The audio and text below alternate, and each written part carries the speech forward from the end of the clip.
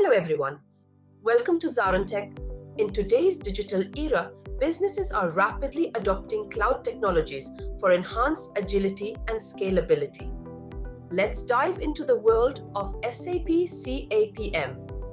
SAP CAPM, or Cloud Application Programming Model, offers a streamlined approach to building cloud-native apps on SAP Cloud Platform, integrating top practices and tools for scalability and robustness. Discover the power of SAP CAPM. Studies reveal a 40% cost cut in development and a 70% boost in app performance. In a competitive world, agility is crucial.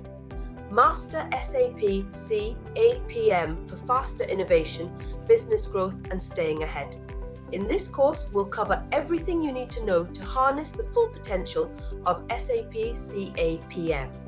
From understanding the core concepts to hands-on implementation, each lesson will build upon the last, empowering you to become a proficient SAP CAPM developer. But before we begin, please subscribe to our YouTube channel and hit the bell icon to receive regular updates from us. Now let us take a look at the agenda.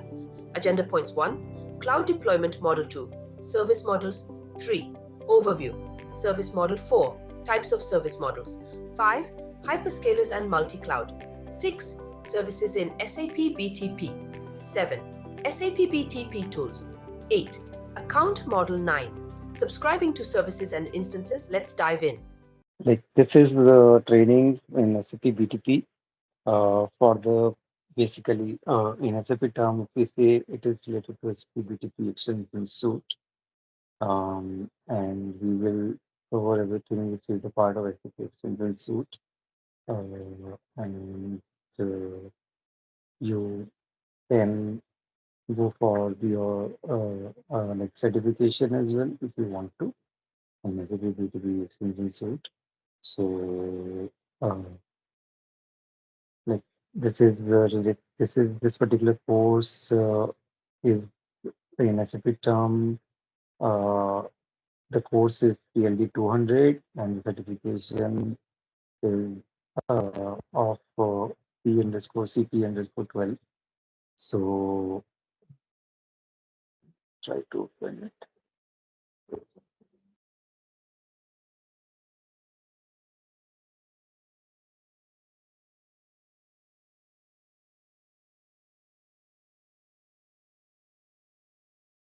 So this is CLD 200 course. It includes side-by-side extension and SPBTP tab. And this is the content which we will be working on for the next few days. So let's so who wants to appear for this certification? If anyone,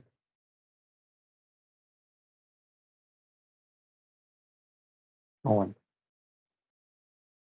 Yeah, definitely after the training. Definitely after the training, but at least that should be in your agenda, so that will help you ahead. So I will be covering everything, and I will try to ask you whenever we get time the questions and answers related to the certification. So like you will get used to the kind of question what comes in the certification. So that will also help you. So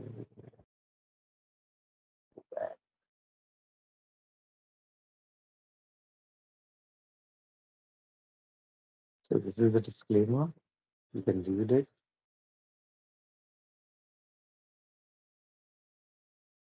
So let's start with the cloud deployment model. So SAP BTP is started with SAP Cloud Platform, like SCP.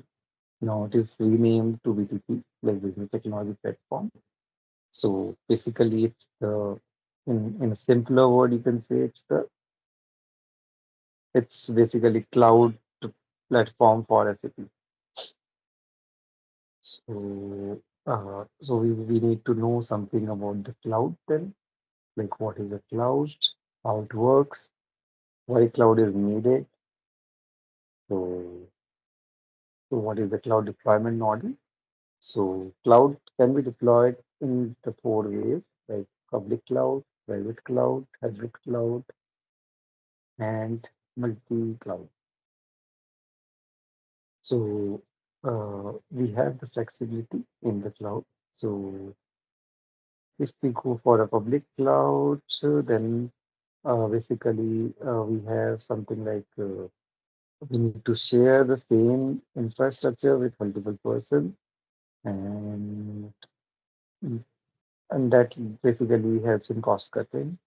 Private cloud, if you do not want to share, if you want uh, uh, whatever you have uh, only with you, whatever infrastructure, then you can go for private cloud. Hybrid cloud is something it's a mixture of public and private. Some of the things you can share and use, and some of the things like data, which you do not want to be public, so you go for private part. So that can also be done. Then there is a multi-cloud. Multi-cloud is something which is like you are using different vendors for the cloud. So that is also possible. So cloud deployment model refers to the type of cloud environment used to host application, data, and service. So in a simpler term, this is what is the cloud deployment model, and it is flexible to be deployed on CAPM is flexible to be deployed on any of these models. So we have two service models,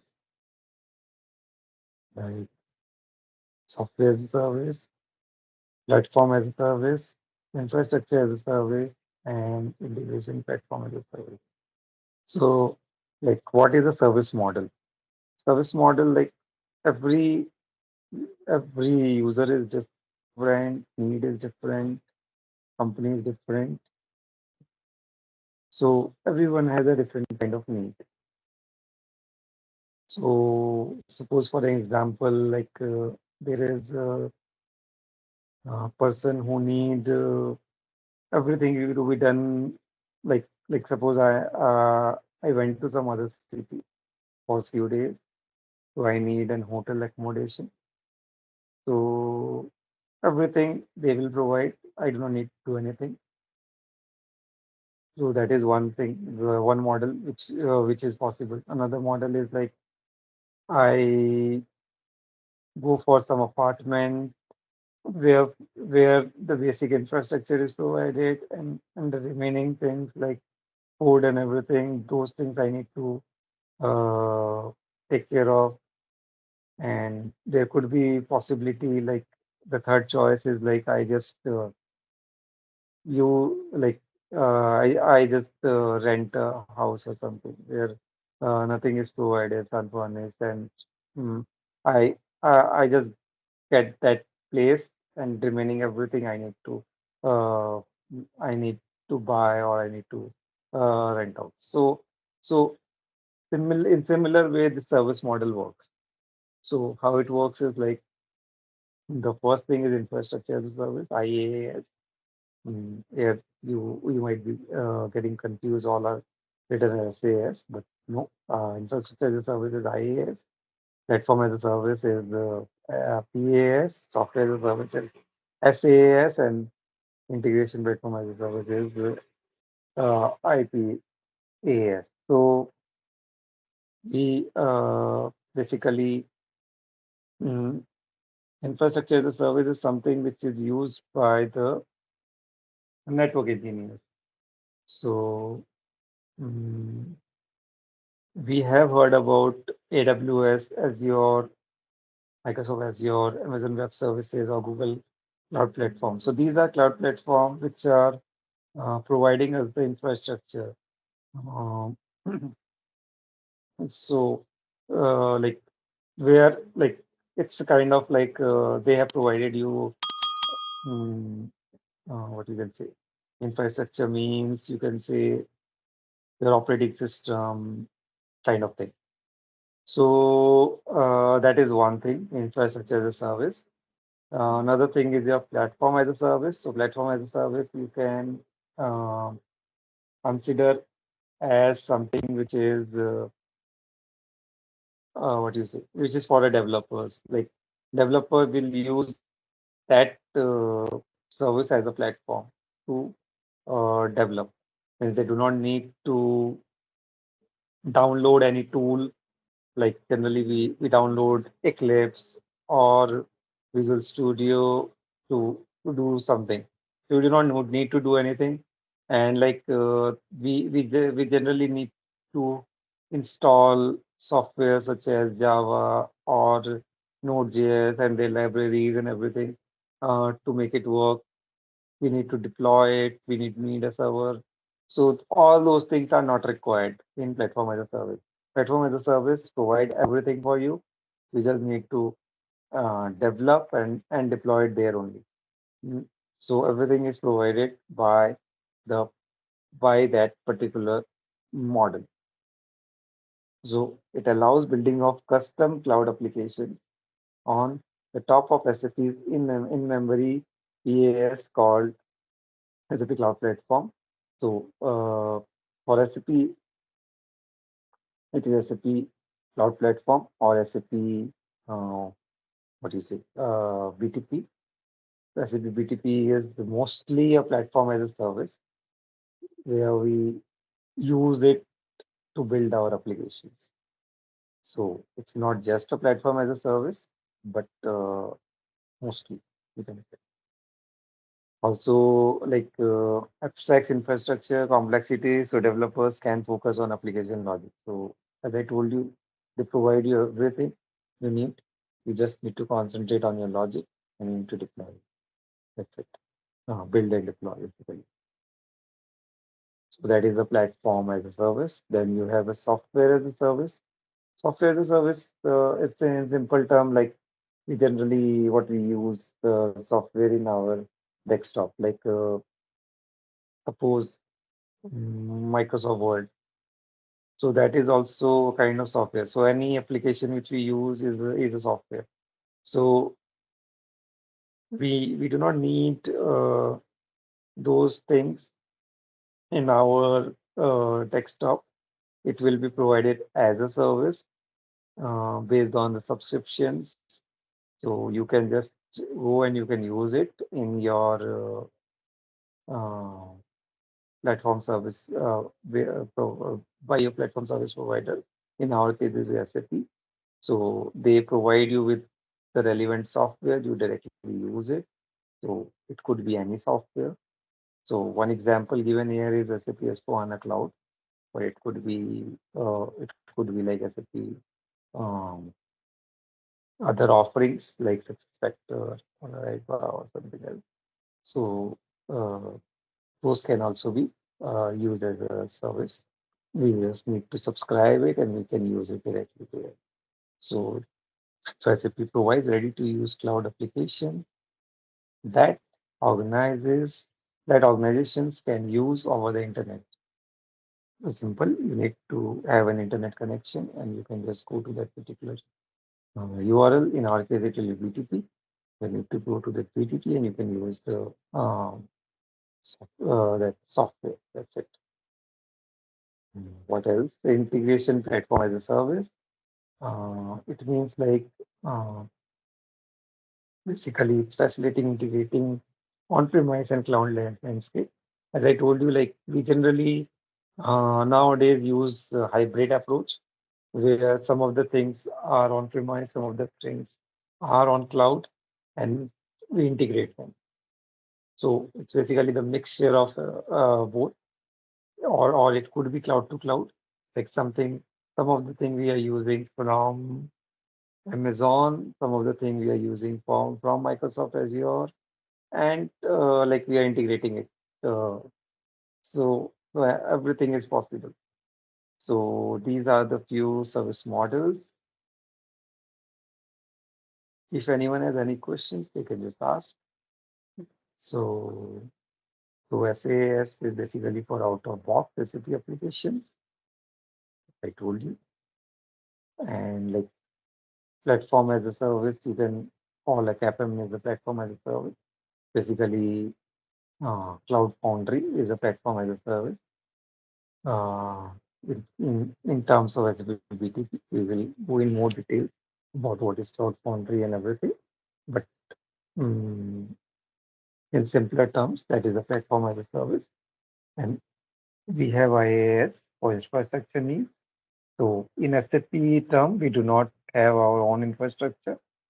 So we use the infrastructure, or you can say servers of the leading cloud provider like Microsoft Azure or Google or Amazon Web Services. There are more, but these three are mostly used. And IPAS is for the integration across environment. So we already know this. Where there is some examples of what is what. I already told you, like the different service models. So if you see infrastructure as a service only includes visualization, servers, storage, networking, that's it. And platform as a service includes runtime, middleware, OS, visualization, servers, storage, networking, everything.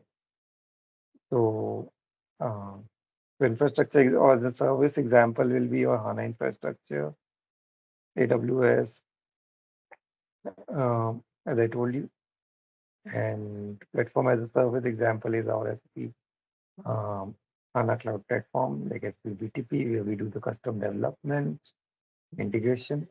So what we will need for a platform as a service, we will need a runtime, we will need an OS, we will need a middleware. Runtime means like you can say JRE for Java runtime environment.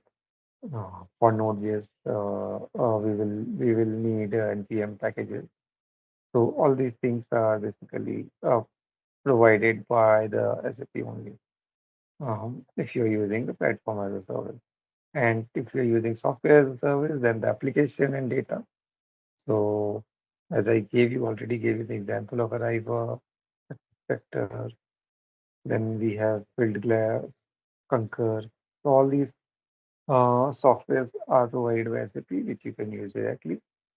So it depends on the clients, what they want to use, how they want to use. Uh, so yeah, let's go ahead. Infrastructure as a service is a cloud model in which an organization outsources the equipment used to support operations, including storage, hardware, servers, and networking components. So it includes your soft storage, like your what do you say, hard disk or something. So it helps you to keep your storage. Then your hardware, like your RAM and everything, they provide you RAM and everything. Then it's a server networking component. They provide you the security part. You do not need to take care of security. They will take care of your security. So uh, that's it for the IaaS. For PaaS, it delivers a whole platform with related service such as persistence, authentication, and connectivity. So in PaaS, you have persistence, authentication, and connectivity. Like you can say, like authentication is something which is like mm, when you log into the application, it should not be uh, opening as it is without any credential. So that credential is needed for it. So that authentication service is provided by the previous. It also provided the authorization service where it helps you to basically uh, identify like which person needs the access to which particular application. Everyone need not be given all the access. So that is something which is controlled here. Apart from that, connectivity means like what you say, uh, connectivity between different third-party systems or the SAP systems. Like mm, suppose I need to connect with SAP on-premise, so I will need cloud connector for that, or I need to get an API from some third-party system. I need to consume that API. So all those things are basically managed here, platform as a service. What else? Software as a service. It's on-demand software, in which software and associated data are centrally hosted on the cloud. This is clear only. I think we already spoke about it. Let's go ahead. So cloud computing has these few of the capabilities like on-demand self-service, broad network access, resource pooling, rapid elasticity, and the measured services.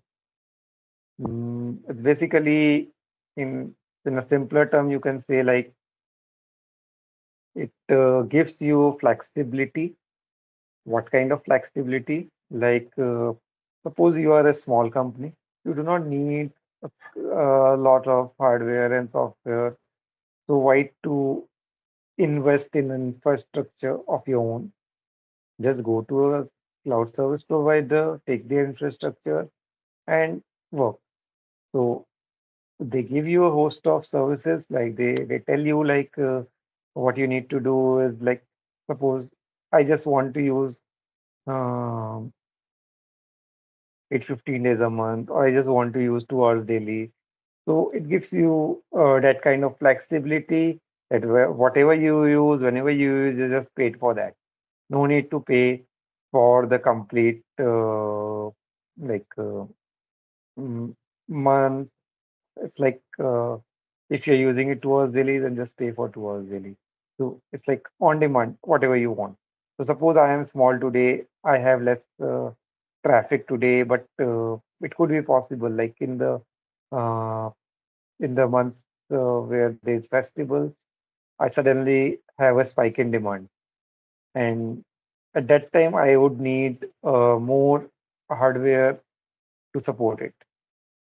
So So cloud give you the flexibility to elasticize it, to have it like you can basically increase your um RAM or your memory size for that particular period, and it and then again go back to the normal. So those kind of things can be possible here. Then you can subscribe to different services here. Like I told you, like if like if you want a particular service, like you want a service like authentication service, you can use it. If you want something like HANA DB or database, you can use that service. So any service on demand you can use for whatever time you want. Then you can unsubscribe it. So everything is flexible here. So whatever you use, you pay for it. So that kind of flexibility it gives, and so that is and definitely if it is a cloud, it improves your performance also. So all in all, that is how cloud works. Hyperscalers and multi-cloud. So SAP's hyperscalers refer to the major cloud infrastructure provider that SAP has partnered with to deliver its cloud solutions globally. So as I told you, SAP does not have its own infrastructure. And they do not have their own data center. They use the data center of Amazon, Microsoft, or Google. So they are the leading cloud providers. So SAP basically uses their infrastructure as a service and provide us the service. Like they had their new environment, but now that is phasing out. So that is why like it's just uh, um, they use infrastructure as a service for from these leading service provider. So SAP makes its solution like S/4HANA Cloud, B4HANA, RIBA, etc. available via these hyperscaler data center and regions, as I told you. So okay, let's go to multi-cloud. Multi-cloud, what is a multi-cloud? We already told you what is a multi-cloud. So when we are using different, what do you say, different cloud infrastructure provider, and we have an option to use multiple of them. It's like it can be like we use both AWS and Azure as our service provider for different offerings. So that is possible. So it has a multi-cloud capability. And hyperscaler is something which is like you can scale, as I told you, like suppose today you have less traffic, so you use the basic infrastructure. Then tomorrow, if it spikes, it can increase within a minute to we can increase our infrastructure. Just we need to pay for that time where we got a spike. The SAP BTP is SAP's own EAS service offering. As I already told you, it offers a range of cloud-based development models, services, and capabilities for building enterprise applications. So it is a cloud-based development tool, as we all know, and it has a service and capabilities where we can directly build our own application. BTP is a platform that integrates with SAP solutions. So it's not just SAP, but also non-SAP applications. So we can integrate with both SAP and non-SAP applications through BTP. So that is something uh, which is very unique with BTP. There are many uh, service provider which does not allow third party integration, and it's not that extensive which BTP has. Uh, mm, we have like you guys, many of you have worked on this SAP CPI, so you know it well. So it incorporates capabilities like workflows, data management, analytics, automation, and more means it could be artificial intelligence. So, so it gives you all these capabilities. So it has all the new technology with it. SAP BTP has it.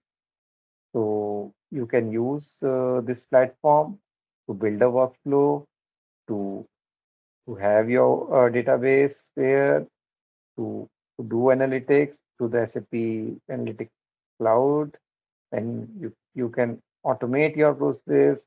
You can have generative AI on this. So BTP offers a lot of things. These are just few of them. Uh, this I already covered. Multi-cloud capability. Let's go ahead. So a multi-cloud strategy allows company to leverage different cloud services based on their specific need. As I told you, if you have a need to use like something is good in Amazon Web Service, something is used in Microsoft Azure, so you can have both for those things. So, so that is possible. Then pick ideal platform and services. We can maximize multiple hyperscaler benefit. We can minimize single vendor risk. So this is also one of the thing where why people use multi-cloud strategies so that we do not need to depend on single vendor, use multiple vendor, then ensures high availability. As you know, like in cloud, you do not have just one data center. You have multiple data center across different um, regions in globe. So what cloud service providers generally do is uh, they have a backup of whatever you have in your original data center at some other place at some other reason.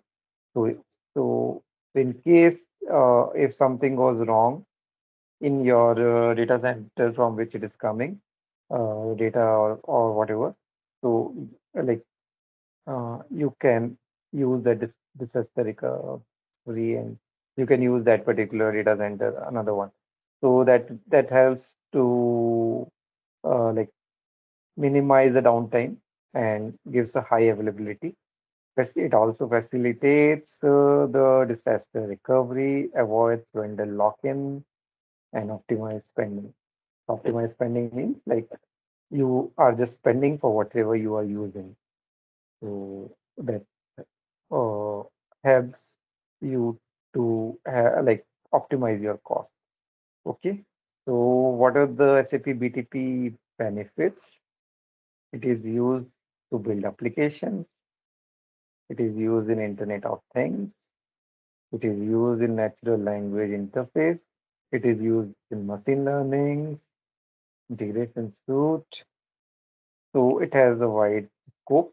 We already spoke about these things. Okay. So what is SAP multi-cloud strategy? Benefit.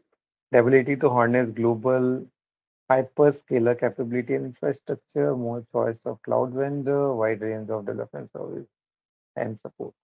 So we already discussed this. So what is SAP's multi-cloud strategy? It's scattered best of breed functionality, business continuity, and hybrid landscape. Hybrid landscape is something uh, which now most of the customers clients are going for. So they basically are looking for hybrid landscape where we are utilizing something from this and something from that. So we are, it's not just about the AWS or Azure. It could be like some software we are using from Oracle, some we are using of SAP, and we want to integrate it. So that is also possible. It's not just like everything. If you are on SAP BTP, then you have to use everything of SAP. So you can have everything hybrid.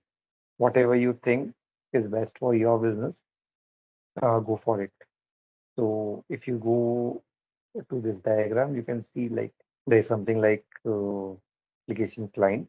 So end user can use these application client, like they can use iOS, Android, Windows, or any other device like laptop or whatever. So it does not matter whether you are using laptop, desktop, tablet, or which system you are using. So anything you can use uh, to connect to your BTP platform.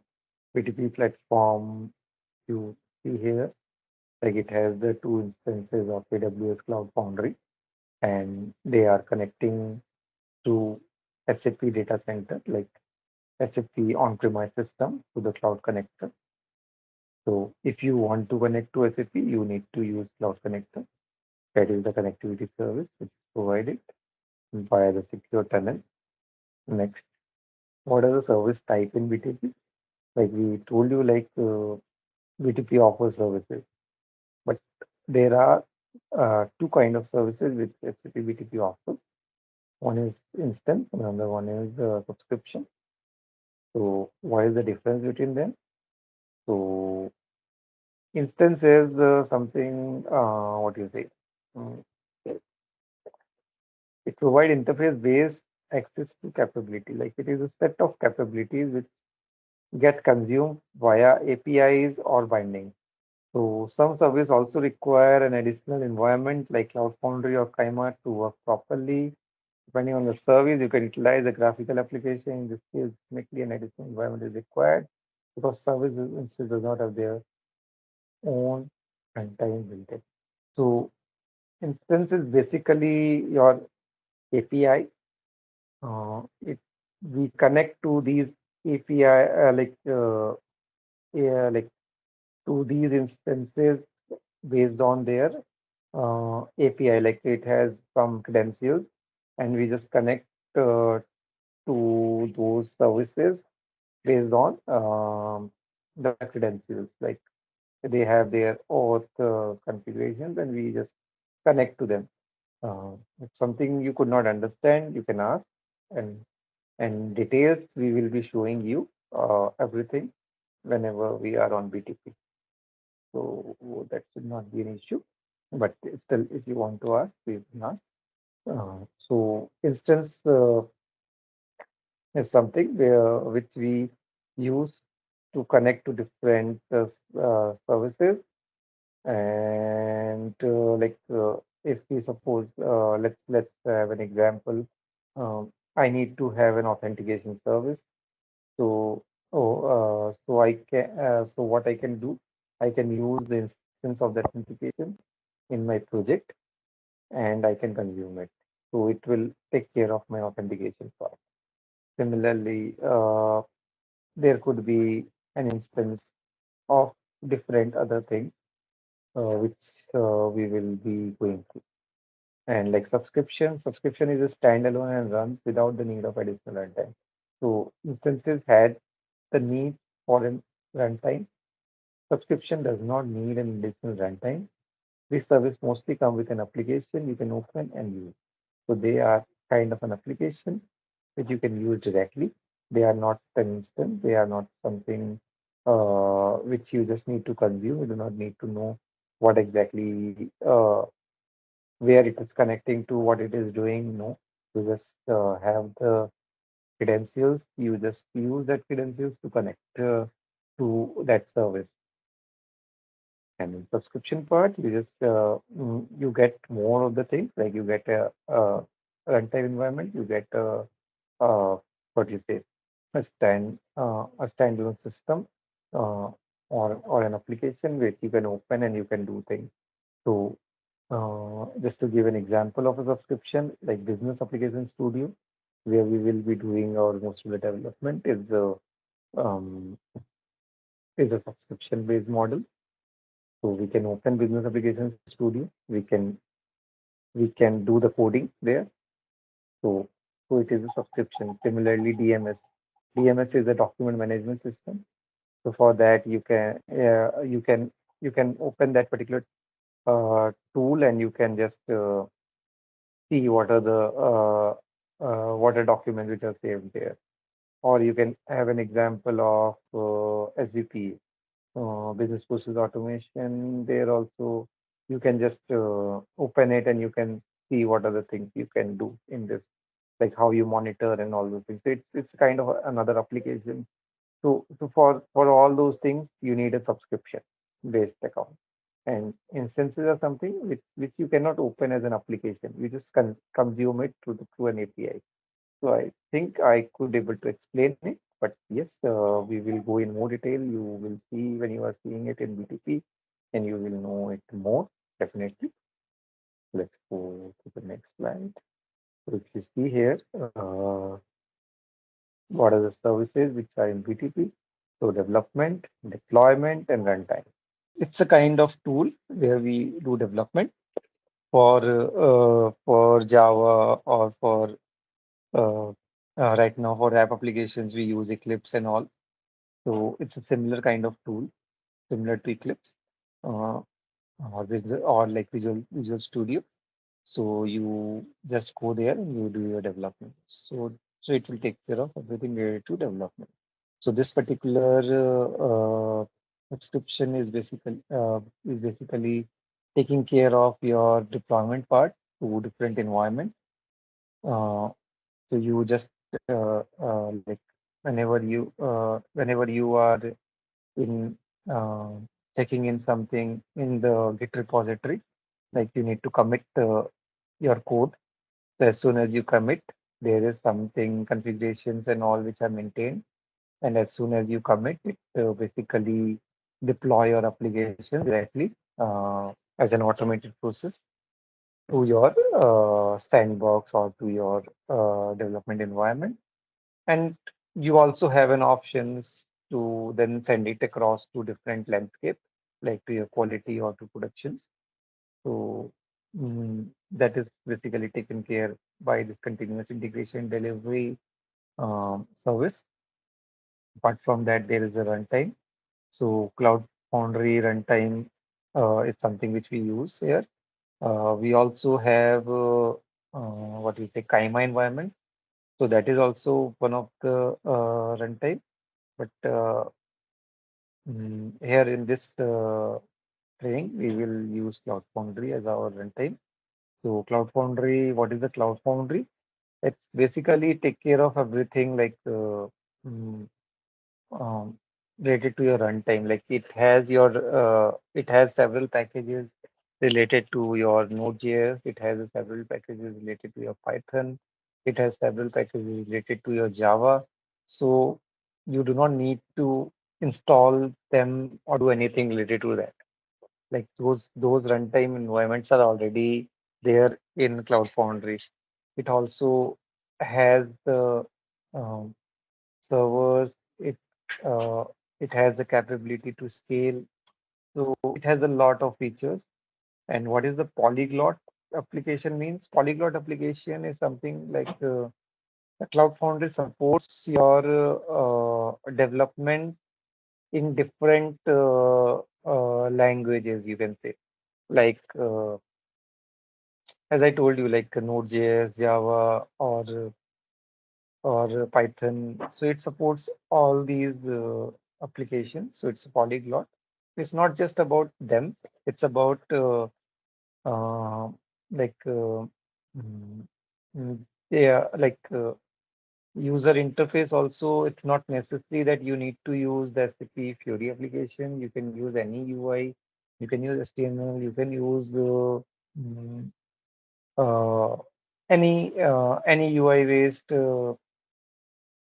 application which is available as your front end for your back end. They provide HANA database, but it's not necessary that you need to use HANA DB. You can use other like SQL also as a database. So these are the capabilities which it provides. So you can see like Cloud Runtime then goes to HANA Cloud. So HANA Cloud is something which SAP offers, but it's not necessary that you have to stick to it. So we will go in more detail on what I'm saying. But yes, so it give you the features to store your data in HANA database. Then there's an authorization service. As I told you, like there's an authorization trust service which you can directly consume through your instances, and you do not need to think about authentication. It will take care of it. Then there is an application logging service which take care of your logs. And autoscaler is something where you are scaling your application. So suppose there is a spike in traffic and all those things, you can directly use the service to scale your application. So this is database, authorization, logging, scaling, everything can be done through the Cloud Foundry. So Cloud Foundry is our platform as a service for SAP BTP. SAP BTP tools. You have these tools in BTP, like as we already know, Business Application Studio. Previously, it was Web IDE, which SAP used to offer for the Fiori applications. But now Business Application Studio is there. It offers you a lot more than Web IDE. And Web IDE was there, which was hosted on new environment. But Business Application Studio is hosted on the different IaaS service provider. That Neo is no more there for Business Application Studio. Mm, so it is used for app development. So Business Application Studio is an IDE for developing, testing, building, and deploying business applications. Fiori apps, SaaS solutions, process automation. We already discussed this. Like it has the capability to do all these things to create a Fiori app, to do a process automation, or to build a SaaS solution, anything is for all these things are possible in Business Application Studio. Now, what is a web wrap?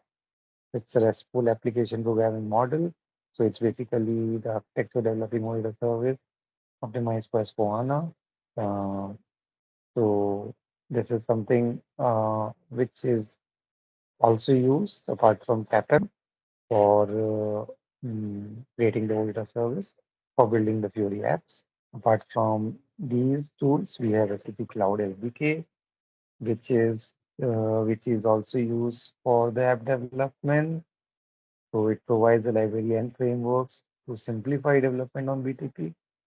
Also, we have BTP CLI. This is the command line interface through which uh, we can do the entitlements.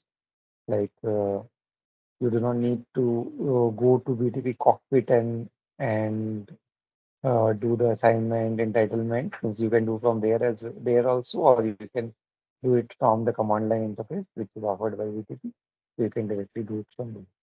So generally, account administrators use this command line tool. It's the command line tool. It's a similar to the what you say command prompt.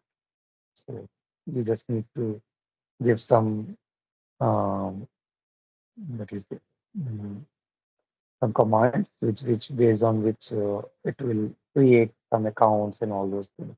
So that is something which is done by the BTP admin. Then you have the Cloud Foundry CLI.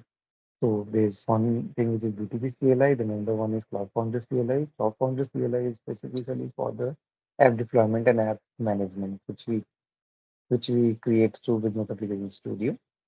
So so it takes care of the of managing the applications which we are building. But BTP CLI is basically for managing the global account directories, entitlements, and all those things, basically, accounts. So these two are different. These two CLIs are different.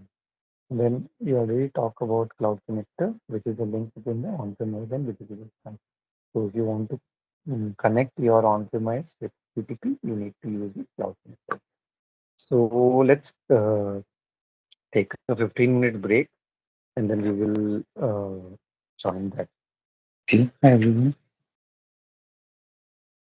Let's start. So yeah, so we have done this one for the next. Let's do BTP tools. So we already discussed about few tools in SAP BTP, like Business Application Studio. Uh, here are some more tools. So one of them is BTP SDK for iOS or Android. So if someone wants to build an app on iOS or Android, then they will need this tool. So for native mobile apps, you will need SAP BTP SDK for iOS and Android. Um, for the development related to Kubernetes, you will need Helm, Kubectl, or Kubelogin. These are the tools which are required.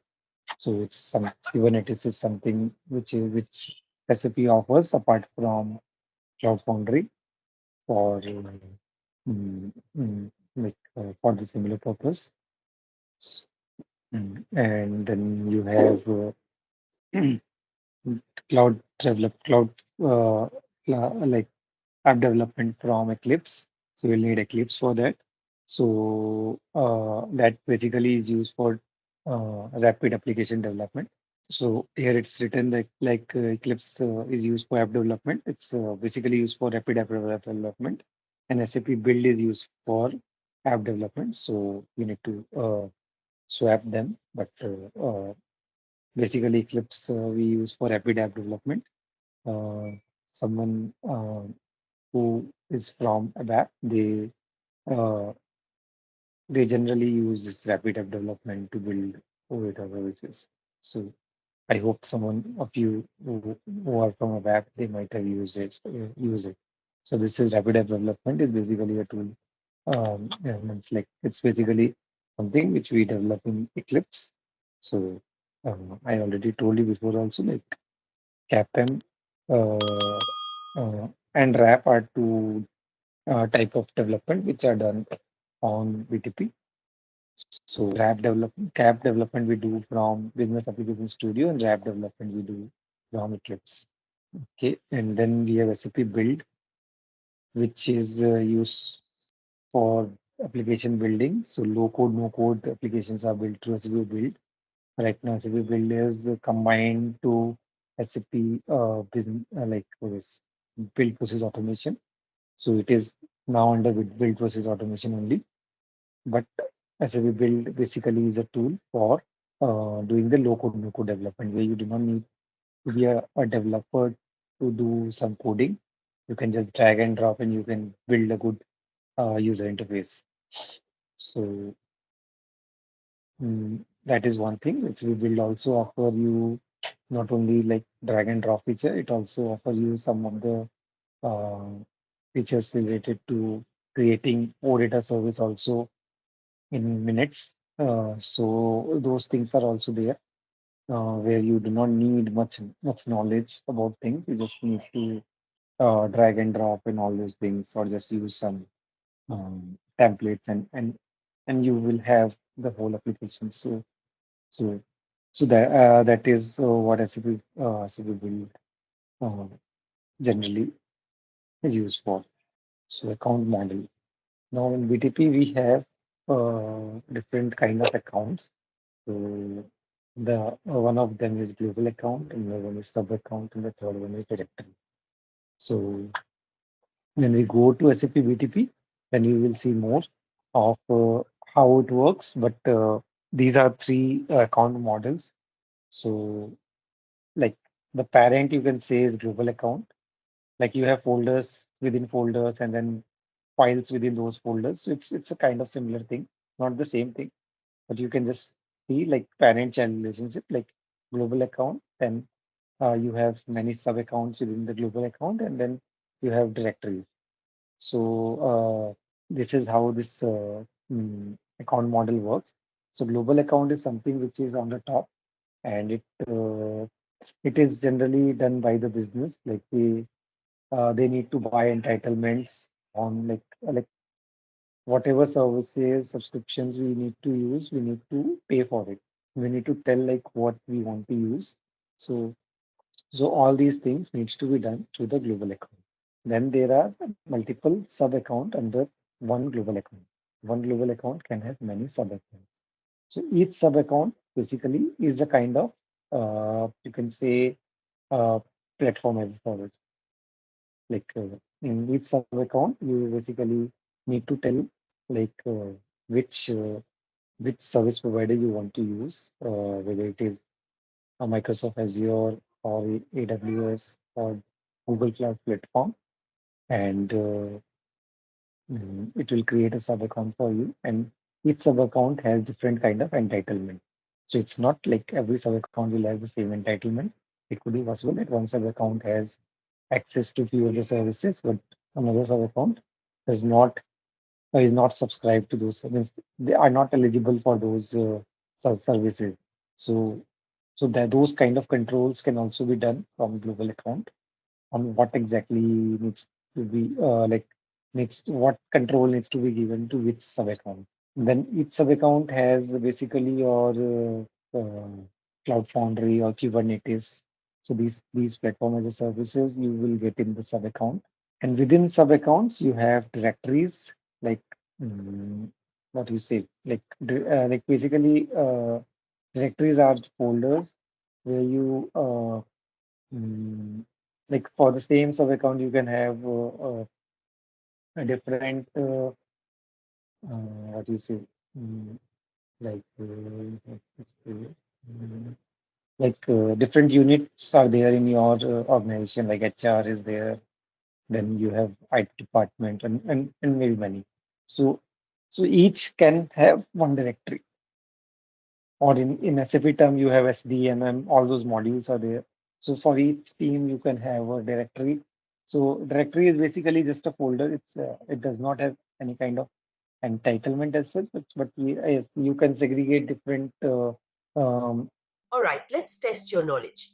Here's a question for you. Which of the following is not a core component of SAP CAPM? Option A, Cloud Foundry environment. Option B, ABAP programming model. Option C, Kaima runtime.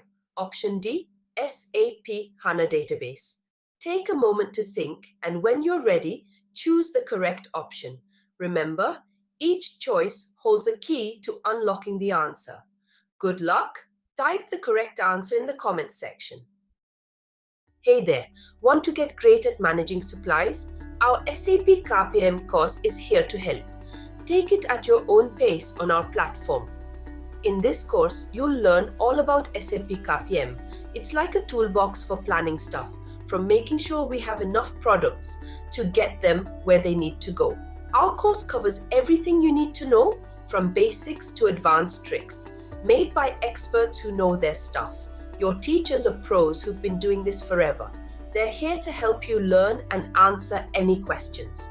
And don't just take our word for it. Our students love the course too. People just like you found our course super helpful. Best part, it's affordable. This awesome opportunity to learn won't break the bank. Ready to become a SAP CAPM Pro? Sign up on our page now. For more info, check out ZaranTech's website. Different teams based on those directories, basically. So these are the three account models which we follow.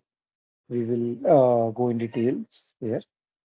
So if you see global account is tied to customers' contract with SAP. As I told you, like you have to have a global account. In global account only, we manage all the contract with SAP, like what are the things which we need, and we need to pay for it. So everything we control through the global account.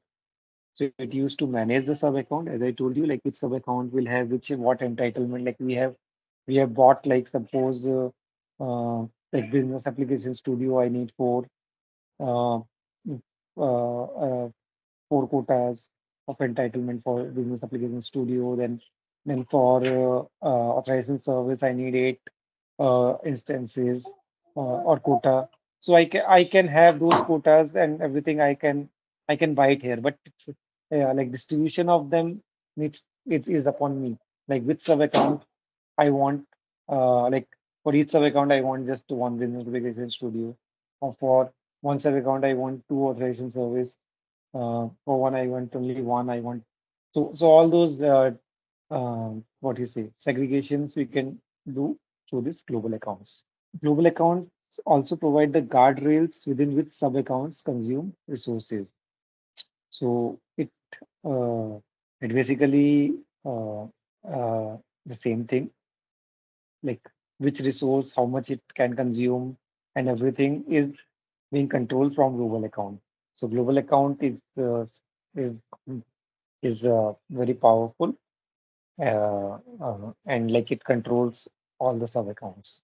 Then do we have two models in global account, like subscription based model and consumption based model. So like customers can go for any of them.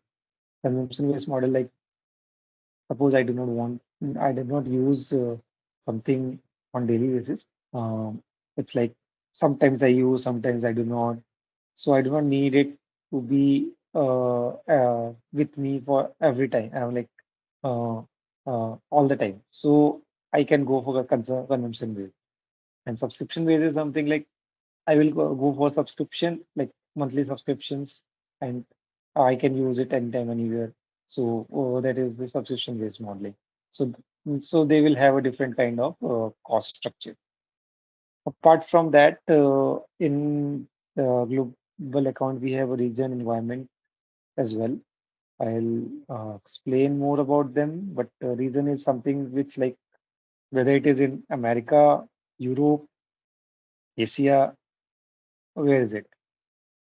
So that you need to tell, like, where you want it.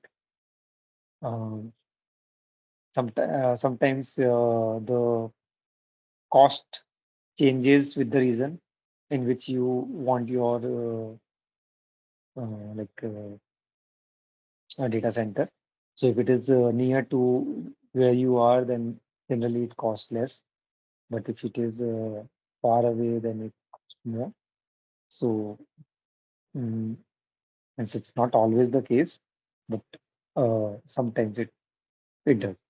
And apart from that, environment is basically like, as I was telling you, like SAP offers us the environment of like Cloud Foundry environment or the Kubernetes environment. So these are basically a new environment. So those are some of the environment which SAP offers. New environment is uh, like basically something which SAP used to offer, and now it's phasing out. So, so SAP is not offering new for the new customer, and for the old customer also, they are basically asking to shift to Cloud Foundry. So this is the environment. Within the global account, organizations manage all their sub account, which is specific to reasons. So as I told you, like whenever you create a global account, sub account from the global account, you need to tell like in which reason you want that sub account. So that is what this particular line says. And sub account consume platform entitlement and quotas provided by the global account. Same thing we already discussed, like entitlement and quotas are there, which needs to be consumed by the respective sub accounts. So if you see here, like there is a um, diagram where you can see there is a global account. And within that global account, you have three reasons. Reason X, Y, Z, and reason X is hosting sub account A. Reason Y is hosting sub account B. Reason Z is hosting sub account C. It's not always the case that you have to have different reason for different sub account. You can have same reason for the three sub account. That is also possible, and it's not limited to three. It's just for the diagrammatical purpose. It could be more. You could have 10 sub account also. So you can have reason X, reason X, reason X, and sub account ABC possible. So it's not necessary that you have to have different reason for different sub account. It can be same reason but different sub account possible. Okay. So now can anyone tell me like why we need to have different sub accounts? Why we like we can have one sub account also. What is the need to have different sub account? One of the reason, if anyone has any guesses. That's correct. You can segregate different in like environment like development, quality, production, sandbox, test. You can have different sub account for different purpose, but it's not like it's just limited to that. You can in dev also you can have multiple sub account for multiple reason. Like you just want one sub account for CPI and one sub account for business application studio. Means that is possible. Means you can have. Means it just depend on the business to business, but that is also possible. Okay. So sub account structure sub account organization need. Now, how we structure a sub account? So if you see this diagram, it says everything. Like in sub account A, also you have application service subscription. Sub account B also you have application service subscription. So like each sub account has different entitlements, but they all have these things, application service and subscription option. But it could be possible that this particular service entitlement you do not have, like you cannot use CPI standard account from sub account A. You can only use it from sub account B because the entitlement is given here only. So that could be a possibility, but it has the option of subscription and services and all those things. Each sub account has. So application means any software. Services is something, the instances which we are talking about. Subscription is something like business application studios. So these are something which are the part of sub account. So structure global account for organization need. So they structure global account into different sub account as per the organization need. So for application deployment or for service consumption, they can have a different sub accounts. Then it is associated to reasons. So Like each sub account need to have a reason. It's like every sub account only has one reason. So you need to tell whenever you are creating a sub account, you need to tell like which reason you want that sub account to be hosted in. Then then there's something like entitlement and quota, which we already spoke about. Then it isolate security members and data. So that isolation is done in sub account.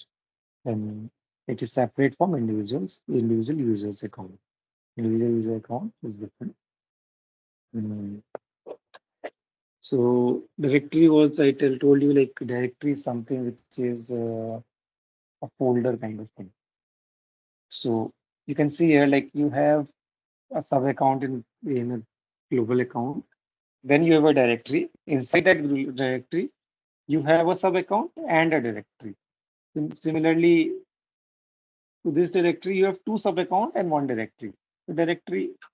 So like you can segregate your organization structure uh, with this directory. Like this is something which will remain in this directory. Like what you say. Uh, there is a university. So university has a sub account. Like suppose this is a global university, it has a sub account. In that university, you have many colleges. So you can have a different directory for different colleges. So each of them will have some of the sub account, maybe one, maybe many. Then each colleges can have different department. Like they can have a IT department, they can have a electronics department. So for them, we can have a different sub account. So this is how it goes. So it can have up to 7 levels. So sub account is at the lowest level, and we can have these hierarchy with the help of directories. Grouping with directory is optional. You do not need to have a directory always, but some organizations prefer directory concept. So like we have an option of directory as well. But you all means it's not necessary to have a directory. So grouping it with directory is optional. Sub account can reset directly under the global account. Global account is always at the highest level. Sub account is always at the lowest level. Can have up to 5 layers of directory between global and sub account. Between a global and a sub account, there can be 5 level of directories. And total it can be a 7 layers. Now again, what is an instance, which we already spoke about, but let's see what is given here. Each subscription allows you to run one single instance of software for the subscription period. So whenever you subscribe to an instance, you need to, it will give you one single instance for that particular, but it's not necessary that that instance is always like you can only have one instance. Like suppose I am developing 4 or 5 application, and each application need an instance for the access UA, like user authentication. So I need to have a different instances for them for each application. But yes, everything comes with a cost, and it's not necessary that every time you are allowed to have multiple instances. Like it could be like if you're using a free account, then you can maximum use one instance of that particular service just to try out. And when you are buying it, then you need to tell like how many instances you want. So that is how it works. An instance is a single copy of software running on a single physical or virtual server. So as I told you, like it's a kind of if you know the object-oriented programming, then a class can have a multiple object. It's the same thing, instances or the class. So it's a single copy of that particular software.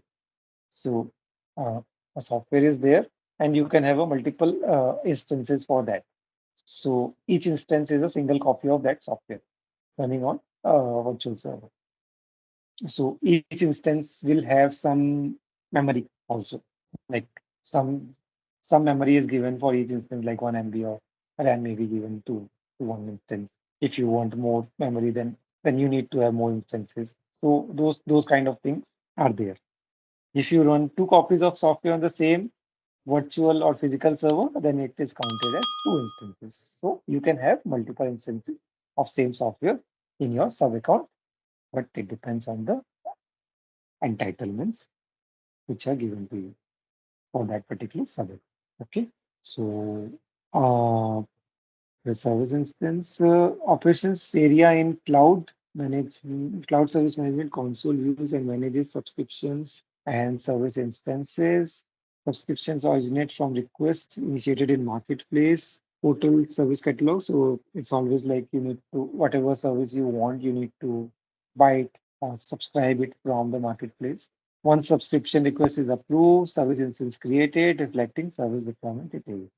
So once your subscription is request is approved and you are subscribed to a particular service, then you can create an instance for that. And once you create that instance, it will show you all the information related to that particular instances. Like I told you before, like you need to have an API. So API is something which needs to have a URL and it needs to have some um, authentication details like like username, password.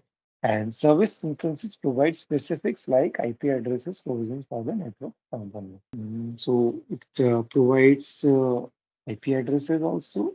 And based on pre-configured service offering design and consumer requirement, we have instances. Ultimately, whatever we require, we subscribe to only those instances as per the requirement of our design, like design or the like application or the code on which we are working, whatever we require, we consume that. We subscribe to those instances and we consume in our uh, application. Destinations pointing to service instances. You have a service instance which you want to make accessible to application you are subscribed to. So you have to have a space developer role. Space developer role is needed to work in Business Application Studio. And there is something like space also in your BTP cockpit. So what is that space? Space is something which is for the developer, and the space is something which is the place where you deploy your applications. If you are creating something in your Business Application Studio, if you are building an application, then you need to deploy it to server. Then only it can be given to end user for testing, right? Or for using it, whatever. So to deploy it, you need a space. Without a space, you cannot do it. So that space needs to be created as well as a space developer role needs to be given so that you can basically deploy your application and just not just deploy, you can run your application inside that space. You can check the like it has many more information, like it has the application logs. Suppose you are using your application and it fails somewhere, so you can check the application log and see where it fails, why it fails, what is the error, so that you can see for each application you have something like API. So like it's possible that the application which you are building uh, is an auditor service. And it's not necessary that you always build something which is the which has to have a UI. So you are just building an auditor service, and that auditor service needs to be consumed by someone outside SAP to some third party system. So you need to provide them the URL by which they can consume that particular service. So that URL you can get from that space. Apart from the URL, you need to give them the authentication part.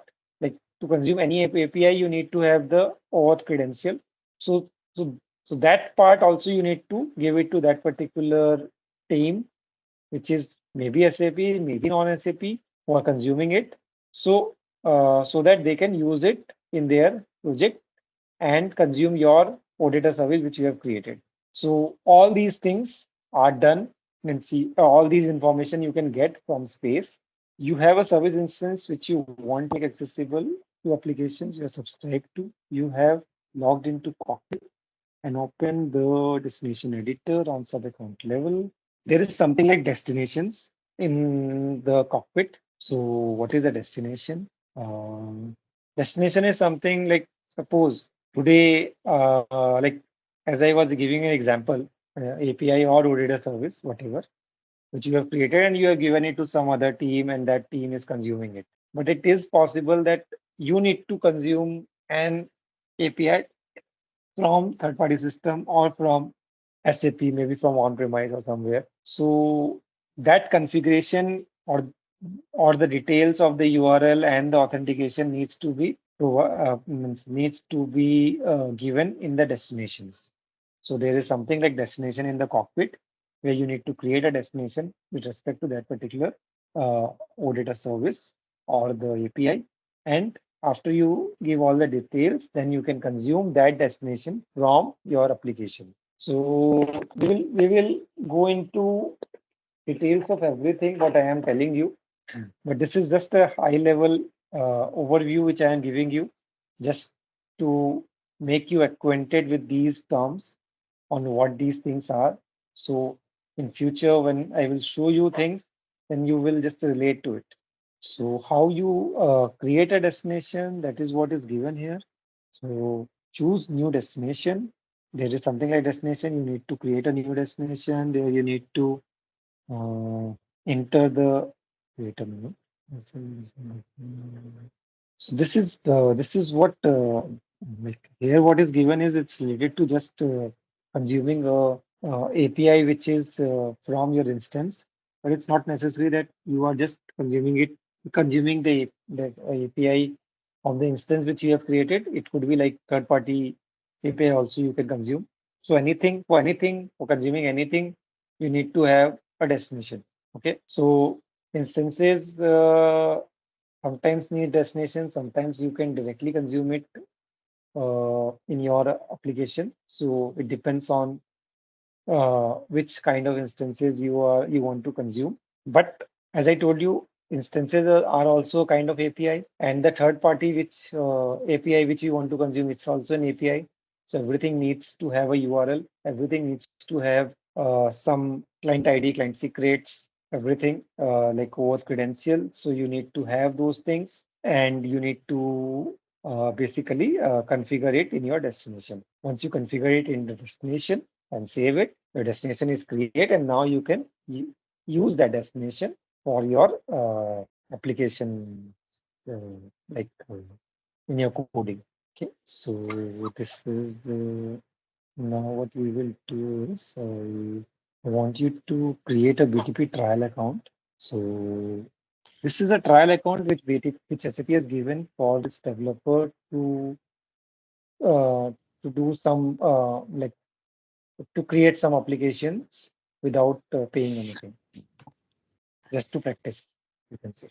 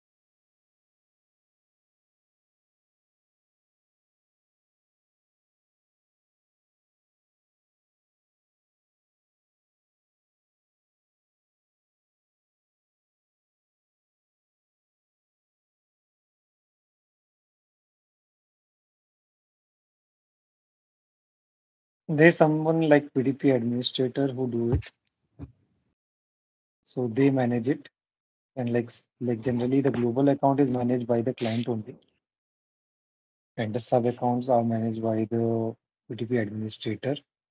So you can tell, like you can call it a security or anyone. Like it's like here it called as BTP administrator basically. Similar to basis, yes, but yeah.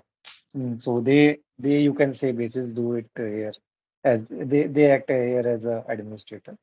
So here you also have security part.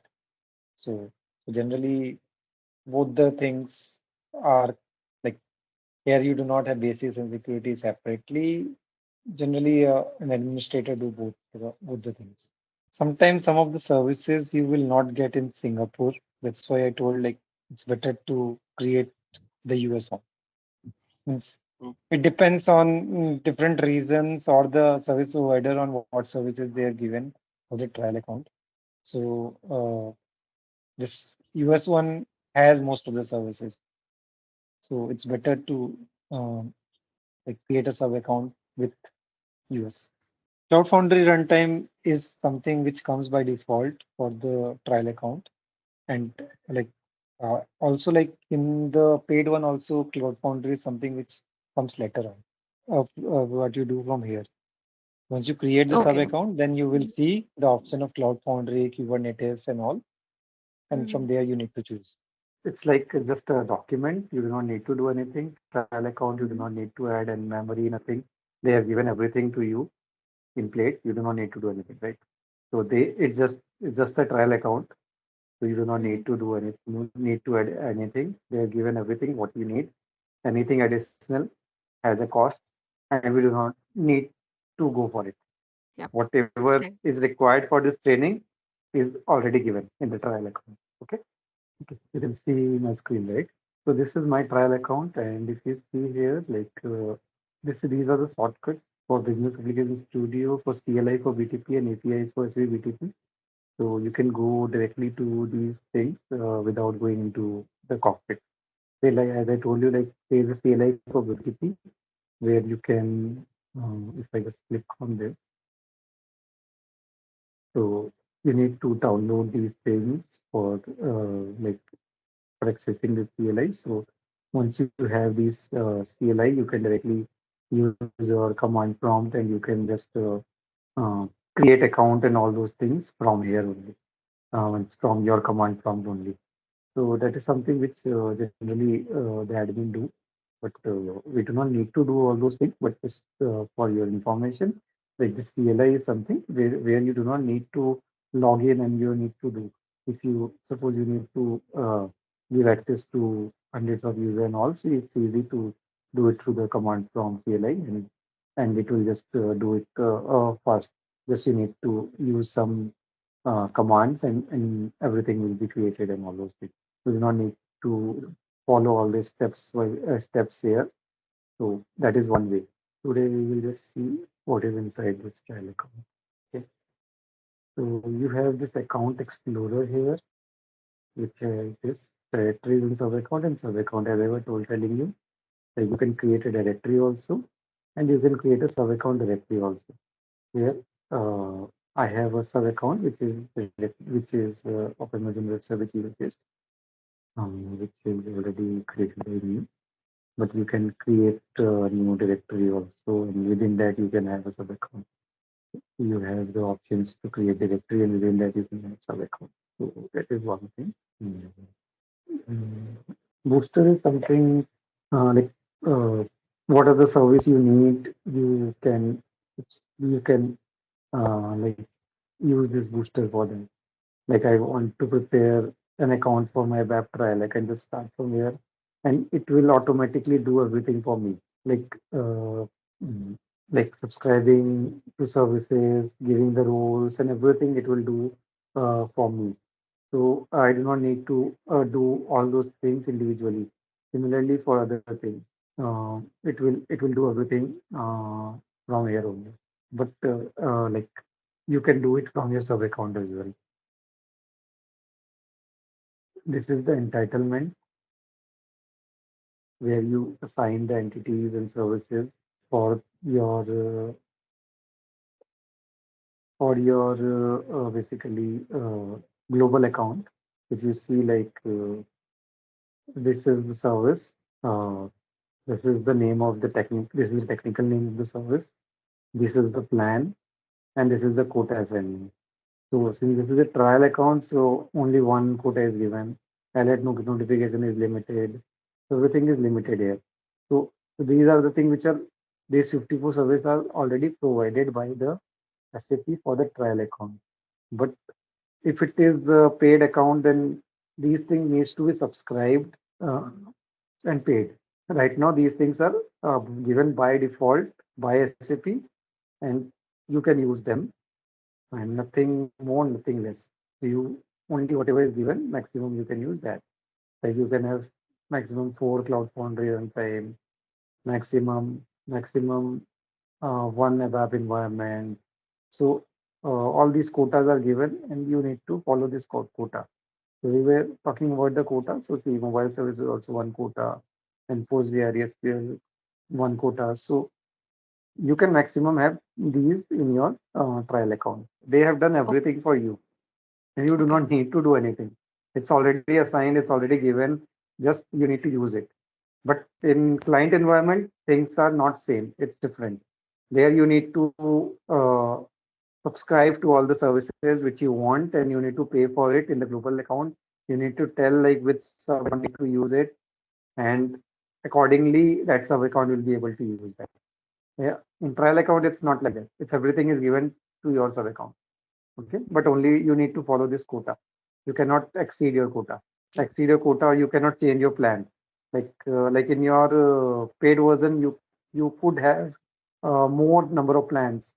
Like here, mostly whatever is given is light or free plans. But there you could have standard plan or some other plans which has more memories, more usage, depending on more usage. In try like whenever we do it for our purpose, for development purpose, we do not need more memory and all those things. It's just a simple. We need to make a simple applications, not a complex application, and we need to see how it works. So for that purpose, they are given this trial account. Okay. So yeah, this is global account. Let's go to the sub account.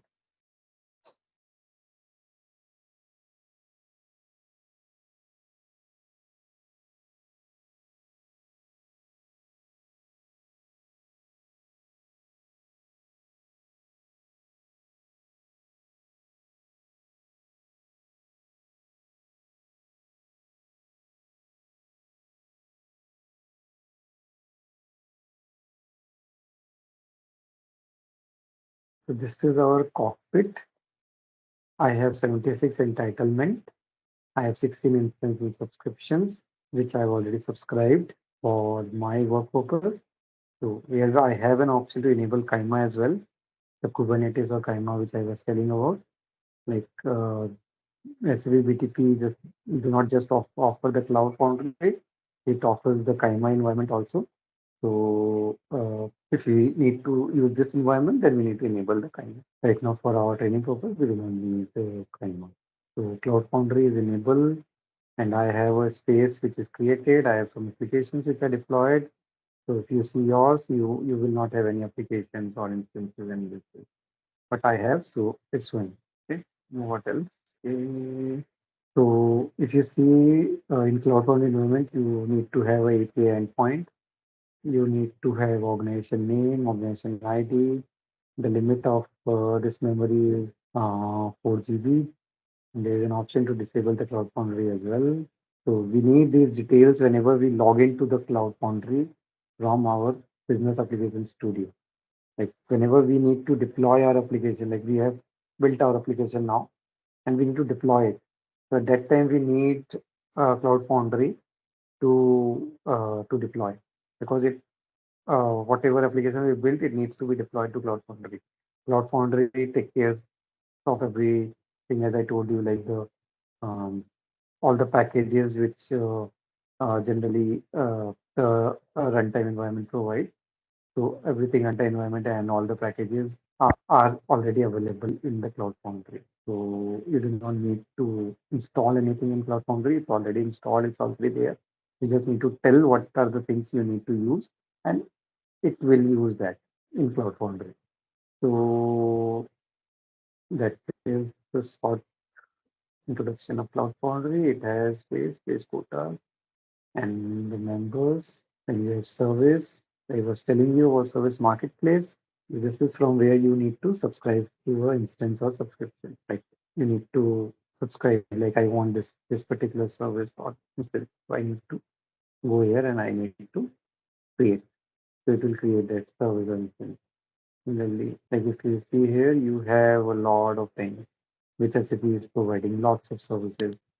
Like for AI, they have given you this business entity recognition, data attribute, data document information extraction, then document translation into multiple language. Document extraction, what it basically it reads your it can read your PDF or Word or anything like that, or your basically JPG file. It can read all those things and it can store in the table as well. So those kind of thing it can do. So all those features of artificial intelligence uh, we can use through these services. And if you go down, then you can see that for application development and automation, they have provided us an ABAP environment, mobile services, build apps, build process automation. Similarly, business application studio and UI theme designer. For data and analytics, they have given us the audit log management. Also, like these are the database, PostgreSQL. Like if you do not want to use HANA DB, you can use this PostgreSQL. It is the cheaper option. Then Redis is also one of the database we use to store cache and all. HANA Cloud is there. We already know about it. Build work zone is something which is there. It's I think everybody knows about the BTP Launchpad, as we all are from SAP background. So SAP Launchpad is BTP Build work zone here. So it will have your it will have spaces and pages, all those things. It also has the option to have technical catalogs and all. But right, but these days we do not use um, catalogs, groups and all. We use the spaces, pages and all those things. So we can get through this build work zone. So it is the central entry point. This is HANA schema and SBI container. I will tell you in detail about this. This is something which contains your HANA database. So this is also required when you uh, use SAP HANA database. So this container is needed for that. Then you have more. I think we spoke about autoscaler, alert notification logging service, authorization and trust management. So, so these are the services which are provided by SAP. Like autoscaler will scale your application. Like if suppose you need more instances in for some times, then you can auto increase them based on the traffic. Then trust management is basically your mm, um, use for authorizations, logging services for the logs, transport management. If you want to transport from one environment to another, you can use this cloud transport management service. Continuous integration delivery, we saw it in the slide. It tells us about it helps us to do automatic deployment whenever we commit something in Git. It automatically deploys based on certain configurations which we have done. So that is one thing. And there is a job scheduling service. It's similar to your in your ABAP, you have something like background service, BDC and all. So it's similar to that job scheduling service. Time environment, I already told you. And then for CPI, you can use these things, KPI management and all. So this is related to CPI event match and all. So yeah, these are few of the services which are there. There are more, but those are not the part of trial. So for trial, they have given these services for us to use and explore. Let's go to instances and subscription. So if you see, like a few of the things are added in four subscriptions I have and 11 instances I have. So what is the difference between them? We already discussed this, but if I'll show you here, then you will understand it more. Like I told you, like these subscription things are basically the tools which we use where we can go and we can do certain things. Like in Business Application Studio, we can go and we can build our application. It's similar to Eclipse or Visual Studio. Then build work zone is something which is launchpad where we go and we assign spaces, create spaces, create pages. We assign those spaces to pages and all those things we do. So we need a tool to do all these things. So that is why we need this build work zone. Build process automation is for the workflow. Like whatever workflow, like it will go from this to this to this to this, from this user to this user, approval and rejections and all those things. So that is the part of build process automation. We also saw SAP build in our slide. That SAP build is basically for no code, low code development. So that is now the part of SAP build process automation. Previously, we had separate services or subscription for uh, this build process. Previously, it was not build process automation. Previously, it was workflow management and it was SAP build. Now they combine both and they make it as SAP build automation. So like it has the same features which they had, but it has additional features as well. So these are the subscriptions which are needed, and the instances is something like for HANA Cloud we need an instance because these instances are needed in my application which I built. It's because that application cannot run without these services. Why these services are needed? Like as I told you, I am creating an application, but it needs to have an authentication and authorization mechanism. So I need to have this authorization service. Otherwise, I cannot do that. Then I need to connect to HANA, but I cannot connect to HANA unless I am subscribed to this instance, SAP HANA Cloud instance. Similarly, what else is there? Similarly, there is a destination service. If I need to connect to a destination, then I need to have this service. Similarly, there are more like for connecting to build process automation, I need to have this. So let me show you in detail what exactly is this. I'll click on this. If you see, it has a service key. Whenever I create something, it automatically create a service key. If I click on the service key, it will show me the details of this particular service instance. What is in this detail? It has the details regarding the credentials which I will need to access this service. So it has a client ID, it has a client secret, it has a URL. I will need these things whenever I need to communicate to these instances. So, like in my application, I I need to basically bind to these service instances. Then only my application will work, or it will do the purpose what I want. Suppose I want to do the authentication services, authentication and all. Like it should be this application needs to be accessed only via these few users and not anyone else. And I need this service. Otherwise, I cannot do that. Similarly, there are multiple functionality of this UAA. I just told you one. When we will do the development, then we will see more of it. But yes, uh, this is how this instances work. So you can view credentials from here as well. It's the same thing.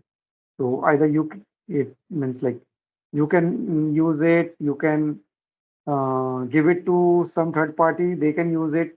Means this is the credential to access this particular service. It's like that. So it's not just the service can be means used from one place. It can be used from someone else as well. But they need to have these credentials basically. So for anything and everything, you need a credential. Otherwise, you cannot. So if you want to use any service, you need to have a credential. So for need you so to have a credential, you need to subscribe to the service. And if you want to subscribe to a service, you need to pay for it. Everything is not free. So that is how it works. So for each and everything, there is some cost associated with it. You need to pay for it and you need to use it. Okay, environment. So we know it's a Cloud Foundry environment. Cloud Foundry environment is a multi-cloud environment. Spaces is something where I told you it's the place where you do the develop, means like you deploy your development basically. I'll just show you something which I have created, so you will have more idea. These are some test applications which I have created. So if you see here, like what is it? These applications are stopped now because I do not need it now, so I have stopped it. But I can run it through this start. And let me go to one of these applications. You can see like this application has this URL. If I click on this URL, it will take me to that particular application. It's not necessary that this application URL is only for the UI. Like I have a service URL as well for OData service. So this is the service URL for my OData service.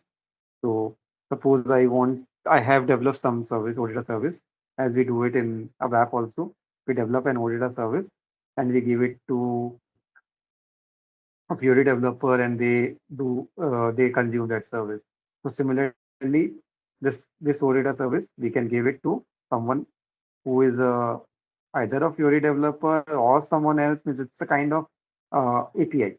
So you can give this API to someone else, since you definitely need to add this slash something something something after this, like your entity name and all those things, service name, entity name, and then like it can be consumed. But this is the URL for it. And if you see the environment variables here, you will see the detail of the credentials. Because for any API to be consumed from outside or inside, you need this credential. So if you go here, you will see the credentials, same client ID, client secret, and everything for this particular test service. See? It's given test and this. This is the access happening. For this, I have a client ID, I have a client secret, I have an URL. So I need these things always to consume an API. It's not important. Let me look for logs. So right now I do not have any logs, but this is the place where you can see the logs and you can see if something is wrong or something is not working. And you can come here and you can see uh, why that error is coming. So this is the place where you need to go.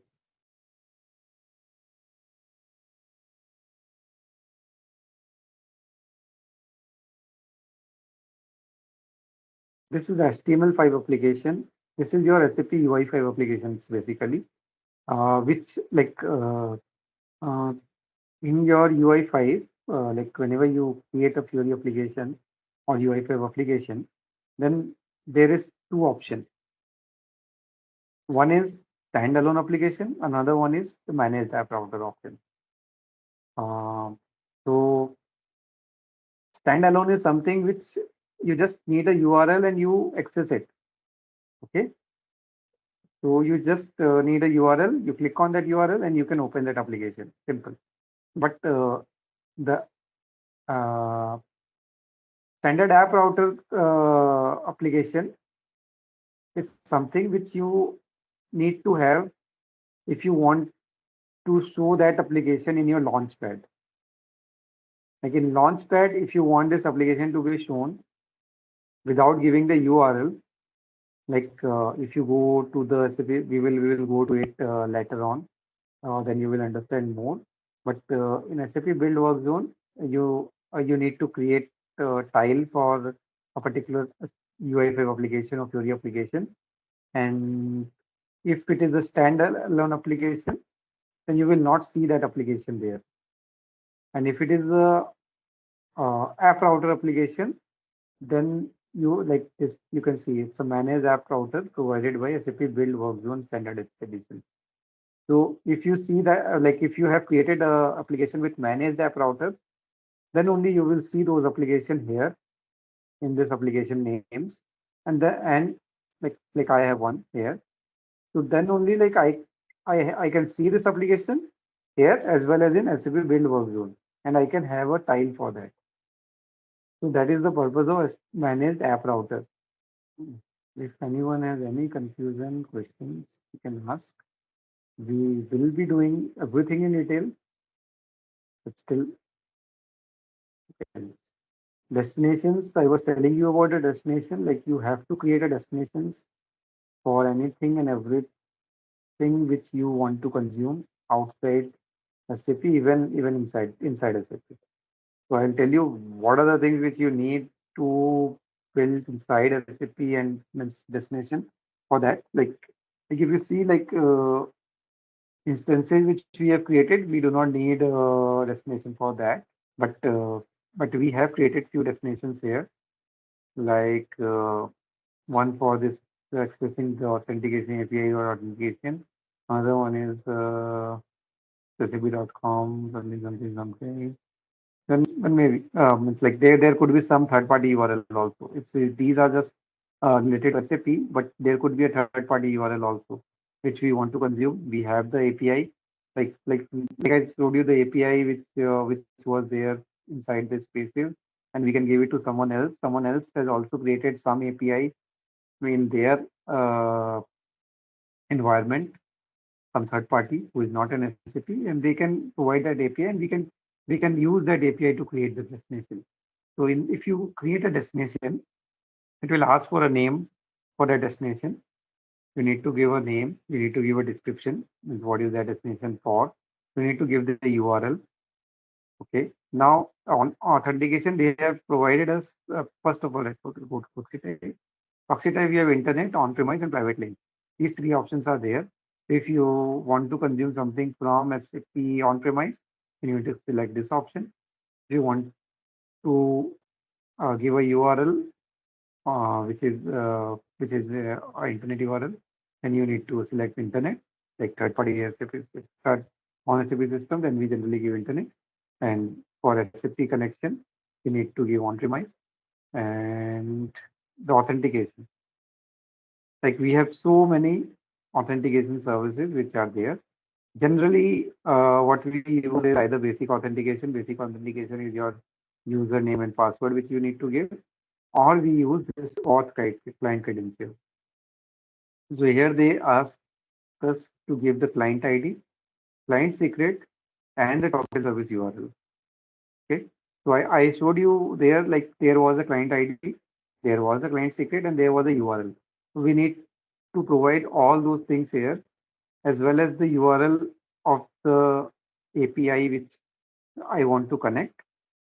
So these things, if I provide and save, then only I will be able to connect to that particular system. I can give some additional properties also based on my requirement. So then I need to click on new property, and I need to select those properties. So I have these many properties. So these have some purpose, but when it is required, then we will discuss about that. Okay. I think this is the destination. Now let's understand about the cloud connector. Cloud connector is something which is needed when you connect on-premise. Like on-premise system, to connect that, you need a cloud connector, simple. So there is what you say.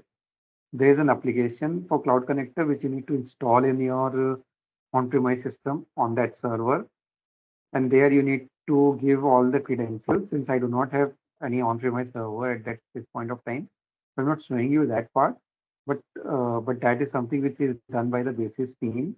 What they do is they need to install this cloud connector in their system, in that particular server to which we want to connect, and then in that server they need to give all the informations about this cockpit.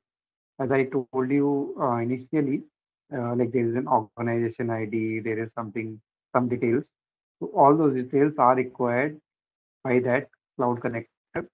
And once you give all the details and credentials, then only it will show as connected here. Means you are not doing anything here. Here you cannot do all those configuration. You need to do it in in that cloud connector. And once you do establish that connection and you click on refresh, you will see that cloud connector here. So that is how the cloud connector works.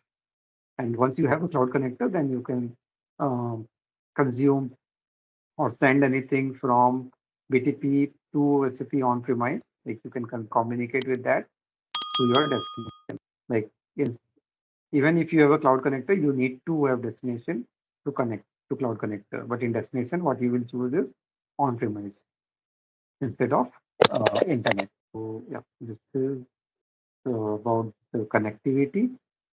So this is how we connect to outside world or inside world. Now let's go to security. In security, we have these many options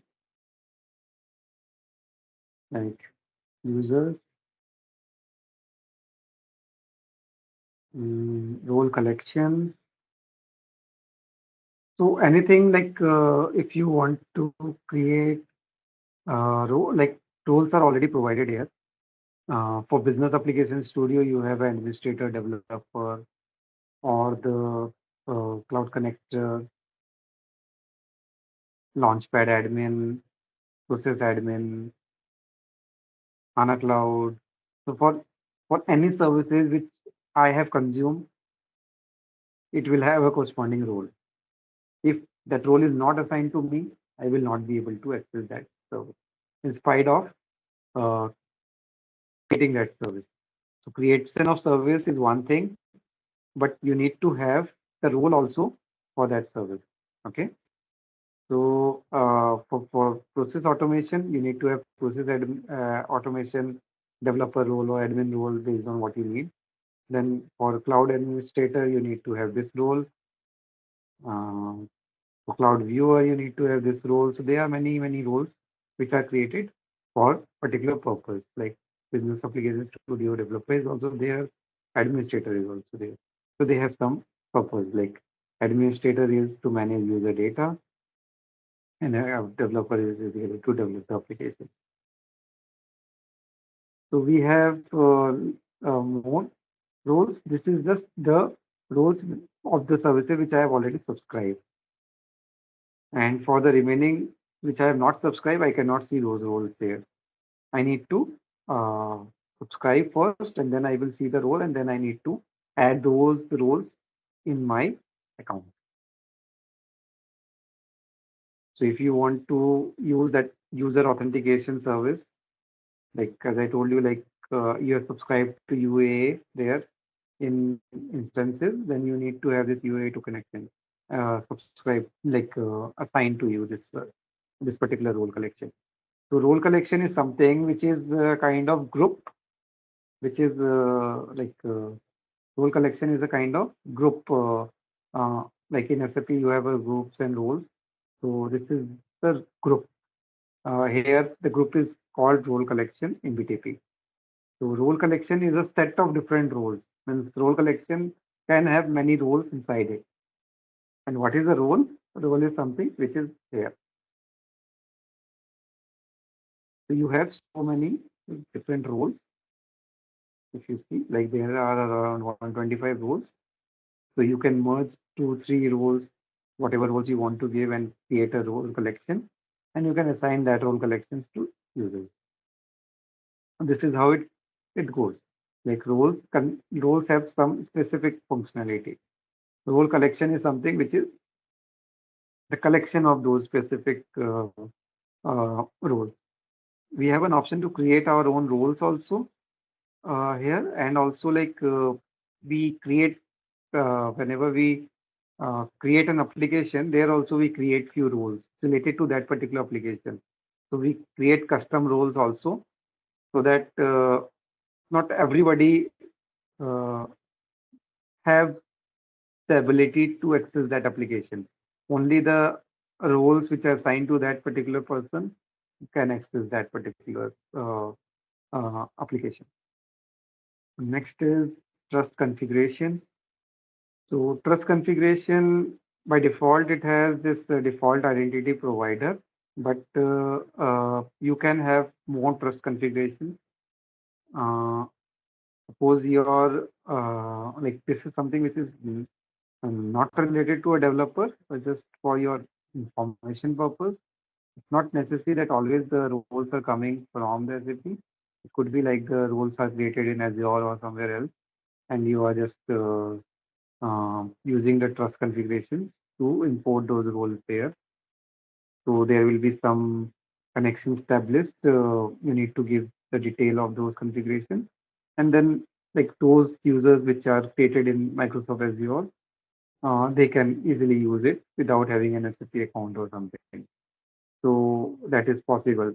Generally, like in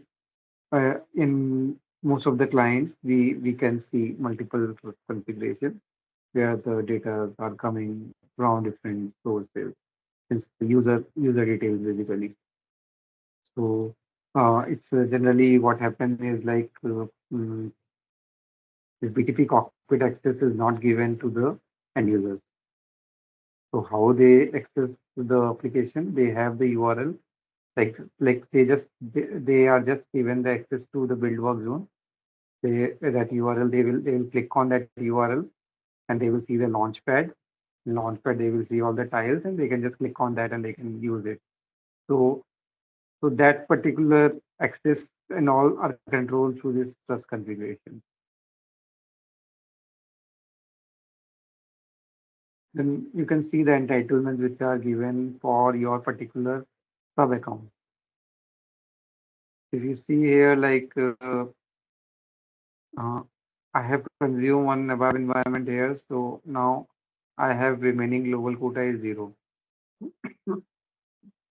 I have not consumed the alert notifications, so it's 1 only. So all the entitlement which are related to this particular sub account, I can see here. In global account, I could see all. Here, I can see only the one which are given to me for my sub account.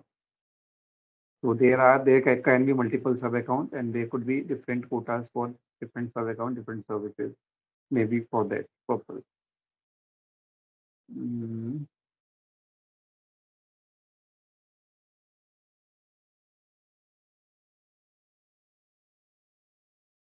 So this is how the usage is done and all those things. So this is something uh, which which like which can help in understanding the usage, which services use more and how it is used. So we can just analyze that and we can accordingly, if needed, we can add more instances to that service so it does not fail and all those things. So this is the usage analytics, what is used, how it is used, how much MB is used for what purpose on what day. So this gives us all those details. So okay, so this is the BTP sub account. Now I will show you. Let's go to that. So like as you all are mostly from ABAP background and from um, CPI, I think 2 or 3 are from UI5, others all are from ABAP background or CPI, I think 2, 3 are there. So what I will do is I will just means explain you uh, JavaScript as well. Like here for our development in CAPM, we generally need JavaScript, the Node.js. Like JavaScript is basically for the Fiori development, and Node.js is for the middleware. So I'll just give you some brief overview on what they are. This is the disclaimer. Go through the cloud computing and BTP and BTP fund model, which we already discussed. So I'll just go through those slides first, and then we will see the main part. So we already went through these deployment models. I'm just going through the slides again. Most of the slides are common, but just I was going through them again. If you see here, like we discussed about IAS, PAS, and CAS. So IAS is basically for IT admin, PAS for developers, and end users is SAS. If you see, the control is mostly more when you are in IAS because uh, they are the main admin, and the control started reducing once you go from IAS to PAS to SAS. So this is how this works. So IAS was like whenever we created a BTP account, mm, we choose a service provider, their reason, like if it is AWS or Azure or US region, Singapore region or Europe region or whatever. So that we do for IAS. PAS we do basically it's our cloud foundry here. It's a platform as a service, which is like this platform is given as a service. This platform has built-in runtime environments, deployment tools to develop to do the development. You do not need to install anything. You just need to go to this particular platform and you need to do everything from there. So Google App Engine and Heroku are the example of EAS. In our case, Cloud Foundry is an example. And this is SAS. The spelling is wrong. SAS it should be software as a service.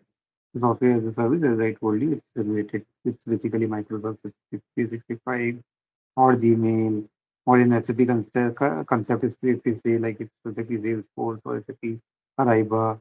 So all those things comes under this SAS. And then BTP. Okay. This slide we have not discussed in detail. So I'll just explain you something about this. So since you have seen everything now, so you will connect to those things. So SAP BTP is divided into 4 sections. Now I think it is clear. Okay. So SAP BTP is divided into 4 sections like database and data management, analytics, application development and integration, and intelligent technology. See what are the things inside this. In database and data management, you have SAP HANA, SAP HANA Cloud, SAP Data Intelligence, SAP MDG. So these all are the database. Apart from this, we also see that there is Redis also. There is what was it? PostgreSQL also. So these all are the database related uh, things. Apart from that, in analytics, we have SAP Analytic Cloud. We have SAP Data Warehouse Cloud. Then we have Business Objects BI. Then before HANA and etc. etc. For application development and integration, you have extension suite and integration suite. And the process orchestration. This process orchestration includes your SAP Business Process Automation. So business process automation, integration suite, and extension suite. The integration suite is your CPI, which helps in integrating two different third-party systems, uh, or SAP, SAP and non-SAP both uh, are integrated through integration suite. SAP process orchestration, yeah, or SAP process automation is basically for your build process automation, like for your workflows or to have a low code no code uh, application. We use SAP process orchestration. So this is another thing which come under the application development, and third thing is extension suite. So this in this training we will learn about this extension suite only. The extension suite is something which we covered as the part of this uh, uh, next few days, the training which we are going. Then we have intelligent technologies because SAP has to be with the current technology.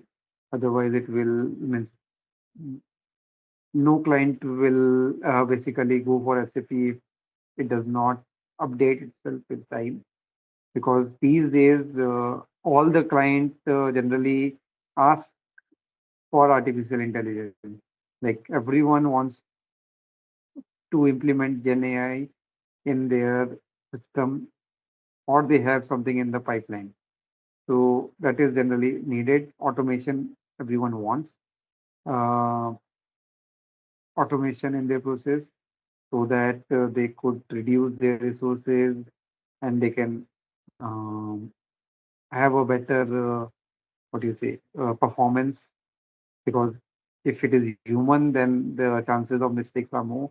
If it is automation then it is faster and basically you can have more and more a number of processes at a time, so that will make the process fast. So AI business services, Internet of Things, everything comes under this. So this particular line, intelligent technologies. So SAP BTP is it supports Open Runtime, Open API, Open Runtime, as I told you, JRE or Node.js. So all those runtimes are supported here. Open environment. So previously in SAP, you could not have so many flexibilities like it's SAP ERP, you can say. Then it supports cloud, on-premise, hybrid, all these things. So we already uh, had the slides for that. So I'm not going in details, but yes, these are the capabilities which it has. Account model we just saw. I'm just going it through it again. These things we already saw.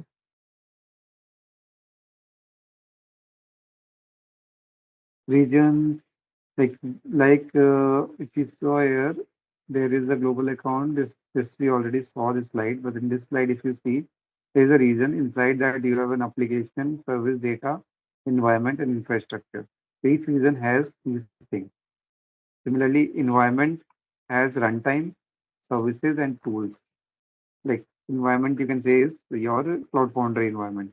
So in Cloud Foundry environment, you will have a runtime, like as I told you, JRE and all those things, services which we are subscribing to.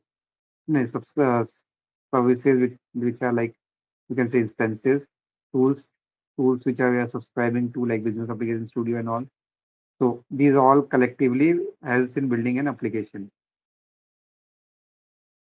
Then we have this. So this is very important. This diagram is very important uh, from the perspective of the exam also, because they ask like what is the relationship of what with what. So if you see here, like you can have 0 to n entitlements in a global account. Then you have again 0 to n billing information in this. Then you have a region, admins, and license type, which can be uh, maximum n and minimum 0. Then global account can have 0 directly. As I told you, like it's not necessary to have a directory. You can directly have a sub account also, but it's not necessary to have a sub account, but sub account also. So that's why it's given 0 to n. But you should have one sub account, because global creating a global account will not solve the purpose. It has to have a sub account for solving some purpose.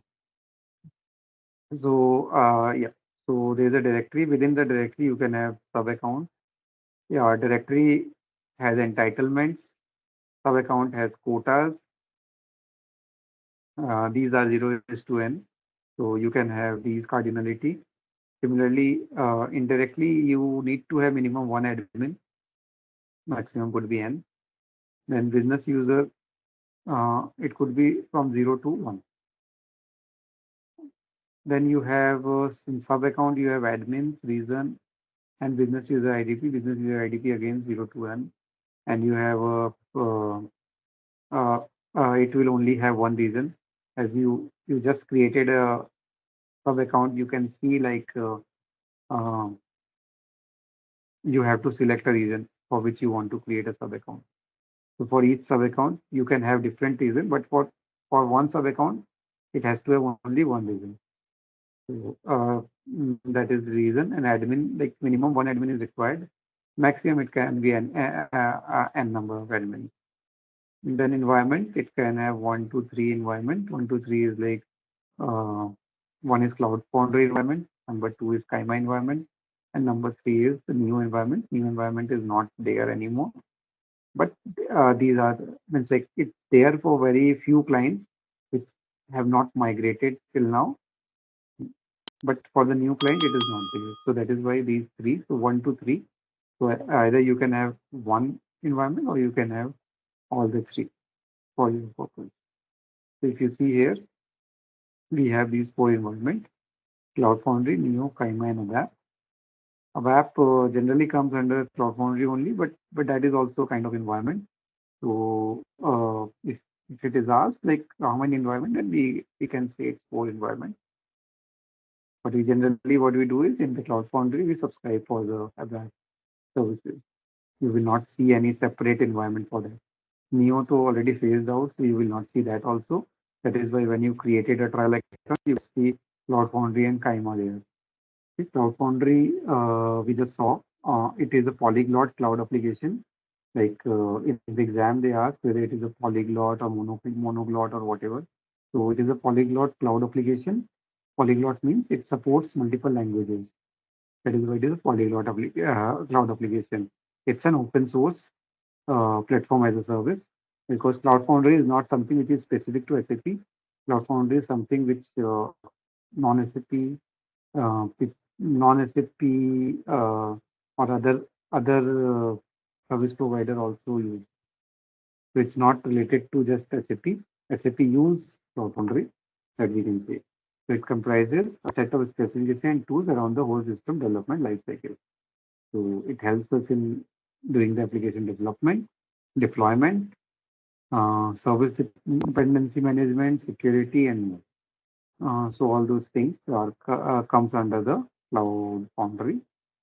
What else? Like we already discussed these things, so I'm just uh, reading it. If you have any question, you can ask. For interaction, Cloud Foundry offers command line interface, as I told you. Like we have a command line interface for BTP. We have a command line interface for Cloud Foundry. If you want to uh, create, like if you want to bind, like you have created a service in your BTP, but you have to consume that service or bind that service with your application. So you cannot do it without this Cloud Foundry. So you need to bind those services with your Cloud Foundry. And also Cloud Foundry is used to deploy your application to the space which is provided in the Cloud Foundry. So for all these things, like Cloud Foundry is responsible. So it allows for high automation through scripting. So you can have an automated script. So you can just run that script and it will do everything automatically. So you don't need to write also. So all those times kind of functionality is also there in Cloud Foundry command line interface. You can build your application on open standard like Java, Node.js, Python. So they provide the build packs and the runtime for these open standards. Why is the need to have these? Like previously we had a BAP, but the problem was like first of all, like these open source are very uh, like they are vast in upgrading them. So they are always latest and they are supported by multiple devices and they have multiple features and the most important thing is they are open source and they are free. So they are used by most of the uh, mm, clients. Another thing is like mm, what do you say? Mm, Suppose tomorrow a client does not want to stay with SAP. They do not need to be in SAP because whatever they have built in CAPM, they have built on the open source and they can take that application outside SAP as well. So that kind of flexibility is given here. So you can build an application if you want to build it on a web, then you have an option of using RAP. If you want to use this open source, then you can do that as well. So SAP is providing his client the flexibility for everything so that they can use whatever is good for their business. They can use all the latest features which they want, yeah, and follow the hybrid process. Some they can take from SAP and some they can take from non-SAP. And uh, like the use of CAPM is like why we use CAPM is like whenever we use a WAP or a RAP model, it is something which is like closely binded. You cannot separate them from each other. Like you cannot separate database from your service layer. But here that separation can be done. You can easily use here everything is loosely binded in case of CAPM. So you can what you can do is you can tomorrow if you want to change your database, you can do it instantly without doing much changes. Previously, we used to, if the client want to change their database, they had to go through a lot of things, like 6 months of project for doing that. But right now, with this CAPM model, what they can do is they can do it instantly, maybe in a week or two. So it's that fast. So that is why the clients like SAP has created this CAPM model. Other things which are supported is PHP, Ruby, and Go also. Go is something which is the part of Google. So these are also supported in Cloud Foundry.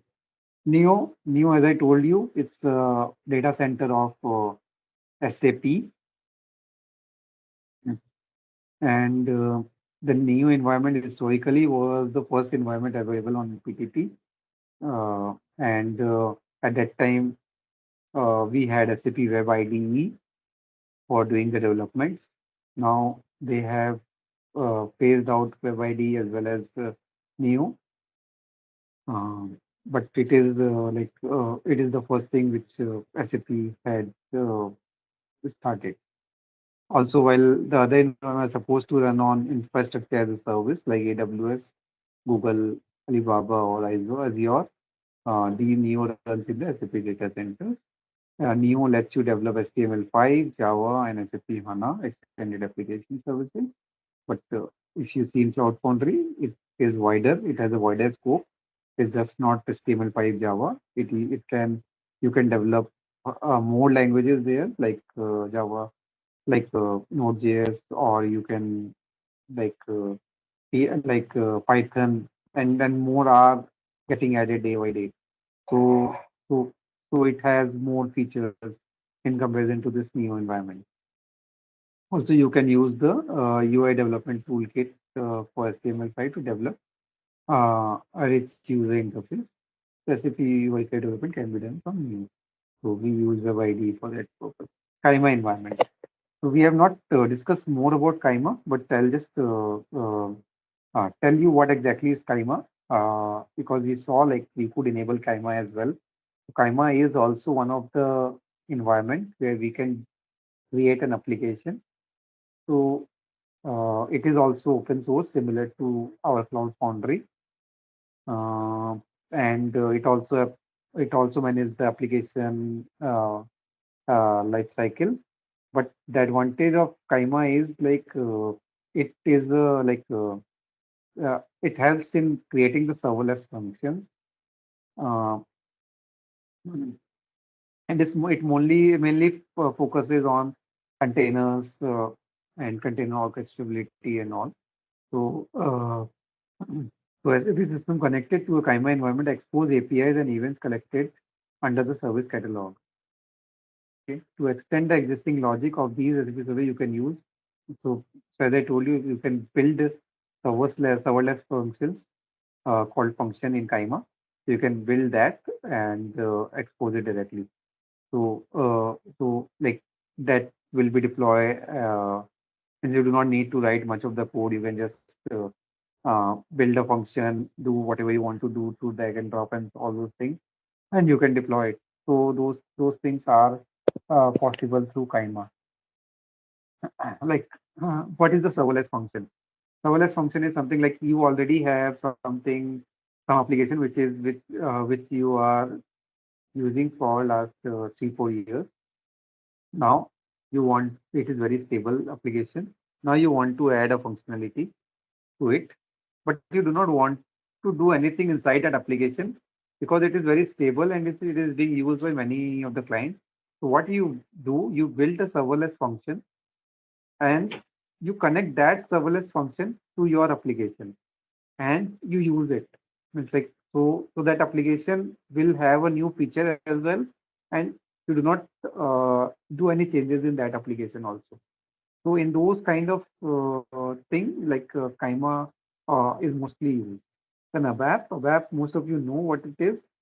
This BTP also offers an ABAP environment. Like you can do RAP development from BTP. Like you cannot do it inside the BTP.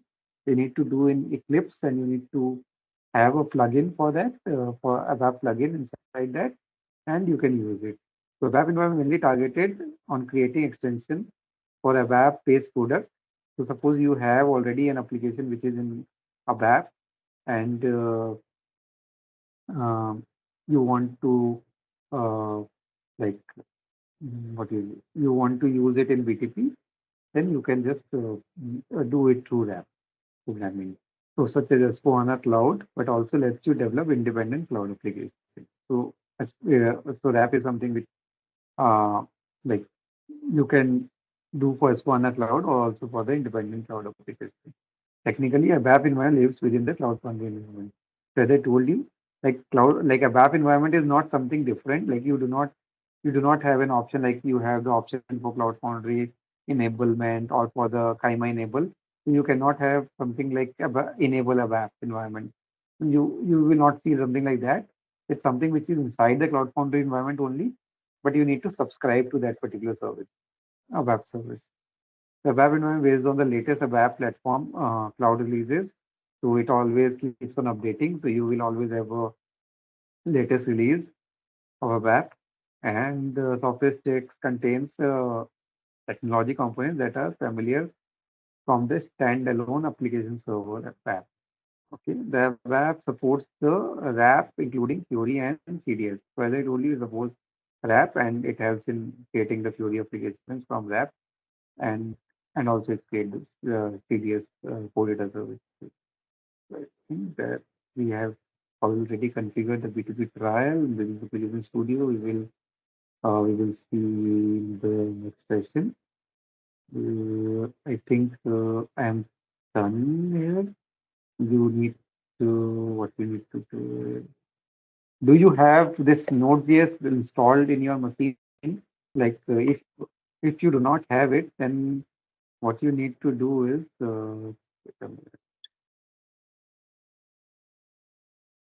you need to go to nodejs.org and install the latest version.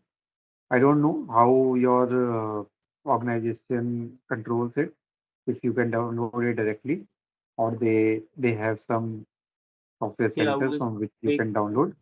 yeah. So you need to ask for it. So you need to get this down, this Node.js install. So I'll just show you where is nodejs.org. So if you see, like here you have the current latest release, so you can just download it. Means you cannot download here, but you need this thing for the Node.js. So you can raise a request or whatever is applied to you.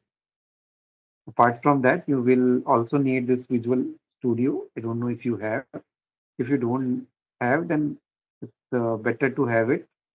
So if I'll show you the Node.js, then you can do the practice also in this Visual Studio. Visual Studio is also something which is similar to Business Application Studio. Like Business Application Studio is made from Visual Studio only. And like 90% of the features of Business Application Studio is same as Visual Studio. Okay, so it's like if you want to do your development in Visual Studio instead of Business Application Studio, you can do that as well. maybe you will not have all the functionality, but you can. So it's good to have Visual Studio also with you. So what I will suggest is you guys have these two installed in your machine by tomorrow, so we can do some hands-on on Node.js, as well as I will just give you an overview of JavaScript as well. So that will help you in future classes. Okay, so that completes my session, and you can ask anything now. You, if you have any questions related to today's session. All right, let's test your knowledge. Here's a question for you. What is the programming language used in SAP CAPM for developing business logic? Option A, Java. Option B, Python. Option C, NodeJS. Option D, ABAP. Take a moment to think, and when you're ready, choose the correct option. Remember, each choice holds a key to unlocking the answer. Good luck. Type the correct answer in the comment section. Hey there, want to get great at managing supplies? Our SAP CAPM course is here to help. Take it at your own pace on our platform. In this course, you'll learn all about SAP CAPM. It's like a toolbox for planning stuff, from making sure we have enough products to get them where they need to go. Our course covers everything you need to know, from basics to advanced tricks, made by experts who know their stuff. Your teachers are pros who've been doing this forever. They're here to help you learn and answer any questions. And don't just take our word for it. Our students love the course too. People just like you found our course super helpful. Best part, it's affordable. This awesome opportunity to learn won't break the bank. Ready to become a SAP CAPM Pro? Sign up on our page now. For more info, check out ZaranTech's website. So let's have an interactive session and let's me like what do you understand by the client and server? Like what is the difference between them? Client side and server side. So yes, that's true. Like it's a kind of like request response thing where you a client is sending a request and server is sending a response back based on what is requested. Suppose I want to access a website, so I send the URL to the server, and the server in turn send me uh, the content. So it's or in an easy way, if you can say, then that is like a client is someone who is um UX, like whatever you are seeing on your system, and server is something where we from which we are getting the data or response. Okay, so in client side, you can have the validations like checking the mandatory fields and all those stuff. But in server side, you can have a business logics, um, order database. So in simpler term, we can say like this is client and this is server. Now let's come to JavaScript and Node.js. Both are JavaScript only, like as a language, but have a lot of difference still. So like JavaScript is mainly a client-side scripting, and Node.js is mainly a server-side scripting. So so what we do with the like JavaScript, what we do is simply what do you say, design a UI. From JavaScript, you can have logics also, but mainly if you see based on the segregation of client and server side, it's generally recommended not to have too much of logic in the client side and uh, have more of validations or the user interface part. So That comes as a client side. Server side is something where it process the request which you have sent, you have asked for, and based on your authorizations, authentications, it fulfills the request, and definitely it has some user, some kind of business logic behind it. So, so yes, so this is what is client side and server side. Let's you do not need to do it directly from the server. It means like generally any organization give Node.js to their means like they should have some kind of software center from where you can download or you can request it from your IT. So that should not be a difficult thing. Okay, yeah. Even if you have not been able to do it because of your organization policy, still like you can see how it works. It would have been better if you had it with you. So if someone who has downloaded it, like you can see, like this is in the command prompt, you can just write node and you will see that the prompt has opened where you can write anything related to Node.js, like console.log.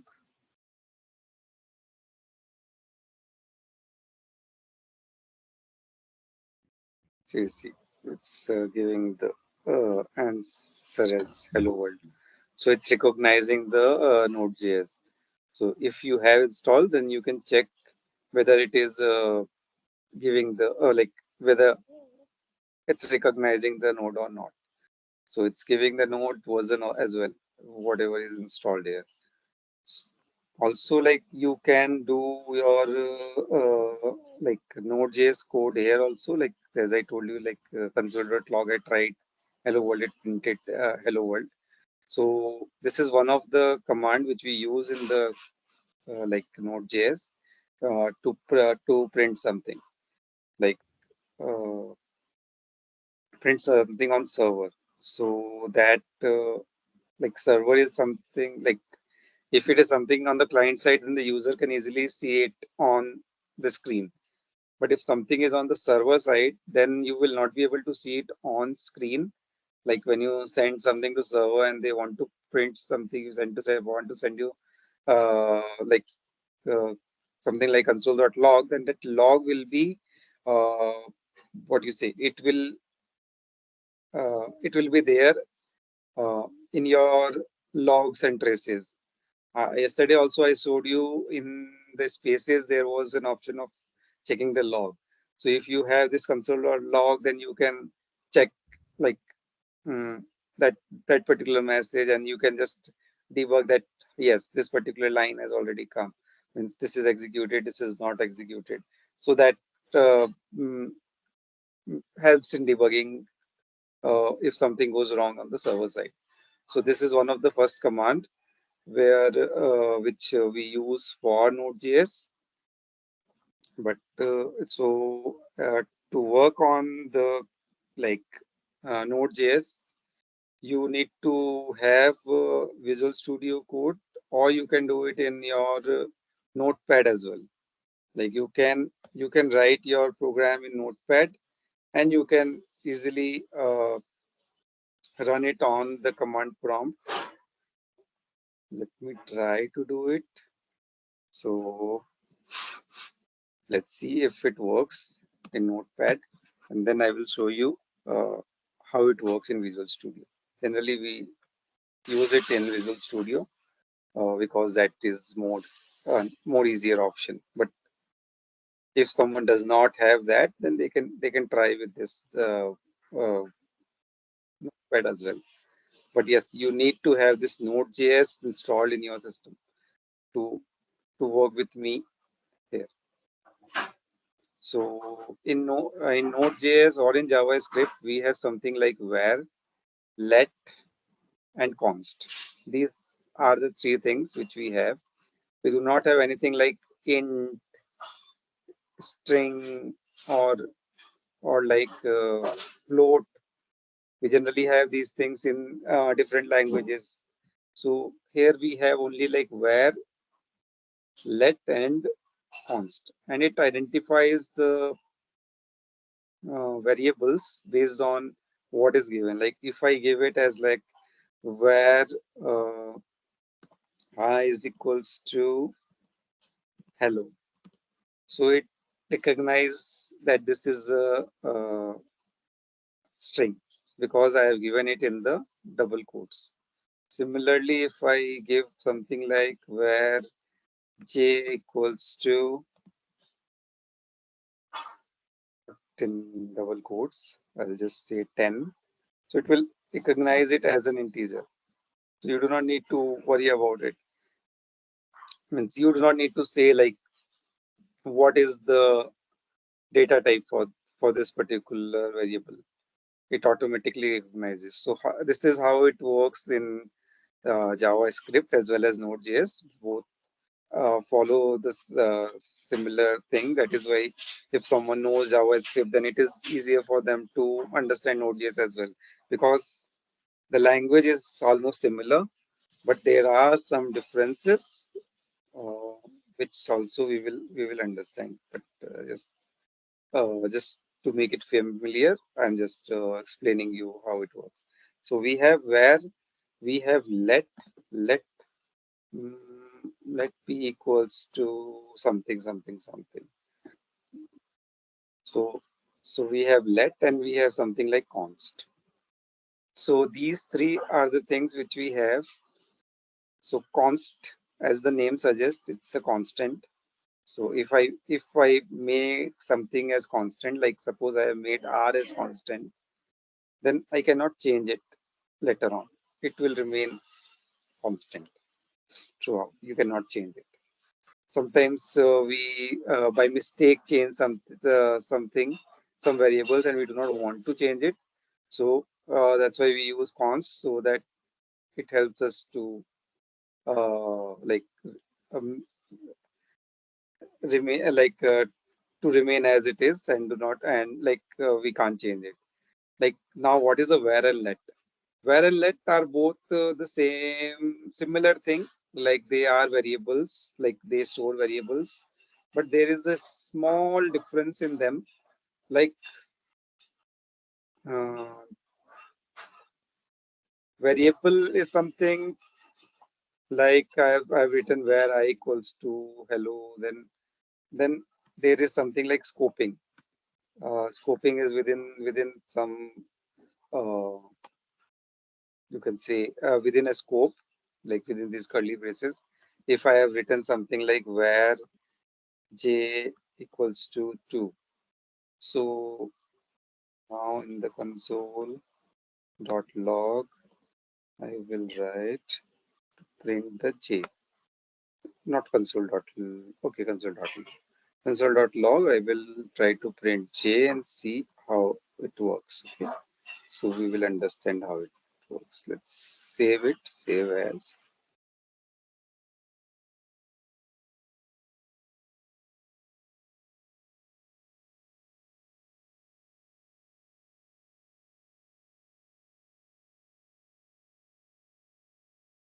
So I will save as test. Okay, so I need to know, like, let me give the, if I do control C here,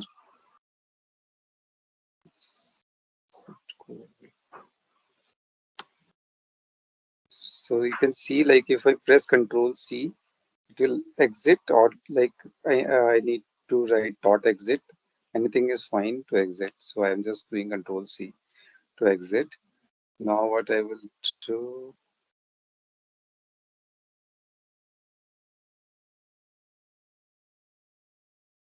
I need to run it.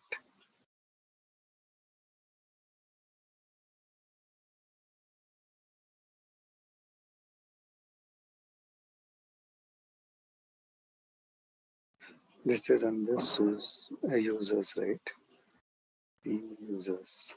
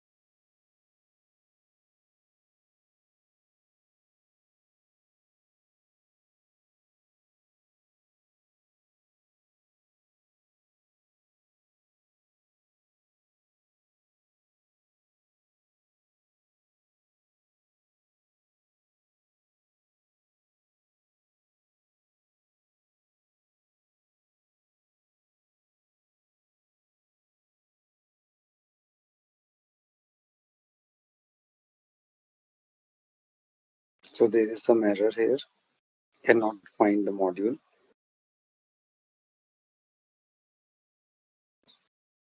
It is there. No, it doesn't find it.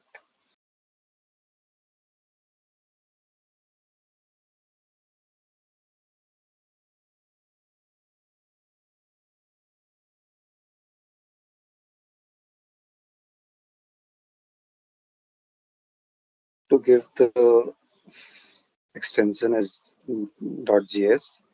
Right now it was .txt. That's why it does not work. Let's try it again. So you can see like it gave me the answer as 2 because I changed this variable from 10 to 2. Okay. So now what I will do, I want to change this p also in the same way. Let's see if it works. So I'll do let p equals something else. So skip this one.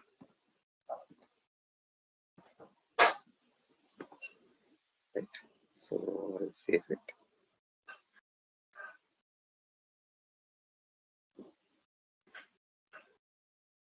And I need to do a console.log again.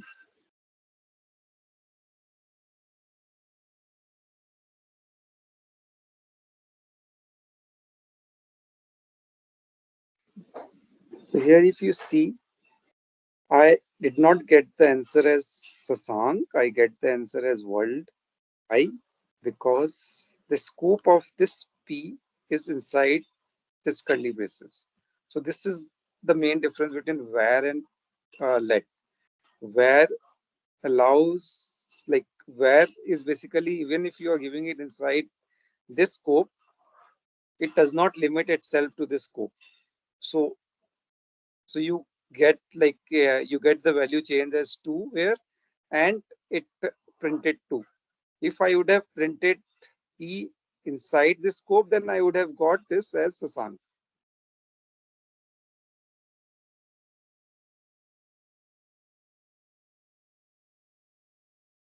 See, I got Sasank as the answer. But outside this scope, it does not recognize it. So this is how this where and let works. This is the main difference. Otherwise, both are variable and const is the constant. So is it clear? So similarly, we have in the JavaScript, like we have if else, which we have generally, we have it in any other language. So here also we have if else, like if r equals to 5, then do this, else this. So here if I do console log,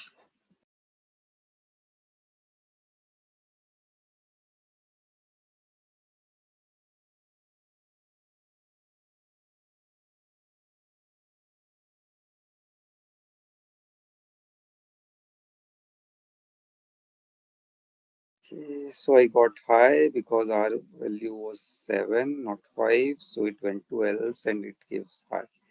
So this is how it works. If else, generally we all are programmers, so we know if else and all those things. Only the syntax might change from one language to another. Like here also, like there is one more concept of this. Suppose I put rs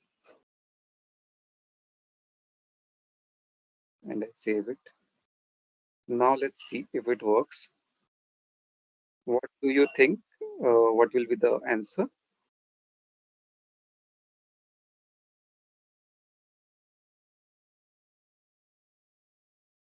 What I will do, I will put one more equal to here. Now tell me what will be the answer. Hello or hi?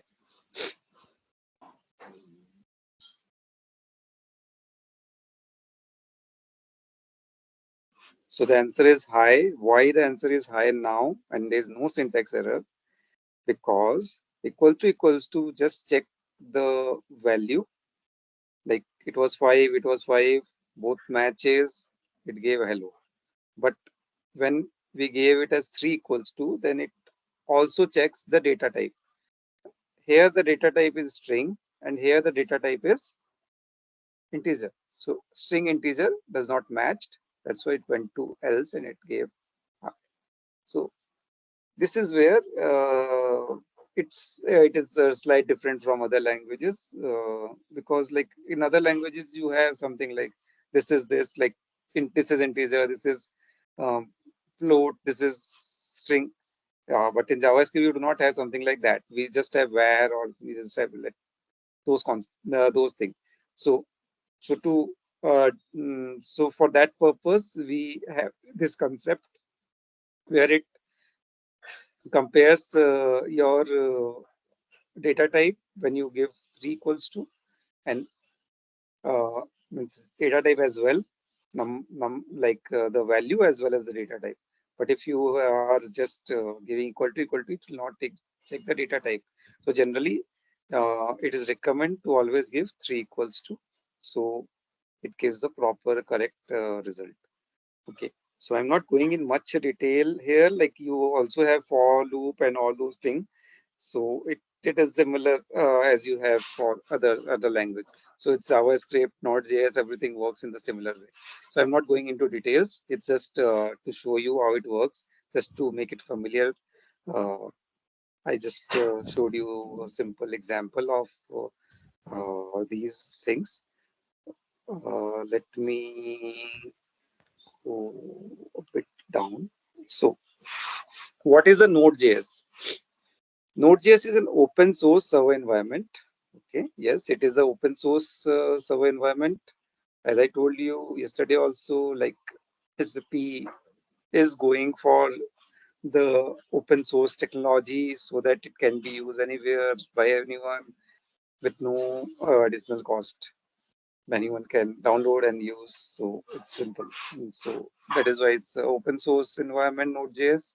It runs on Windows, Linux, Unix, Mac OS, as well as on any browser. Not browser specific, it's not platform specific. It works across everything. So that is why it is very much in use. It is a backend JavaScript runtime environment. It's not a language. It is a runtime environment. So Node.js is a backend JavaScript runtime environment. Why it is a runtime environment? It's because it basically runs on the V8 JavaScript engine. Previously, like when the Node.js was created, it was created in Chrome. Like Chrome basically works on V8 Java engine, and like what they did is like to make what they did is like there was a JavaScript code. That JavaScript code was basically converted to C++ in V8 engine, and then run. So what they are doing, they have a class like internally. Uh, there is C++, and they convert the JavaScript like Node.js, whatever is there.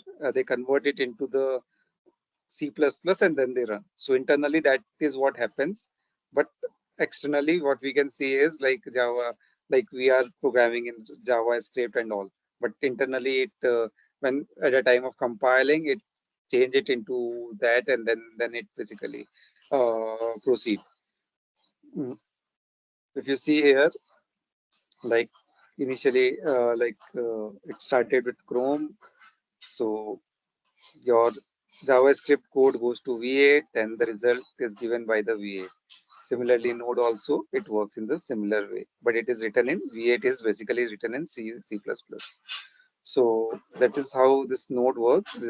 But like uh, the main reason of introducing Node is like most of the people know JavaScript because they are a UI developer. So not to learn something different, just to have JavaScript at both front end as well as at the back end. This Node.js was very convenient for the developer. So Node.js is something which is non-blocking or synchronous runtime environment. What is non-blocking? Uh, like what do you say? Non-blocking is basically like it's a single thread, which is suppose I ask Node.js to do something and like to bring something from the server, and it's taking some time to bring it to from that server. Okay, so in the meantime, I gave Node to do some other task as well. So what it will do, it will not wait for that task to respond back. Like what it will do. Suppose it takes like 5 seconds or something, or one second. So in the meantime, it will perform all the other tasks. Once it get the call back from that server, like you have the data ready, then it will show it. But it will not wait for it. So that is why it is non-blocking or synchronous. So it keeps on doing work with other tasks as well simultaneously.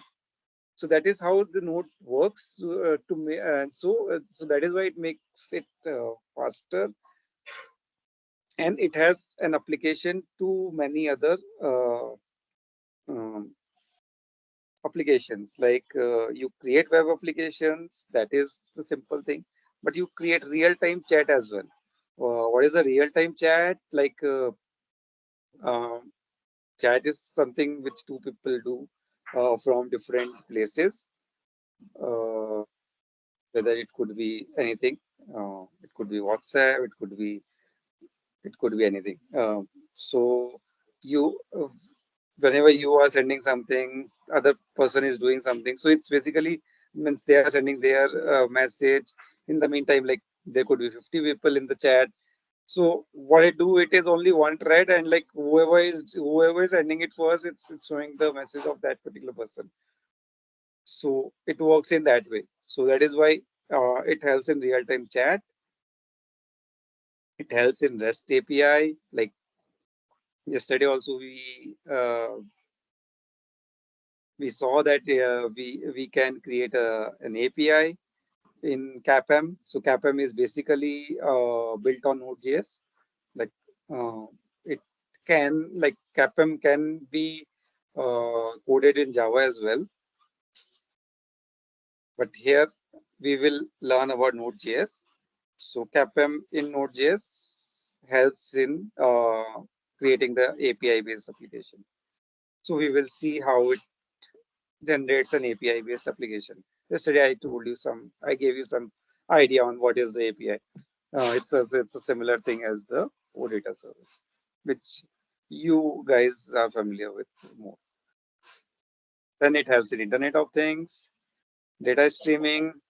Data streaming is something like Netflix or any other streaming giant. So they also use Node.js for their streaming purposes because of its single-threaded and non-blocking nature. Also, the single-page applications, complex single-page applications can be created with Node.js. So yeah, so these are the few applications, like few places where we can apply this Node.js. Installing, we already have done basics of Node.js. I have explained uh, basic. Let's go for the library. Like Node.js is basically a set of libraries.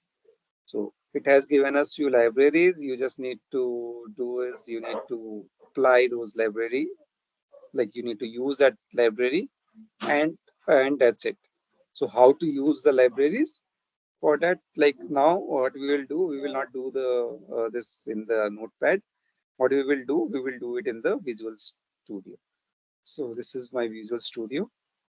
Let me show you. So this is something which I have already created for the purpose of simplicity and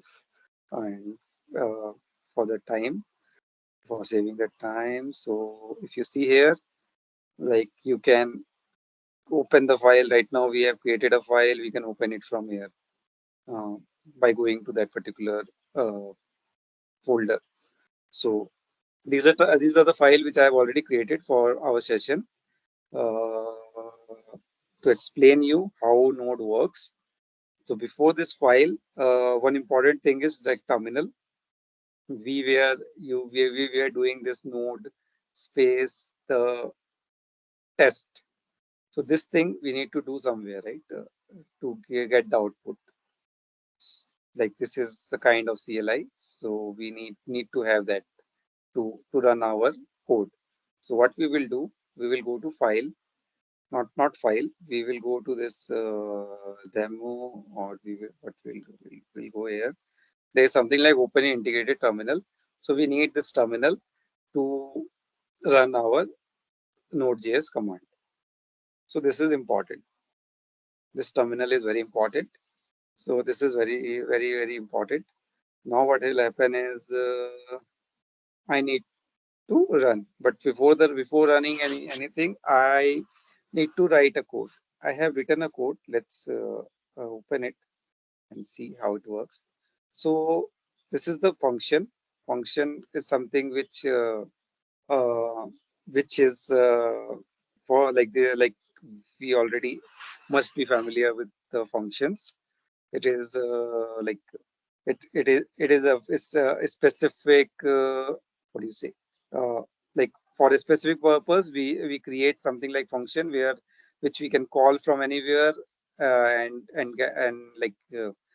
get the data. Basically it executes that data. Like in this case, if you see, like we have created a function add to add two numbers a and b. So we can call this functions from anywhere and we can get the answer. We do not need to write this again and again that how the add works. So we just call it and we get the answer. Okay. So what I have done, I have created a function, simple function of add a and b. Now this console.log is okay. It will print hello. That is not a difficult thing because we already saw it here. But the second thing is this add 4,5. So we are sending this add 4,5 here, and it's returning the corresponding answer. So it should return 4 plus 5 as 9. So let's see if it works.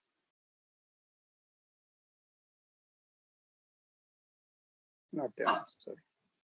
Node, then test.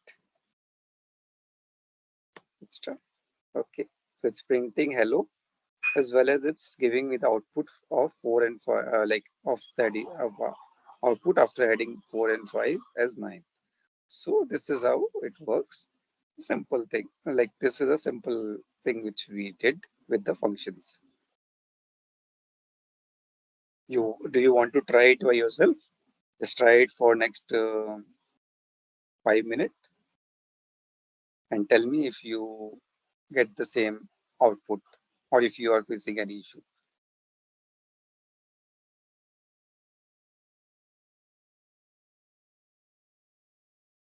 It's like you can have a folder inside that a file, simple, nothing else in this case. Like we had a folder like download, and within that we have a test file, right? There also we have just created a simple folder, and within that we had the file. We need to have that file with the extension JS, otherwise it will not work. So it needs to be a JavaScript file. You just need to right now you need to get the output till 6 if it is working. 7th line I will explain what it is. If you don't have Node.js, that's okay. Like it would have been better if Actually, you had it. Sasank, Yes. from ZaranTech, I think one system has provided, but in that system, Node.js is not there. So we tried to install, but it is asking for some admin username and password. Okay. So yeah, maybe you need to contact ZaranTech team. Uh, uh, they will be installing it for you because you might not have the admin access to install it. Yeah. But this is something which is not mandatory to have your Node.js because once we go to Business Application Studio, it will have everything as we already told you, right? like SAP, in SAP Cloud Foundry, we have everything. So we do not need to have anything installed in our system.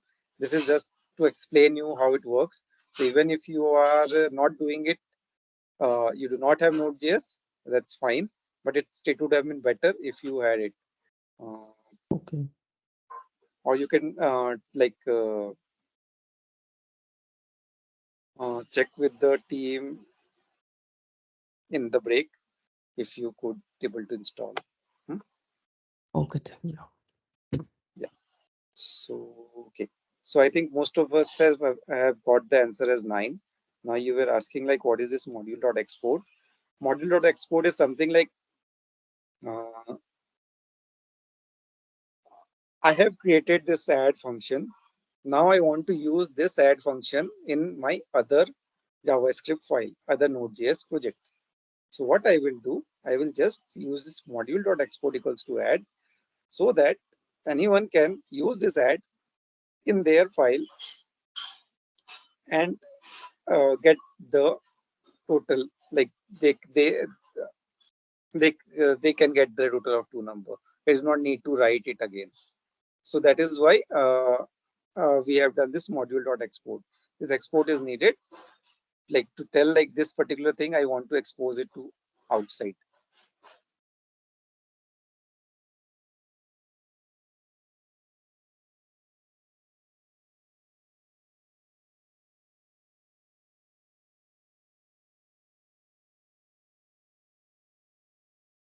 So if you see here, like there is something like constant require. Then what we are doing, like this is another file, and here this file we are basically telling like from where we want something. So we have created add.js, not add. Let's make it test.js. Okay. So let's save it. Whenever you are doing some change, just save it. Otherwise, it will not reflect. So I have saved it. We had something like add, so it should work. Let's see if it gave us the result as 8. Space calculate. Let's try.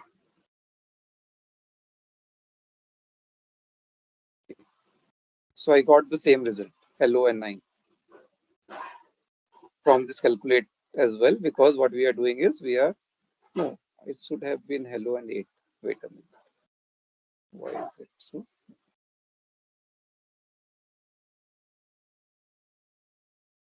The reason is something.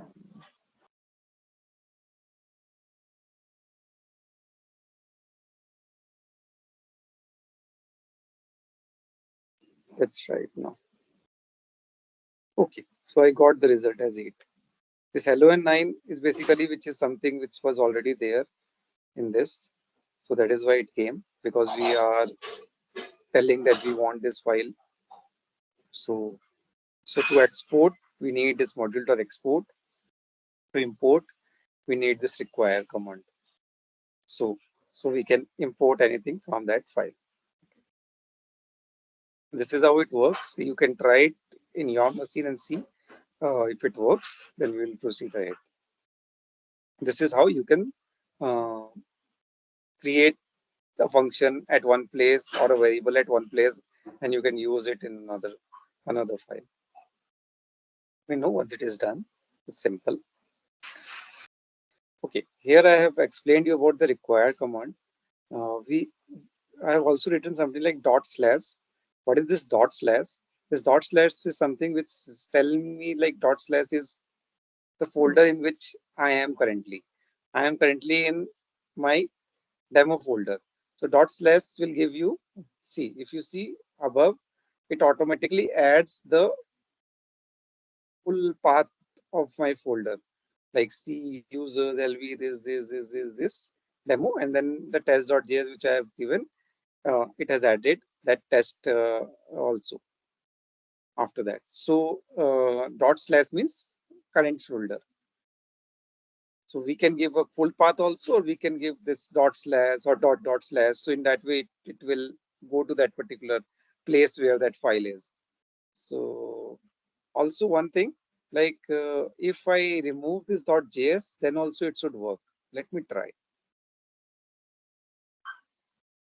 Means you do not need to give .js. Let's try. Because it understood by itself that it is a JS file only, because otherwise it will not work only. So see, it's giving me the same output. So even if you don't write .js, it will work. So yeah, let's proceed. These were the simple examples. Okay.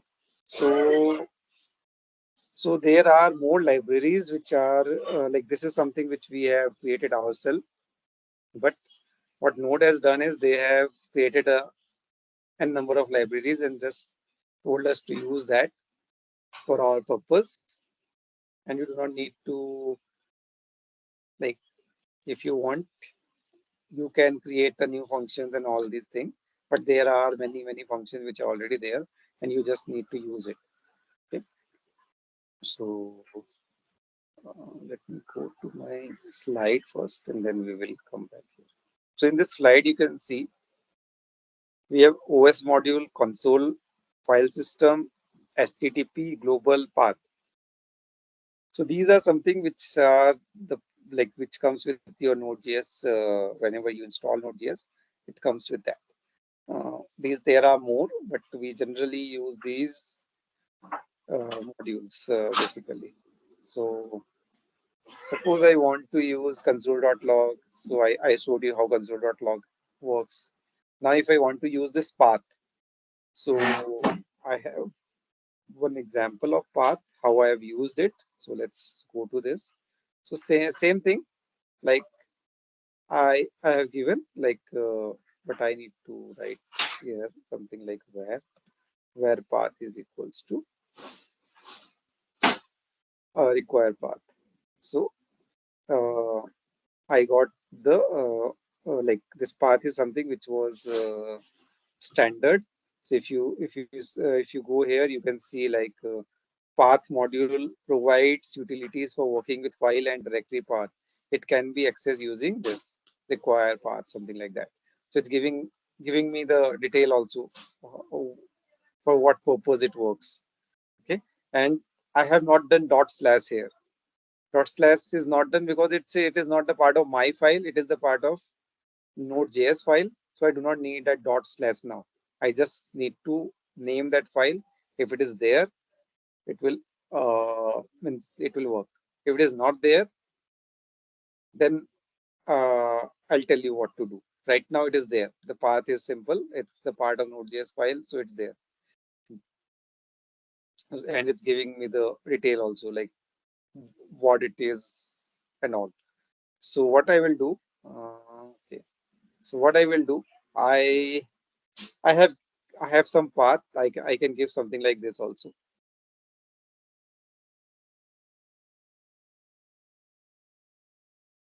So what it is saying, like path.ext name, path name. So this is my path name, and I just want the extension name for this path. What is the extension name for this path? It's JS. So .js should print. Let's see if it prints like .js or not, because that is the extension in our case. So what I will do, I will run the node space path. So this is .js. So I got this as an output. Good till now. But suppose there are other uh, functions also which are in the path. It's just not ext name. So let me try to check that. See, it has base name, it has delimiter, it has directory name. So it has a lot of things. So let's try to see what is the result for base name.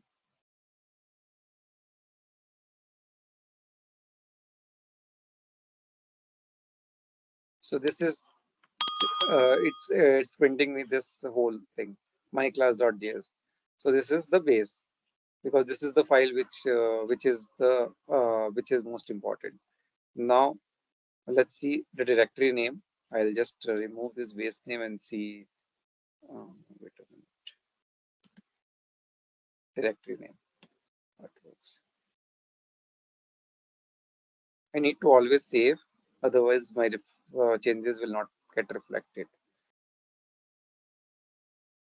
So you can see it's giving me C users test as my directory. So this is the directory, and this is my file, and this is my extension. So if I want something like that, I can use this path and get the result. So this is how the libraries work. This is one of the library path. We have some libraries like OS also, which give us the details of the operating system. So it's a similar thing, like we need to do const. We generally do not write var here, we write const here because we do not want it to change, because it's something which is coming from another library.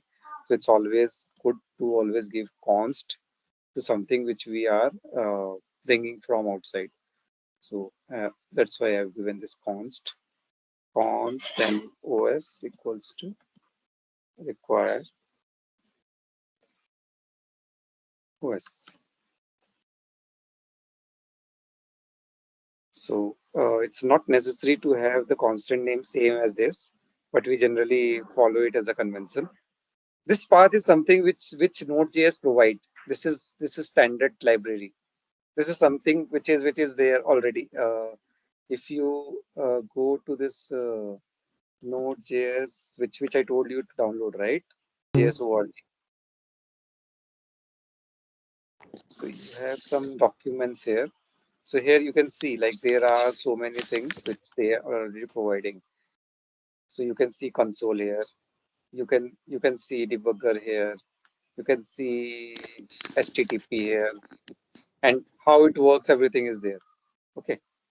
So these are the standard file which is already provided. OS is there, path is there, right? So these are something which comes with this means whenever you are downloading Node.js. Simple. Okay.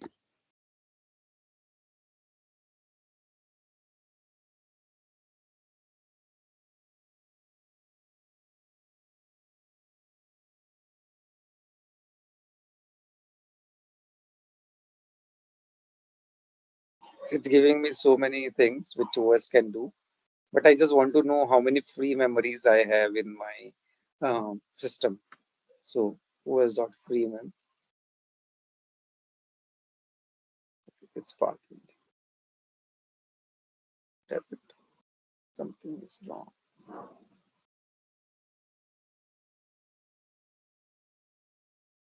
Okay, it's giving me the this memory is left. So this is the free memory which I have right now in my system. Similarly, there are so many things which are there. Total memory. So if I go for total memory, it will give me total memory, user info, and everything. Okay. dir name, dir name is not there. I think it's coming from there, I think. But suppose I give platform and see what is the result.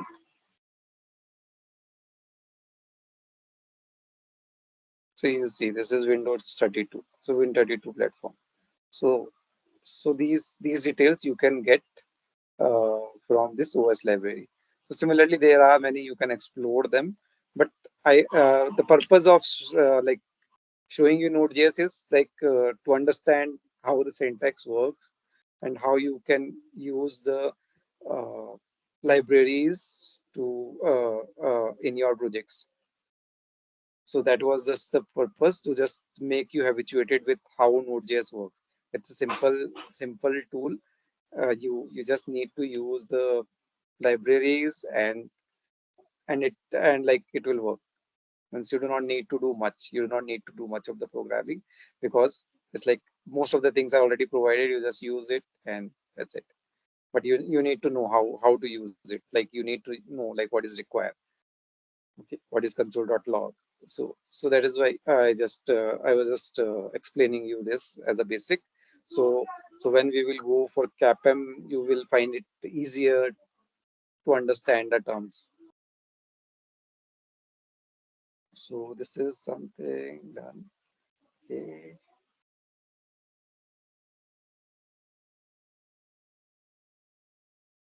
So let's start again with the Node.js. I'm sharing my screen again.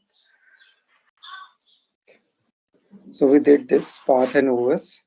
Now we'll do this server part. Okay. So HTTP is something which is used for the for communicating to server. So if you see its detail, the HTTP interface in Node.js are designed to support many features of protocol which have been traditionally difficult to use. In particular, large chunk encoded message, like we can post, we can get data. So all these things can be done through the HTTP. So large chunk of data can go through this HTTP. So that is what they are saying. What else? File system. File system is something which like we can read a file, like we can have a data in the file and we can read that file through that file system, or we can write inside that file. So these things can be done through this files IFS module.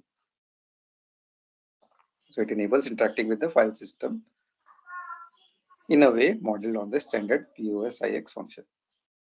All right. So what we need to do is HTTP dot create server will create a server for us.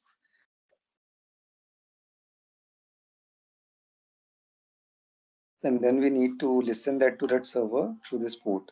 So that is why like we need to have this port URL, as we are not in the actual server. So we have just given this as a default URL, default port 3000 in our case. If we are on the actual server, then it generally take the port from the environment variable. But right now it will take the 3000, it's like the hard coded value. And okay. So first we need to create a server. We have given the status code as 200. Generally the status code 200 means like whatever request we have sent is processed successfully and we got the response. So that is for the 200 status. So we have given the status code for this response. REQ is for request, RES for response. So response dot status code is 200 we have set, and this header we have set is like we are sending a text or HTML to the server. Request.url equals to slash, then I will get this as my output. This is the HTML output which I will get if this request.url is slash. I'll tell you what is the slash means, and if it is slash about, then I'll get this. So if this, else if, else this. So let's try to run this and see how it works. Then you guys try it out. So this is very important to listen to this port, because unless we listen to the port, then we will we cannot execute this. Like suppose I want to execute this now, HTTP localhost, then localhost, then sorry, 3000. Site cannot be reached because we have not yet started the server. So let's start the server. Node base server. Enter. I need to allow it. Okay. The server is listening on the port 3000. Now it is listening.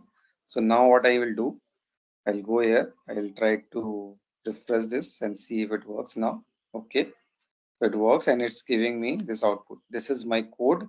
Let's rock the world. Okay. So this is my code. Let's rock the world. So this is my code should be in header 1, and this let's rock the world is a paragraph. So this is how it came here in an HTML format. Normally, I think HTML we all know as a basic. So this is what comes as an output. Why it did not take the output as this is about me or this? Because what we have told is like after the post and put, if it is slash, then it should give this as the output. Now, if you want this as an output, then we need to give this about after the slash. So let's try it out if it works.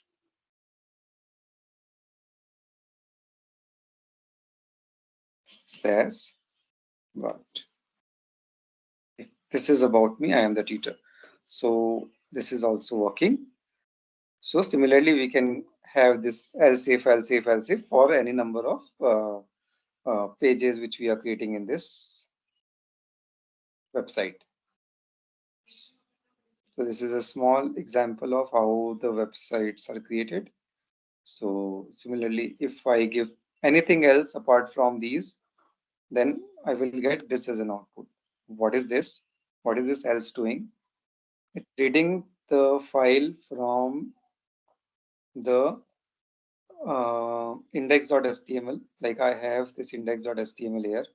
Like what I was doing, I was writing HTML inside this res.end.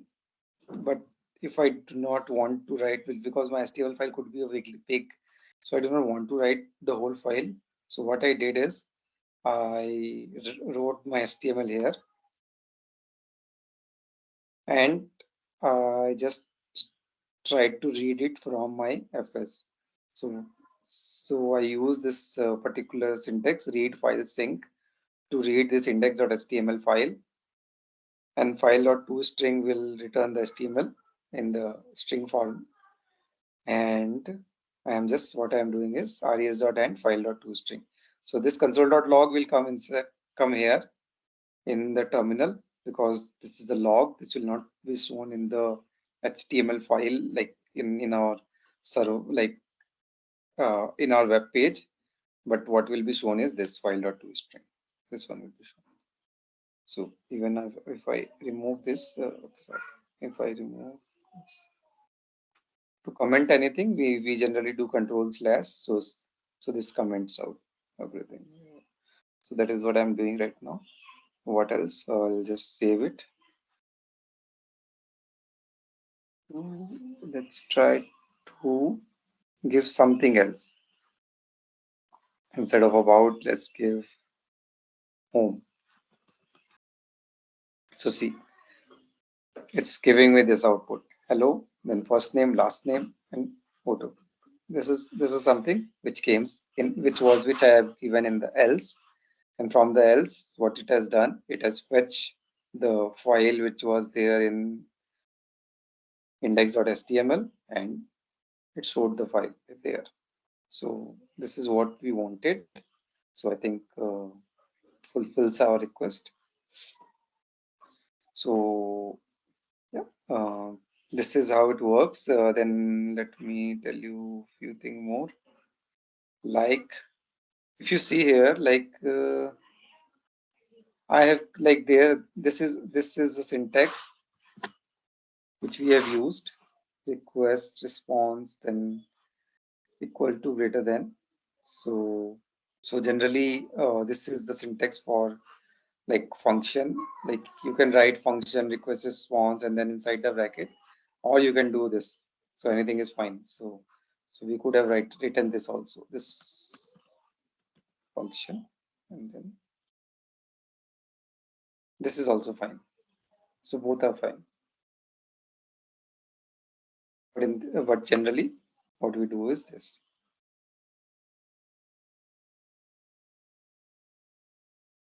Okay, so now you guys try this and see if you also could able to see the web page, and ask me if you face any issue.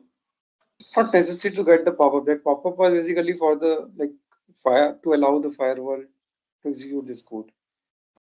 So you can see here, like I want this require and all those things. Okay, no problem. Would require this is okay. So I want to validate my email, whether this is an email or not. This is This is not an email, right? This is an URL. This is not an email. So it should return false. So let's see if it works or not. My demo.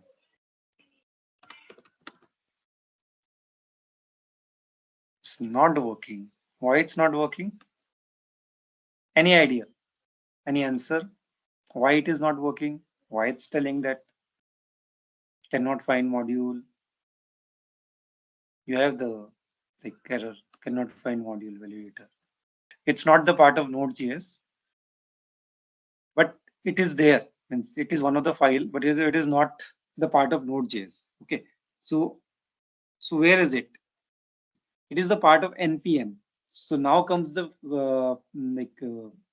concept of NPM. NPM is Node Package Manager, and Node Package Manager is something which has a lot more number of files, and we generally use NPM only in our day-to-day life,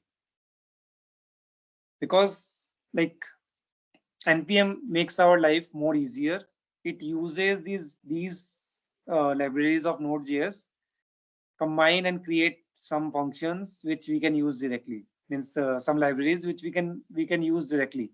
So that makes it faster. So we do not need to do most of the things. It do it by itself. Okay. So you can say that NPM is a node package manager, and we need that for the validator. So in this case, we need NPM. Okay. So how to get NPM? So first thing is like node package manager.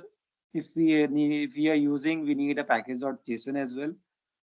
Package.json is something where we need to define like what are the dependencies I have. Okay. So how to initialize NPM? I need to write NPM init. Once I did, like you can see, I do not have any file as package.json here.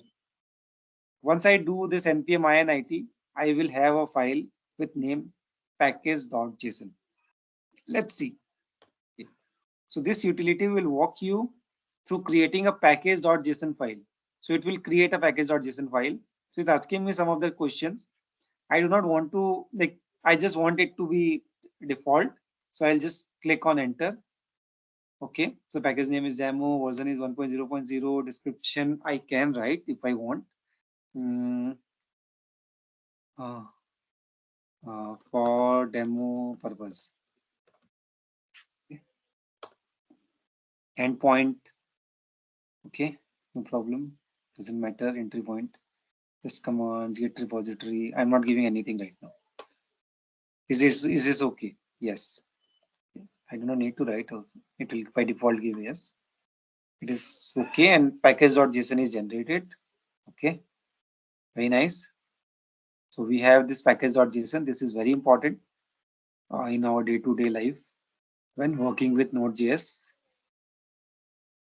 Okay, good. So we have this. Now what? Now we need this. Well, for validator, we need this library, which we do not have right now. So what I will do, there is a command npm install validator. So I need to click on that. I can also write npm I validator is the same thing. Install or I, both are the same. So let's try and see if it install validator for me. Okay, it added one package. That means it has added a validator. Let me see where it is. There is something like node modules which is added. Okay, inside node module you can see this validator package. So it has everything related to validator, all the libraries and all the, if you want to read the code also, you can see like how they have created this package. But that is not something which is required at this point of time. What is required is this validator should work. So now validator should work. Okay, so let's try and see if it is working. Node space my demo. All right, so this is false. It's giving me the correct output. Let's see. It gives me a right output. So I'll just write sasank@gmail.com. Let's see if it works. So it's working now. So we do not need to do anything. We just use this validator, and we have done a validation of email. Similarly, this validator has more things apart from email. Like these are the things. There are many more. See, is before this, that, if it is a float or not, hex color, int, if it is int or not, octal or not, is it uppercase, lowercase. So all these things we can validate through this. If it is a boolean, it is a date string. So everything we can check from this validator. So it has a lot of things. If it is a mobile phone or not. So all these validator, if it is a passport number or not, postal code or not. So a lot many validations are possible through this validator. Okay, so that is how validator works. So with package.json, you can see I have one more file which is generated. This is package log.json. This is something which is internal to Node.js, like package lock or this node module. These are something which we do not need to take care of. This is something which they use for their internal purpose. But what it does, if you go to package log.json, you can see like it has generated these things. Like what happened is like, so all those dependent will come here in this package log.json. Right now, this validator does not have anything else, so it's just showing me that non-modules as validator. But it could be possible that in future, if we are adding some package, then it could have some dependent packages also. So it will install those as well. And all those details will be there in package log.json. So, okay, so that is okay. I think we have done a lot of things. You should now know what is this. There's something like NodeMon in Node.js, where like the NodeMon take care of like what it take care is like you do not need to do control S every time. It keeps on saving it, whatever you are doing. So that is what NodeMon does. So I'm not showing you, but I just told you like what it is. File demo.js. This is fine. We already did FS, so I'm not going into it. How to write a file and all. So here, if you see, we are using write file, not write file sync. If you are using write file sync, then it would have been good. Like we can write whatever we write in the next line. But since we are not using write file sync, we are using write file. So this is an asynchronous transaction. So it needs to have a callback. Like after this is written to like file tutor.this, then what will happen? Then like this file append is something which will append to this file. So that is fine. And this is the callback. This is the callback. Like after it is done, then what we are doing, we are reading this file from file dx.txt. So this is how this asynchronous function work. This is just an example. Let's not go into detail. I think, see if I have something good. Okay. So I have this express here. This express is very important when you are creating a web page. You do not use, generally we do not use HTTP. We use express. Why we use express? Express is something which is given by NPM. It makes our life easier.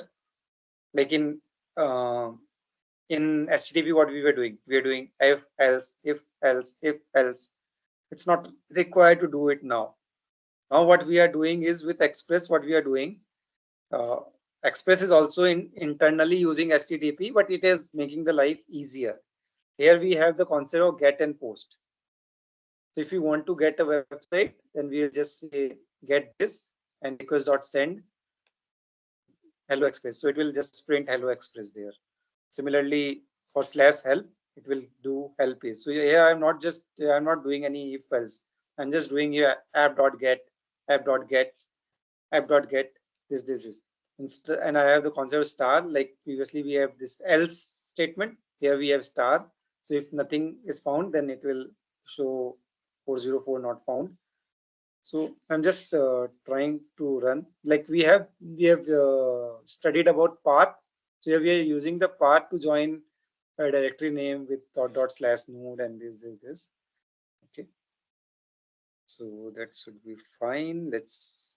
Let me go to this package, cd space src. Now I will run this app.js. Okay, server is up and running. So let's try it out. Okay, so it's giving me this page. How this page is coming, let's see.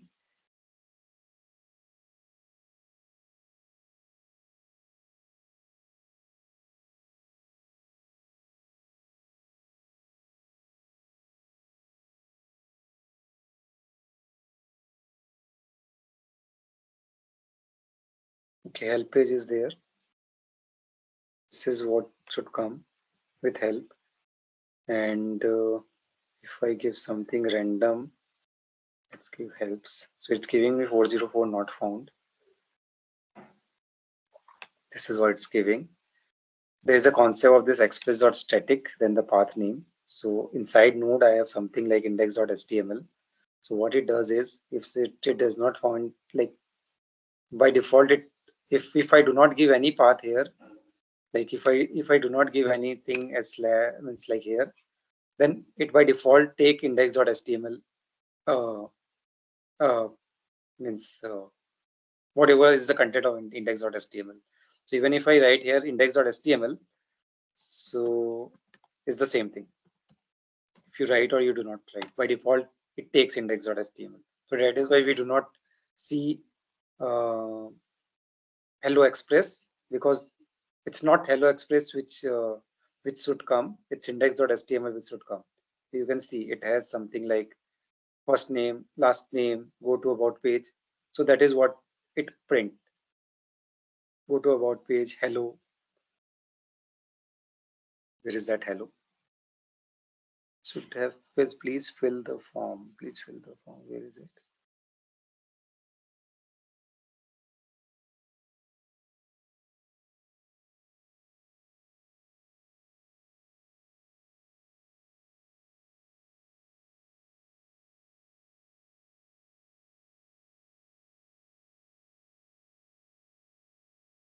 I think it's taking the index.html of this, not node.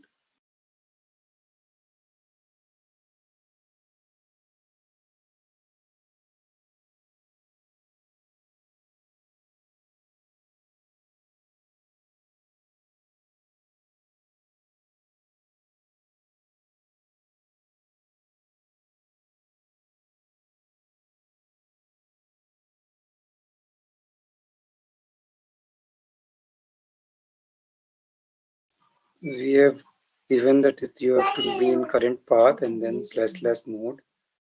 So it should have printed the index.html, which is inside this node. Why it's not printing this?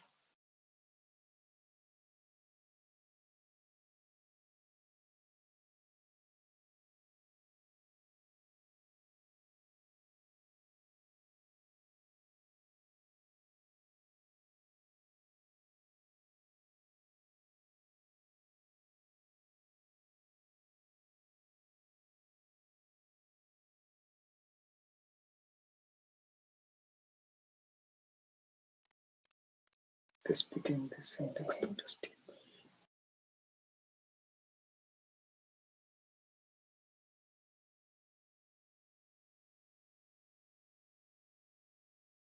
Try with abc.html. See, it's giving me hello inside ABC page. Where is it? Inside ABC. This is the one which is given. So I do not need to basically, even if I do not write, if you see here, even if I do not write this /help or get star, That is fine. If I have an HTML file, I do not need to do all these things. I just, what is important is this thing, app.use. We just need to tell, like, from here you need to pick up those HTML files.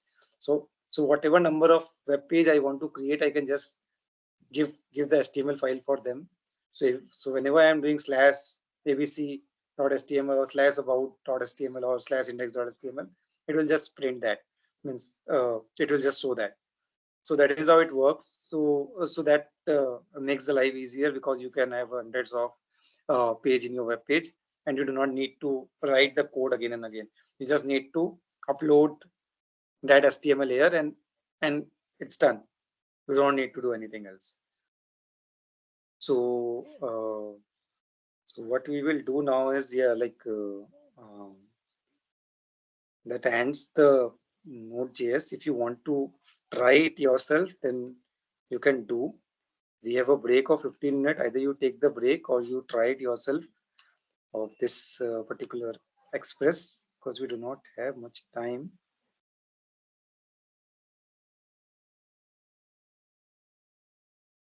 So this is done. Synchronous or asynchronous function, I already told you how it works. Then module export and require, I explained you how to send the data from one file to another. NPM we already did. I told you what is not known. I explained you Express module, how to create a web page using Express. So these things are already done. So can we proceed, or you have any questions or doubt till now? So here you can see, like in package.json, whatever you have a dependency added. Similarly, for this Express, we have this node modules. So it has a package.json here. Here, if you see, where is it? So Express, NodeMon, these are things which are added here as a dependency. So whenever we are using some package from NPM, it creates a dependency here, and this dependency is required when we go for CAPM. Why? Because like here, what we are doing for everything, what we required, we are installing it, right? So whenever we are deploying our application, at that time, all those packages are required. So when we deploy it, it does not deploy the node modules and all. What it does is it just refer to this package JSON file, and here whatever dependency it sees, it deploy during the runtime.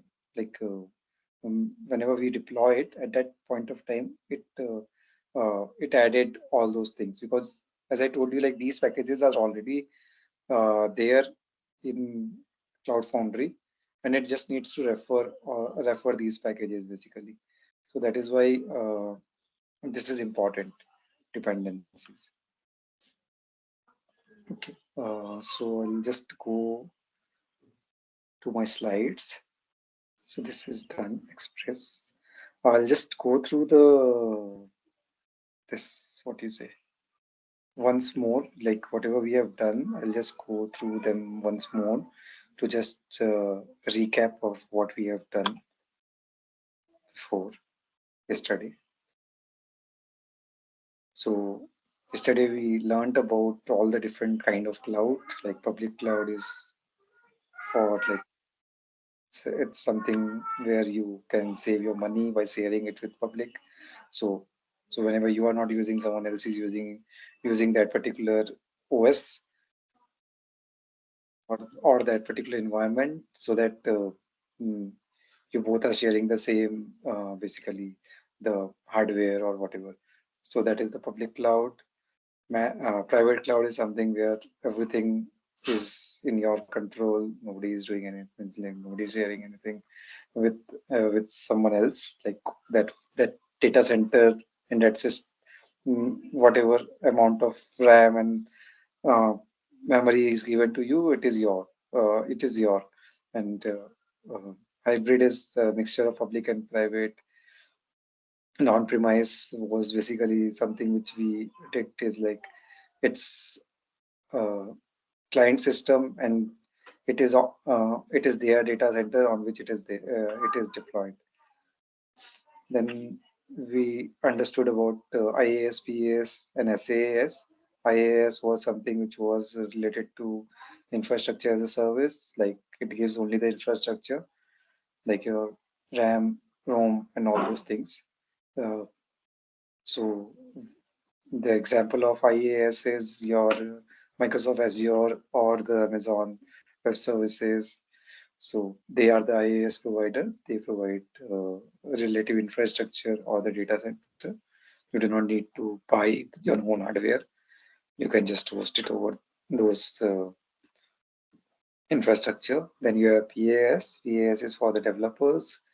They for development, they need tools, they need to deploy, they need packages. So everything is provided in PaaS. So in our example, like in SAP, we have a Cloud Foundry for that. It takes care of everything related to our platform as a service. Then we have SaaS. It is for the end user. It's a software, something similar to your Excel, which Microsoft provides. Uh, so you can use it directly. So something like that. In cloud also we have some softwares similar to that which we can use directly. We just need to pay for that software. So in SAP term, SAP Ariba or SAP, um, like SAP is offering many software as a service.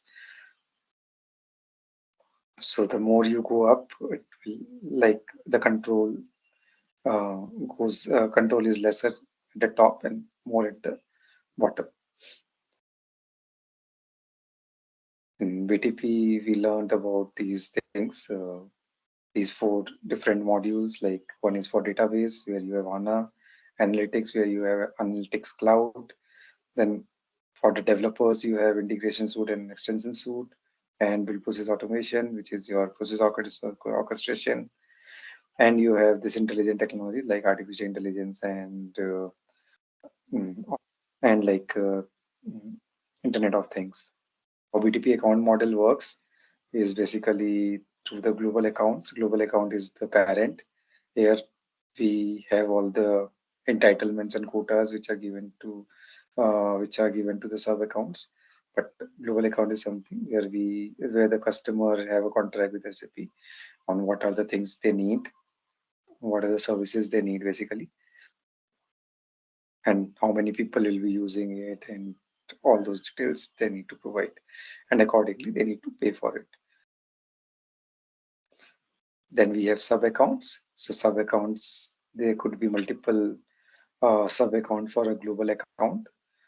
Sub account, suppose, so each sub account will have application, services, and subscription.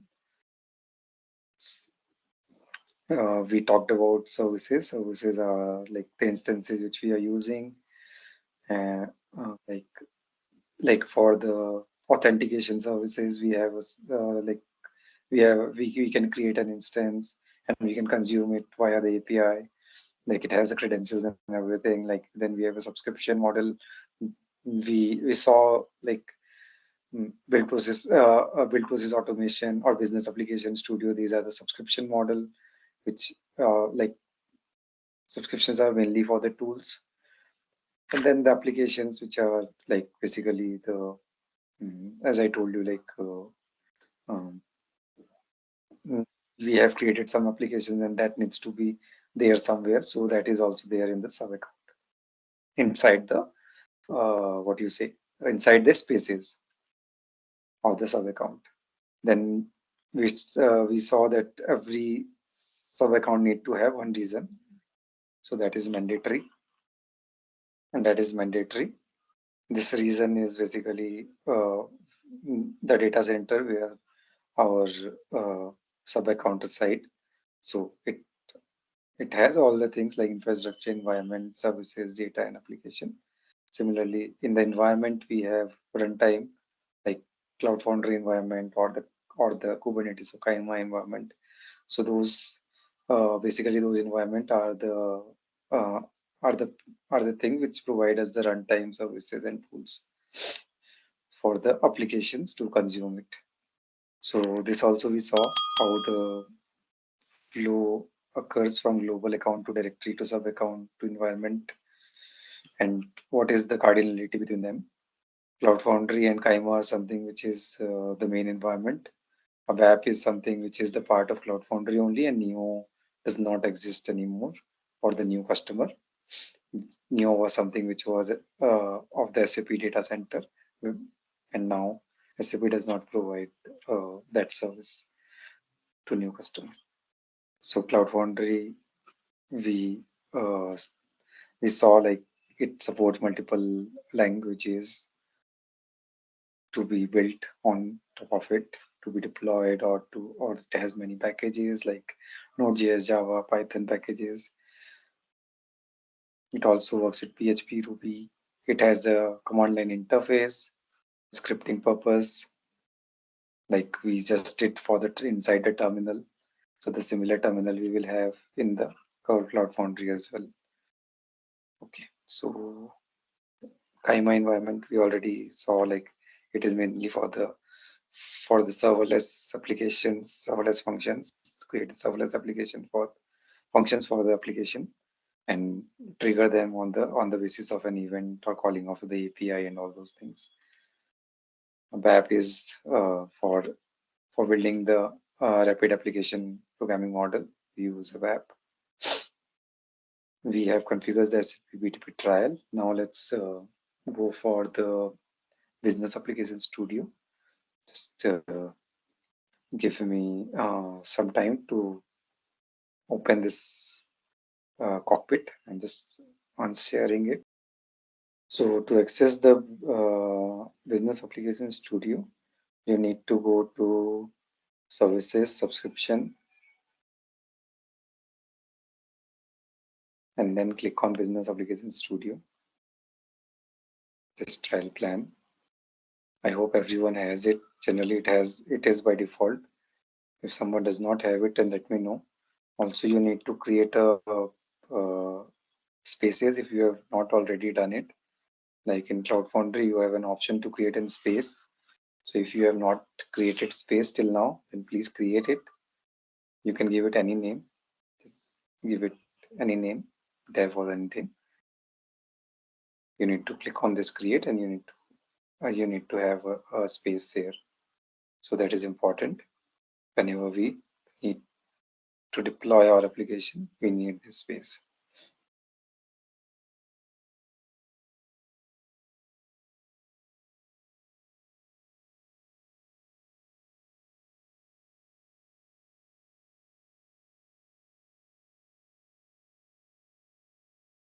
On the next time, you can directly use this URL for Business Application Studio. You do not need to every time go to cockpit and you need to come to this application studio. You can directly go to it with this URL. You can just bookmark this and it's done. Okay, so what you need to do is you need to click on create dev space. I already have one. Means 2. Means maximum 2 is allowed in the trial version. So what you need to do is you need to click on create dev space. Then you need to select full stack application. Full stack application, there are 2 options.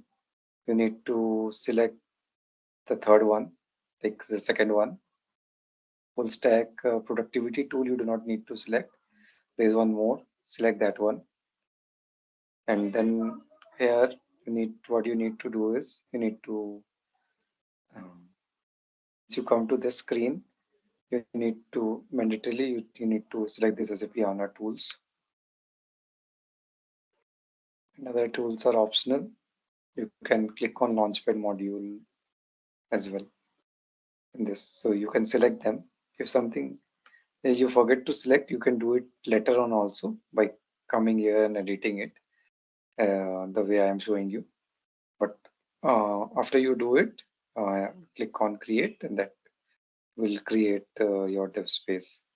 So start doing it and let me know once you see it running.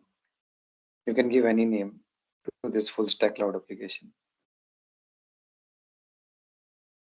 For me, I have given it as dev full.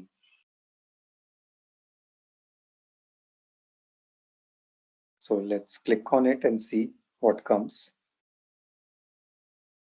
So for each instance, whatever you have created, you will have something like has this added to it. So for this workspace, you have this. So suppose you want to come out of workspace and you want to create another instance because two are allowed. So you can just remove this and click on enter and you will go to that particular page where you can see that running and all those things. So there you can edit also, or you can create a new one also. So get started. Okay. So what I will do,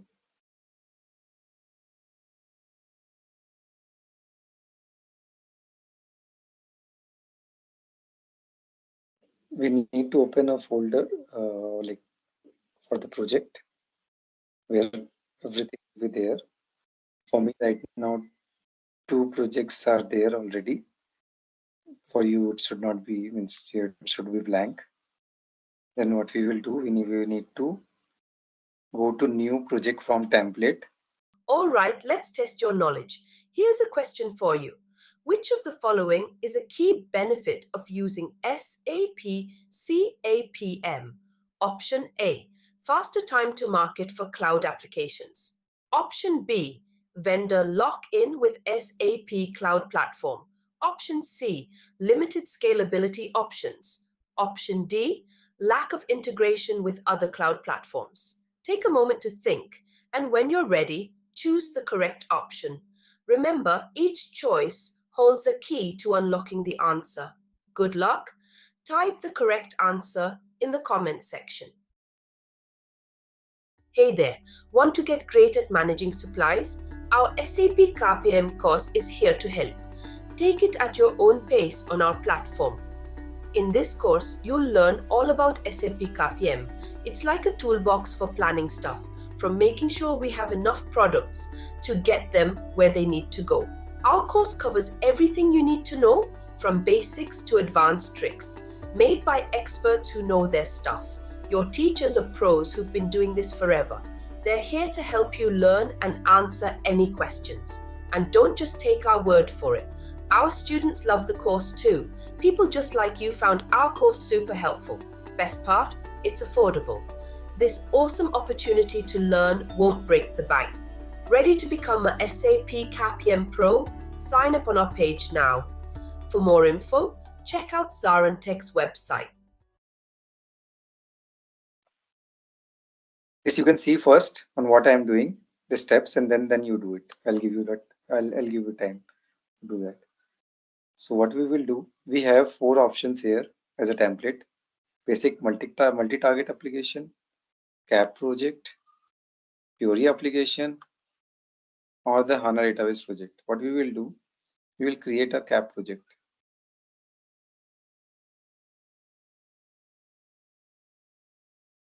Give a name to it. So I'll just give a name to it, like CAPM class.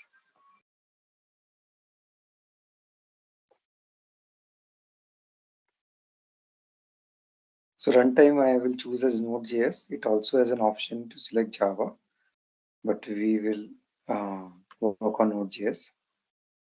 Now I'm not choosing anything here. I'll just choose application router. That is what something is important. That's it for now. I'm not choosing anything else. Let's finish.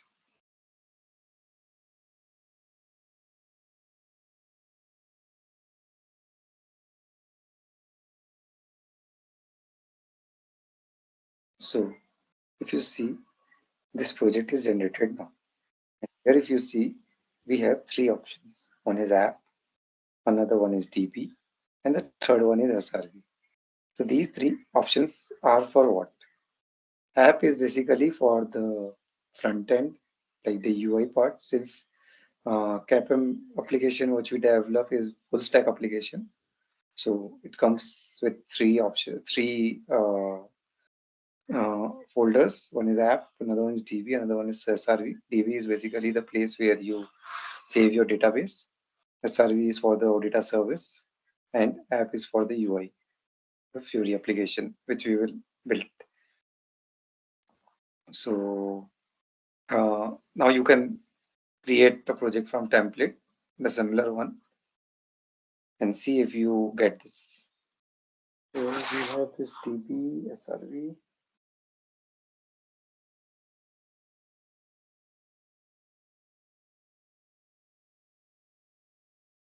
So nothing is there inside them. So what I will do, I'll create a new file, schema.cds.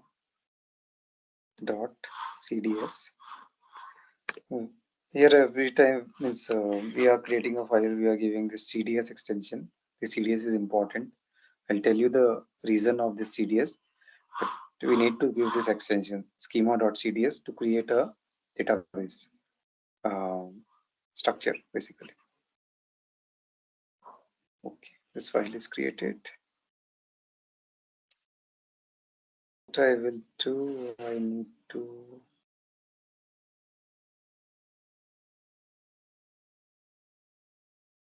see if I can use an entity which is already there in my test environment, or what I can do is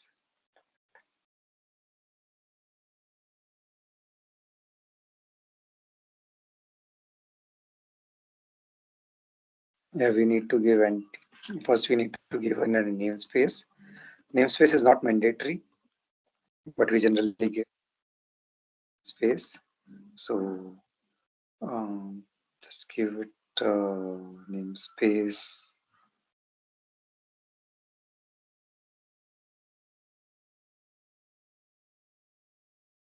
An entity I'll give as department.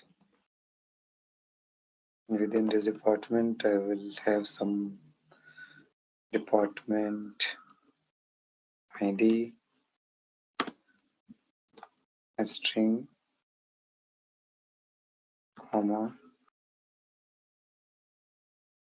department name, string.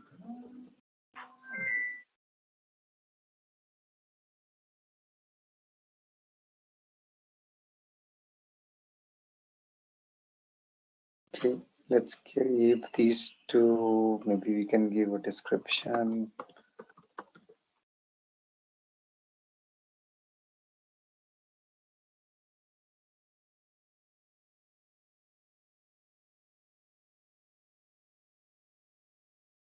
So this is a schema which I have created. So let's go to survey. We need to create an OData service. So I'll create a new file. I'll give a name to it. Let's give it a name, service.cds, whatever.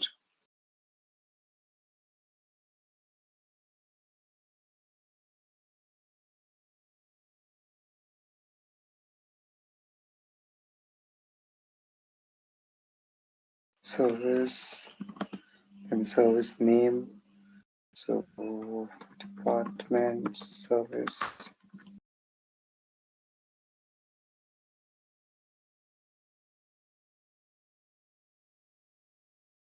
As department service, I'll give. Then I have an entity name. I'll give the same name, which is department, as projection on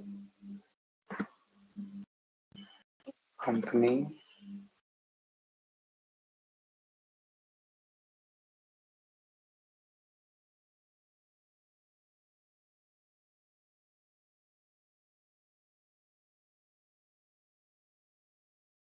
using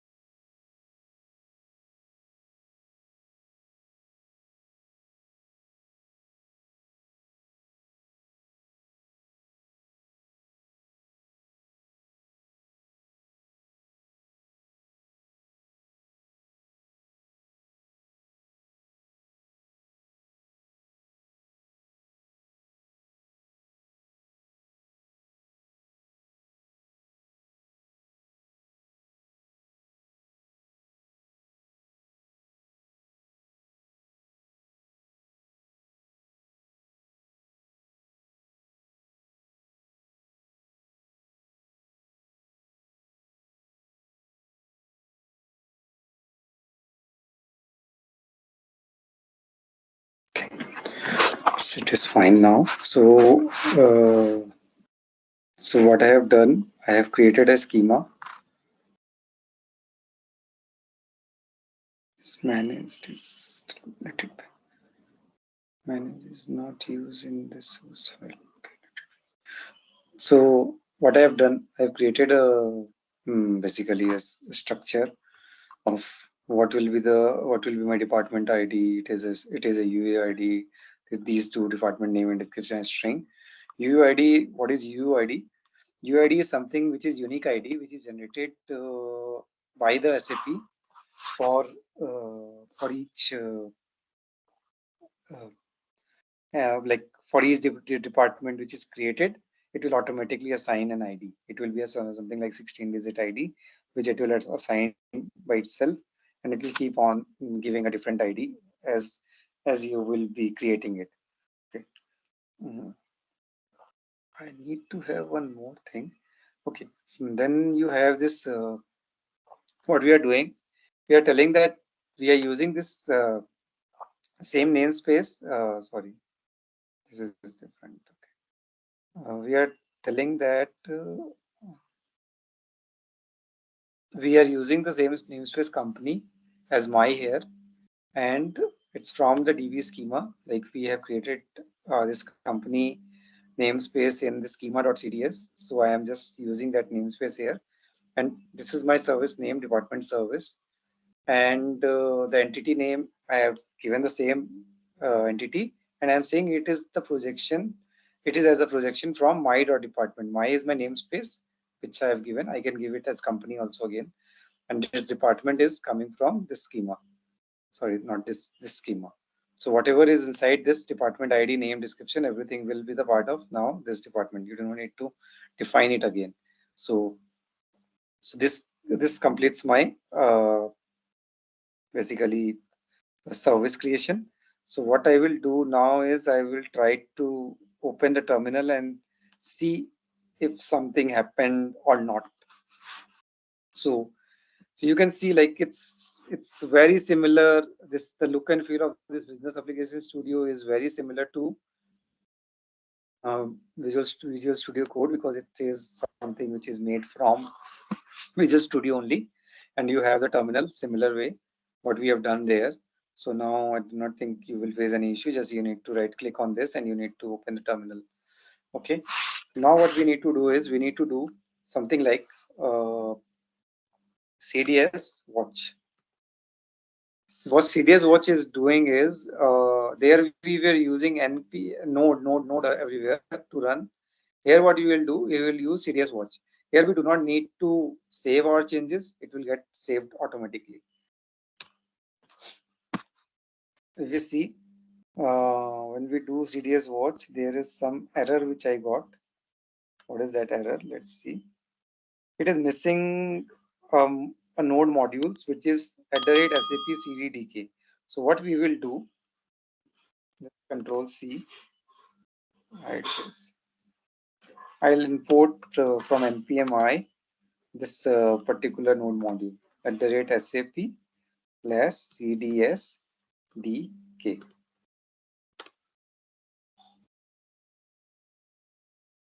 Because that is missing and it will not work without that module, because we are using CDS command and that command needs this particular library to work. So here we will use, we will not use node command, we will use CDS command. So let's do CDS watch again and see what happens. Okay, authentication kind access you are configured, but no access to instance found. Okay, so what I will do, I'll just remove that authentication kind for the time being, just to make it simpler. I have a package JSON. Let's change it to dummy for the time being. Okay, let's see if it works now. Yeah, it is working now. So you can see server is listening on this host and this port. So we were also doing something similar to this when we were doing Express or the HTTP. So here also it's listening on this local host, and this is the port 4004, and this is the path which it has created, odata/v4/department for our OData service. So what we will do, we'll just follow the link and see what happens, what it has done. We have not done much of the thing. We have just created a DB structure, and we have just done what we have just created a service. So let's see what it has done. All right. So since I have not created any web application, nothing is there. But in service, I have a service name, OData v4 department. It has a metadata. See, it has created everything for the department. So what it has done, it has department ID, which I have given name. It has department name. It is string. Department name is string. Description is my string. Department ID is GUID because I gave it as UUID. So that is edm.GUID in SAP terms here. And what else? Like it has given 4 more properties which we have not defined. Why is that the case?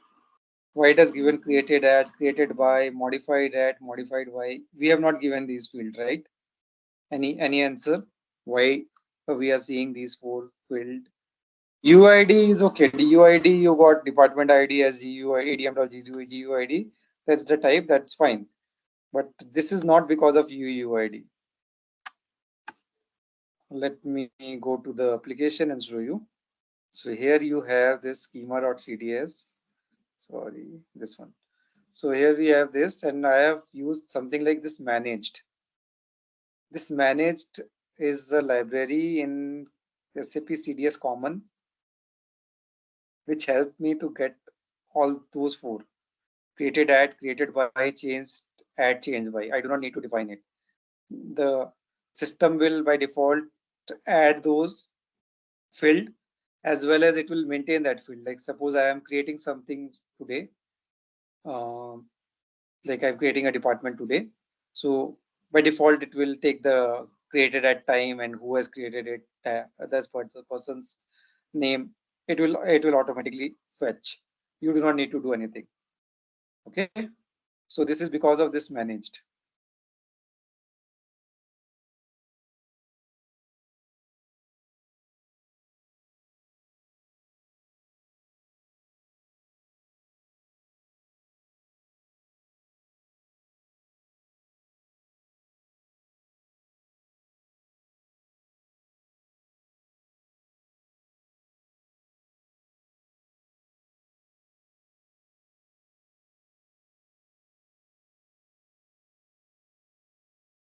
I will do, I'll just add this also.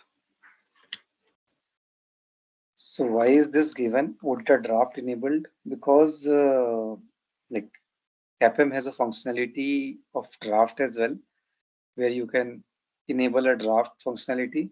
So why is that needed? Why we need a draft functionality? Because suppose we are doing a changes, we are creating a form, and at that time network goes away. So what we need to do, we need to recreate the same form. So whatever we have filled will be lost. So to save that form by default without even clicking on save button, we have the concept of draft. So let me see if I have got something.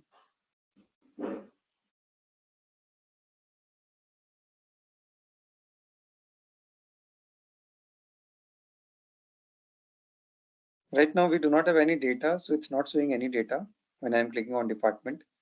So I will tell you how to add the data that we will do. Today it was just to show like how it's working. Like I can see the Fiori preview also, like how it will look and feel in the UI.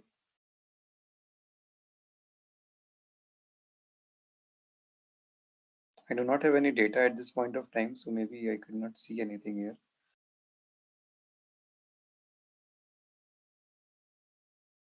But you can see since I have done a very small thing, and I can see a preview of the list report which will be populated and all those things like the service is there, database is there, So many things I can see here. What else I was telling? I cannot see draft here. I think I have done some mistake. It's giving me the error also.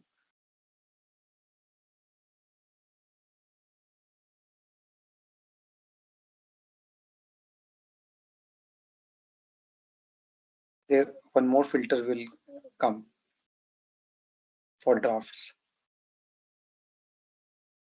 What happened? Okay. You can see one more status has come for the draft. Your own draft, all this. This is something which came because of that option which you have given. OData draft enable. So yes, now what you do, you try to do the same thing which I have done. I'm just using these things. Okay. Create a schema.cds in DB and create a service.cds here and try to do CDS watch and see if it's working. Hello everyone, thank you for joining.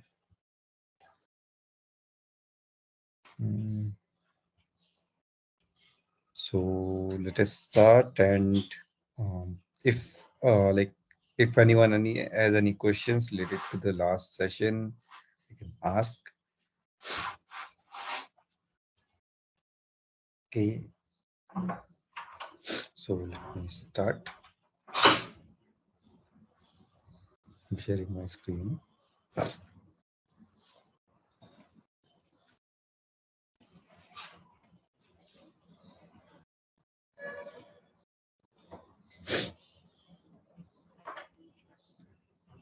Everyone can see my screen, right? Yes. Okay. So last day, basically we learned about Node.js. What is Node.js? How it works? Why it is called an asynchronous non-blocking, and how it runs on the V8 engine and C++ and all those things we already done. What are the applications of Node.js that we did? Then how to install Node.js. Then basics of Node.js we have done, like how to import OS module or console or file system or path. Then what is synchronous function? What is asynchronous function? We did. Like for synchronous, it will work one after another. Like once a request is completed, and only it will go forward to the next request. But in case of asynchronous request, that is not the case. It is like simultaneously multiple requests can be achieved. Like if something is already in process, then it goes to the next request until this process finished. And once this process finished, if you want something, then you need to have a callback. Like if you want to execute something, so that is a callback function. Modules and requires, we did how to send one file from one place to another. What is NPM? NPM is Node Package Manager, which has a lot of other modules, and it has a different library. Also, NodeMon is something which is helps in like saving your Node.js code. You do not need to press on Control S every time. If you install Node.js, then you do not need if you install NodeMon, then you do not need to do it. Then we studied how Express helps us in creating a web page. Okay, so this is already done. These are all things, so I'm not going into it. This is the first session. And then what we did is we studied about Business Application Studio, how to install it, and all those stuff. Like how to subscribe to Business Application Studio and how to have a space, then how to have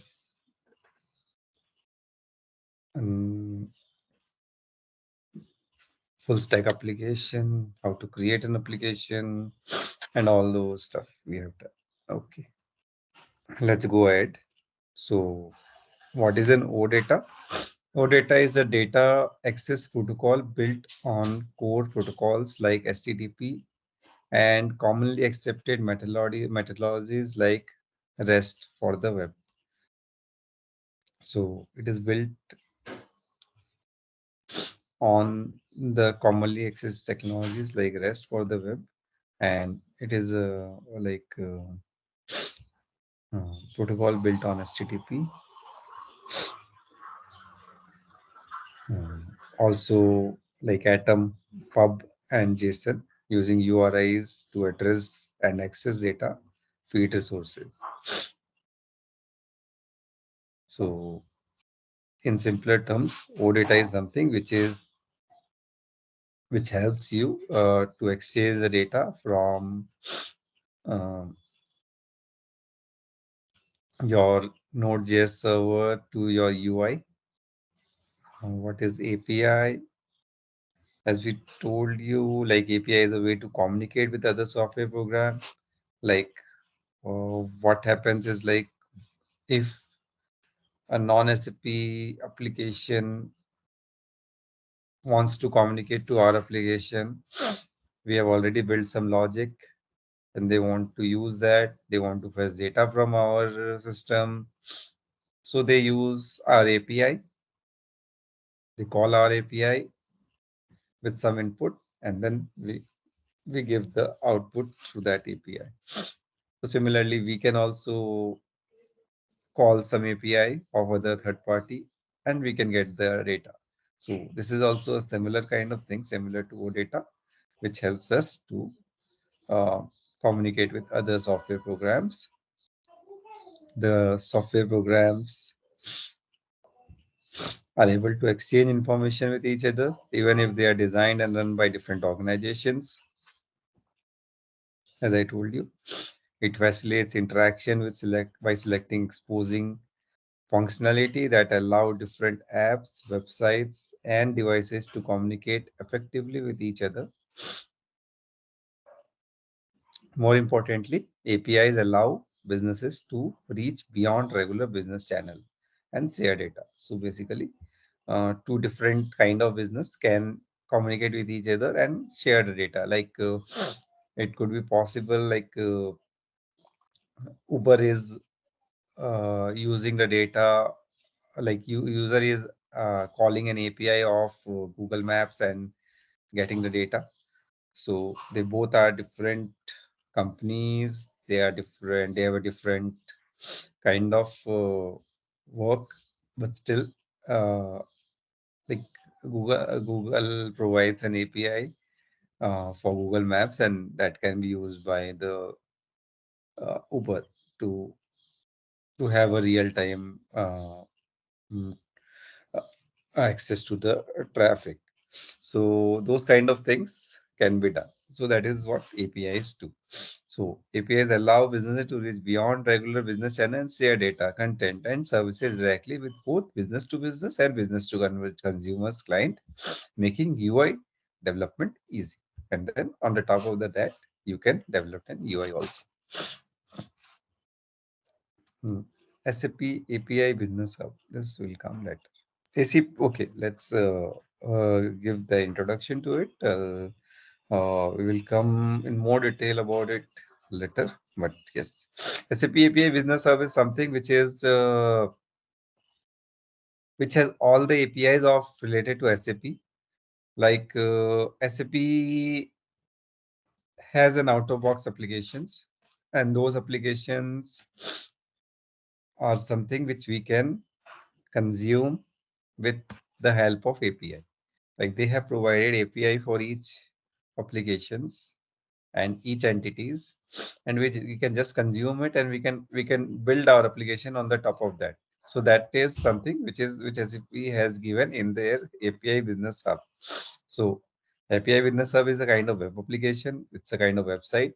You need to go there and you need to discover, explore, and test. Basically, you can discover what are the API which they have given and what are the things we can do with the API, and we can test also in the same environment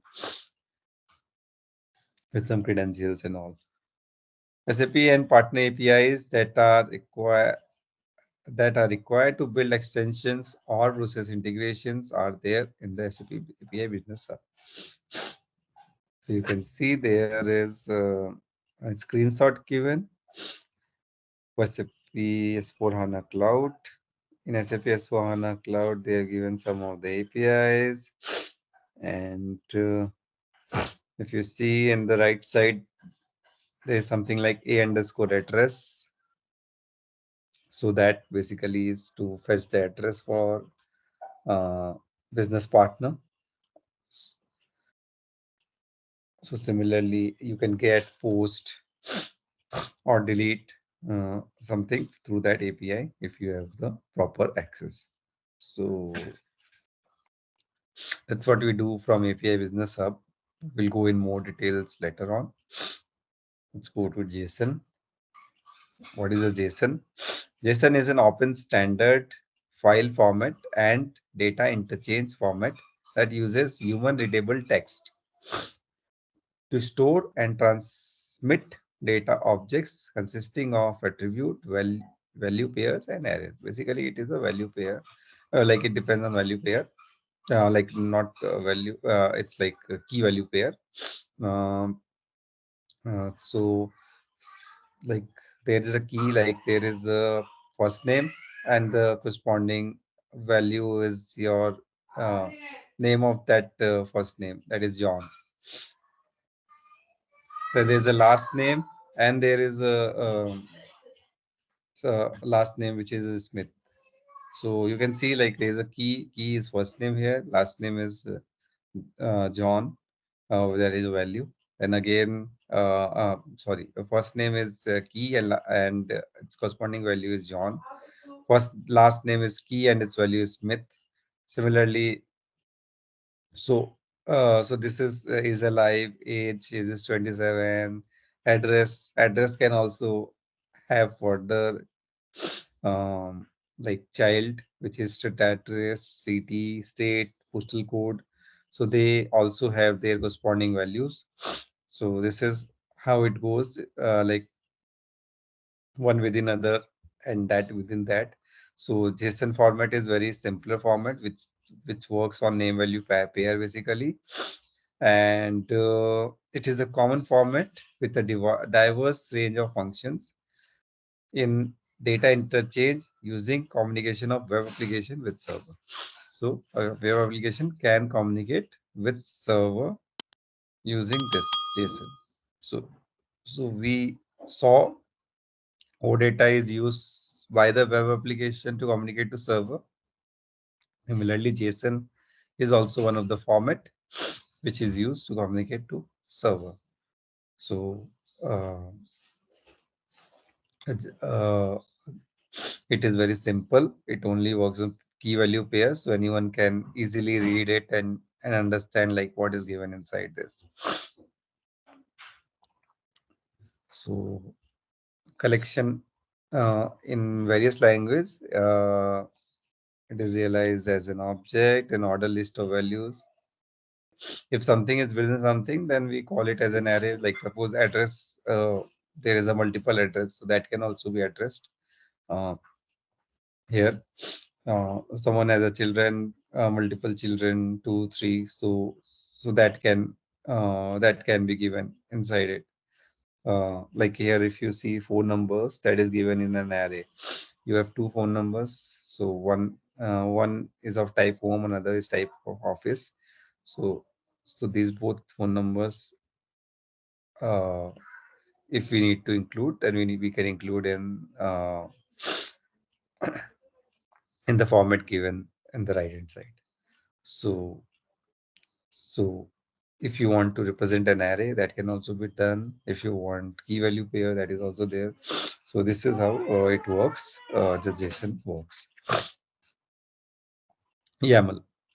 YAML is something which is human friendly cross language Unicode based data serialization language designed around the common native data types of agile programming languages. So for agile programming languages, we generally use YAML. YAML is a human-friendly language, and based on data serialization, it is broadly useful for programming needs, ranging from it it has a multiple use. It helps in configuration of files. To it helps in internet messaging, to object persistence, to data auditing. So if you see how YAML is written, so you can see here as an example, the Smiths, the three dots are basically representing three dot and has that this is commented code. And after that, you can see like there is a dot, not dot, dash. So that dash is basically telling that there is a name and value pair, like name is John Smith, age is 33. Then again, there is a name, Mary Smith, the age is 27. Previously, what was done is like it was given in the curly braces. In the second line, if you see like a name is in one line, age is in another line. In the third, if you see like name and age are given together, and then Ray Smith and 4 is given together. So these are different ways to represent a YAML. So you can have a different YAML representation for different use case, but YAMLs are represented in these ways. Like, see, men can like if you want to name all the men together, then men then inside the braces you have this John Smith and Bill Jones, and you can give multiple names. Similarly for women, they have given. So if you want to give not give all the women name in the same line, then you can have it like hyphen Mary Smith. Then next line at the same place it should be Susan Williams. So this is how the YAML works. So YAML is basically the, you can say, parent of JSON. So JSON is a kind of child of YAML. Like, yeah, what to say? JSON is one of the format which YAML support, you can say. Okay. So, so that's JSON and YAML, which we studied just now. So let's see what is given here.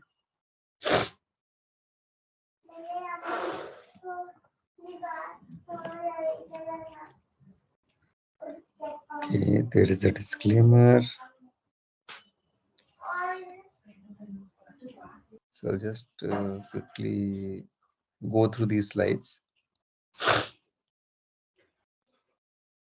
So we have initialized CAP project using VS Code, or we can use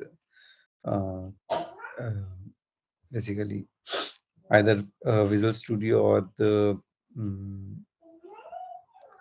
Business Application Studio. Anything can be used for that. And we need to use CAP commands to initialize the projects. Like we have used one of the CAP command, which is CDS build. No, not CDS build. CDS build we have not used. We have used only the CDS watch. CDS build we will use later on. Then we have provide okay, metadata. We have created a metadata. Multi-target application was also created, but I have not explained to what was that. So we'll see to that. Then the connectivity which we have done in our this demo project was an SQLite, HDI part we will do later on. So generally in CAPM project, for any database, like for doing testing on your what do you say, test environment, we generally use SQLite. For deploying to server, we generally use HANA DB. So what we have done on Friday was with SQLite. I'll show you that as well. Where is it? How we know like our database is SQLite.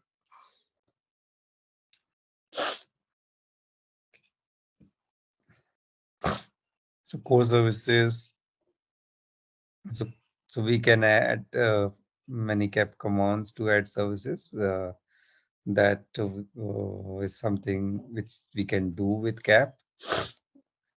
We can use connectivity service to connect with different other APIs. We can connect to workflow to send our work item to another, what you say, to someone's inbox or something. So that is also, it can also be done. Authorizations we already discussed. We can authorize someone so that only that person can access that application, or even if that person is accessing the application, it's not necessary that they need to have all the access for that application. Some users will be given the access only to read, and some users may be given the access to create also, or to delete also. So it depends on different users. We give the different authorizations to them. Then it helps in the analytics also.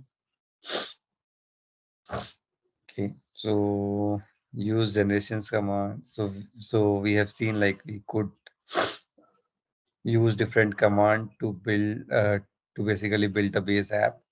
We have not used the command to build our like this full stack application. What we did is we use the template, but there are commands also to do the same thing, and which will give you a base app. Base app means like you have all the three folders like SRV, app, and DB folder. So that base app will be generated with the help of this generation commands. And cross-cutting aspects like logging and UA security, that can also be added on the top of that.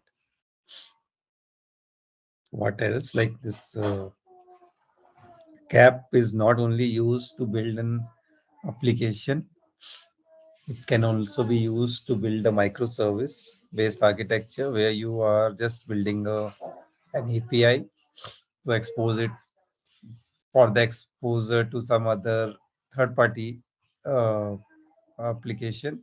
Like they can use your API and do their work. So that is also possible. It's not necessary that you need to have a database, you need to have a UI. You can just have a Node.js. You can have a like Node.js application to create a logic and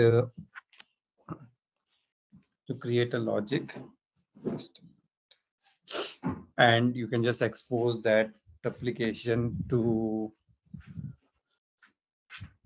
basically you can expose that Node.js application to your it's like any third-party application who can use it. So you don't need to have a UI or database for it. It has some setups which helps in deployment. Okay, so these things also we already know, like we can extend a Node data API services and UI as needed. And we can customize the app as per our need. Okay.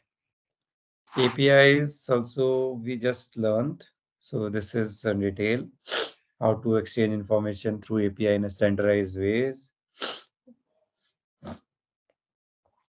So it enables seamless integration between applications.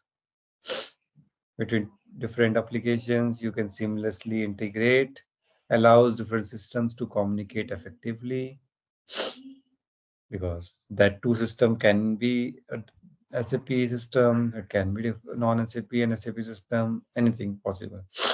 So those two systems can communicate effectively through the API, center data format and protocols. So it needs to have a standard format. That standard format can be anything. It can be OData, it could be JSON, anything. So that is why it's saying that it has to have some standard format. It's not necessary that it has to be this. Sometimes they use SOAP also. So that is also one of the prescribed format. So it depends on different application, on like which protocols they are built. It promotes interoperability between platforms, like different platforms are built with different database, with different what do you say, uh, programming language. It could be possible that the other application which wants to consume my service or API, like my API is built on Node.js, but the other application may be in Java, or it could be in some other language, and they want to consume it. So they can consume it. So it promotes interoperability between different platforms, between different languages. So everything is possible. It is also possible, like I have exposed something in basically what you say in OData, and the um, other third-party application may want to consume it or may want to show it in SOAP or JSON, so that those things are also possible. It simplifies the data sharing across organization. So data sharing is simplified through the API. It facilitates the real-time information exchange. Real-time you can exchange the informations, definitely. It powers automation through easy system connectivity. Like there are many APIs which helps us to automate our task. So we can just use those APIs and automate few tasks. So that is also easier. Apart from this, it abstracts complex system logic and interfaces.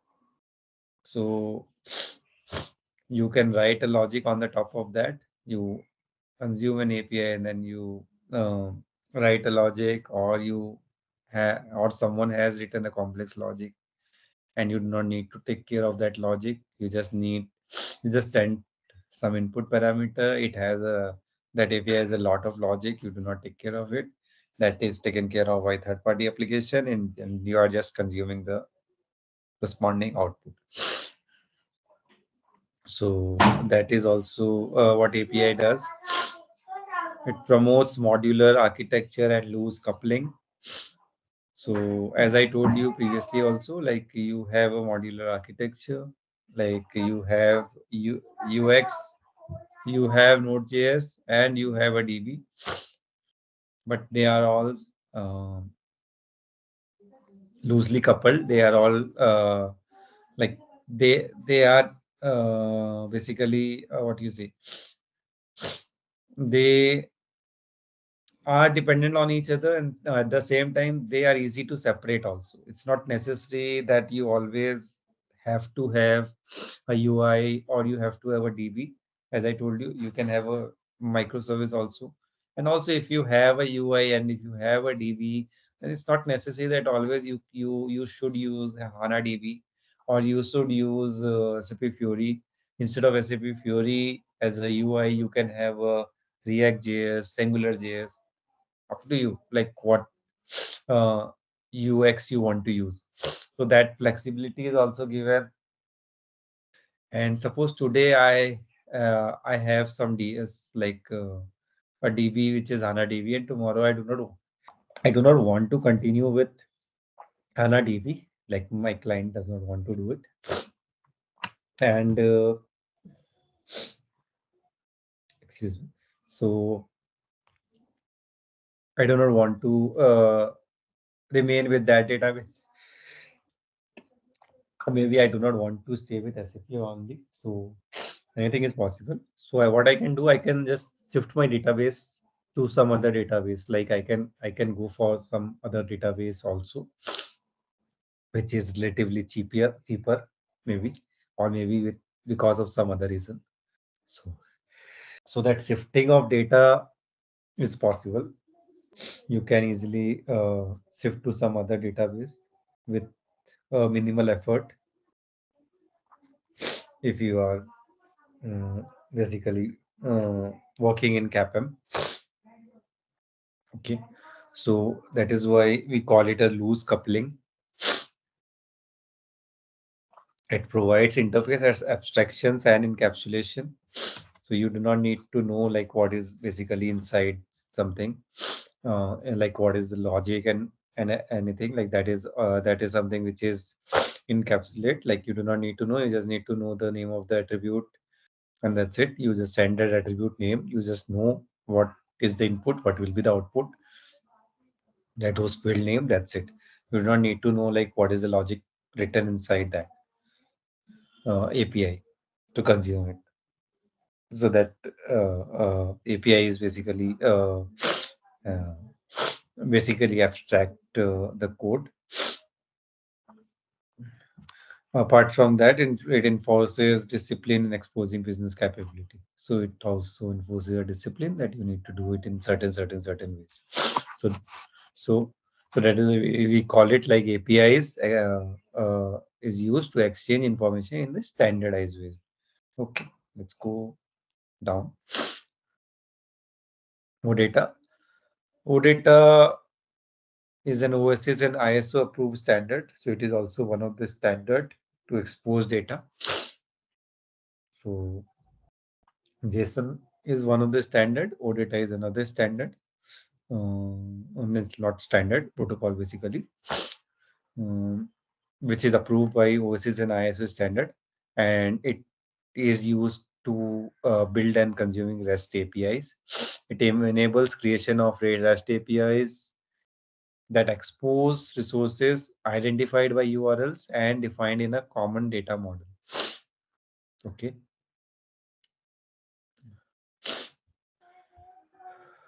So that is what it do. So there is a URL. That URL is given, and you just need to consume that URL with some input parameter. That's it. Clients can interact with exposed resources using simple HTTP request. So they can expose their resources using this HTTP request. They don't need to do much. Then like provides guidance for aspects like HTTP headers, status codes, methods, URL formats, media types, payload encoding, query option. Like status code is something like we already know, like there's something like 200. We saw it in when we were building web application.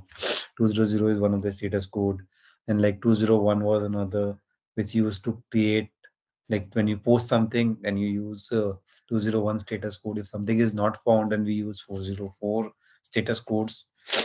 So there is some guidance on like which status code is for what. So you know, like whenever if some data is not coming, you are getting 404 not found. Like this is not there. Then method means like get, post, or update. So these are the methods which have like get helps to get the data, and post basically help to create a data in an entity. Like you want to add a row in a table, so you need to use this post. Update, if you want to edit a row in a table, you use update. If you want to delete a row, then you basically use delete command. So these are the methods which generally are used. We do not directly go and use a select query and do that. We do not hit the database directly. We hit through some API or OData service. Then you have URL formats, media types, like what are types. If you are sending some media, like some document, or you are sending some JPG file, so it has some types and all those things that you need to take care of. Then you have to have a payload. If you want to post something, so you need to have a payload. That payload needs to say like what are the things you need to post. So it has some format. So yeah, so these all are the things which are the part of OData service. It standardizes how to track changes, define usable functions, actions, send batch request. So how you can track your changes, or how you can send multiple requests at the same time. When you send multiple requests at the same time, then it is generally called a batch request. And actions and functions are also defined in OData. So there's something like actions and function. Like on the click of this button, this should happen. Something like that can also be done through OData. OData allows apps to focus on business logic without worrying about the API creation details. So you just write a logic and an OData service will be created without doing much. So it helps you to do that. It facilitates creation of, like yesterday also, on Friday also, what we did is we created an OData service without doing much. We just did we just in SRV folder we just created a service, and we extend that service like from the database model. And what we did CDS watch and it works. So that is what it is a simpler way. You do not need to take care of much to have like do not need to take care of much to create a OData service. It's just a simpler way. You just need to concentrate on the logic, how it is written. Okay. What else? It facilitates creation of queryable, interoperable, reusable REST APIs over the web. Okay. So queryable means something like you want some data, but based on certain conditions. Like you want to get a data from a particular table, depending on a query. Like you need to give a select query, that is one of the query, but select query is basically can bring everything from that table. So you can have something like filter to filter that query. So whatever you want specific, you can just give that. So those kind of thing is facilitated from OData service. It is interoperable, as I told you. Like it can be used not just by Node.js or something. It can be used across multiple technologies. So it's a reusable REST API over the web. So that you can see. Next. Principles of OData improve semantic interoperability within the systems. So that we know that it helps in interoperability, like between two systems, we can communicate through OData. It follow REST principles. It keep it simple, address the common cases, and provide extensibility where necessary. So you can. All right, let's test your knowledge. Here's a question for you. What is the primary runtime environment for SAP CAPM applications? Option A, Cloud Foundry. Option B, Kubernetes. Option C, Docker Swarm. Option D, OpenStack. Take a moment to think, and when you're ready, choose the correct option. Remember, each choice holds a key to unlocking the answer. Good luck! Type the correct answer in the comment sections. consume an OData service, and then on the top of that you can add more things. Like it could be possible like you have only 3 fields in one of the entity, and you consume that 3 field from another entity, and then you on the top of that you can have you can add 3-4 field more. So that is possible. So that is why saying extensibility, provide extensibility where necessary. You can extend that particular OData service in your application, possible. Then build incrementally. A very basic compliance service should be easy to build. It is easy to build with additional work necessary only to support additional capability. If you are implementing some additional capability, then only you need to do additional work. Otherwise, it's easy to build. Extensibility, as I told you, it is important. Services should be able to support extended functionality without breaking clients unaware of those extensions. So it does not, even if you are extending something, it's not breaking anything. So it's on the top of what is already there. So something which is already there and someone is using it, they can use it. And on the top of that, you can extend that functionality. So basically, it's not breaking anything. Like you do not need to tell the client who do not need that extended service that we have done these changes. They can just use whatever they were using previously, and it will not impact their work. It prefers mechanism that work on variety of data sources. So there could be a variety of data sources. It's not necessary it has to be a HANA database or something like that. It's not necessary. In particular, do not assume a relational data model. Okay. So so this is something how data communicate between server and client. So this is just a diagram. JSON and YAML we just learn.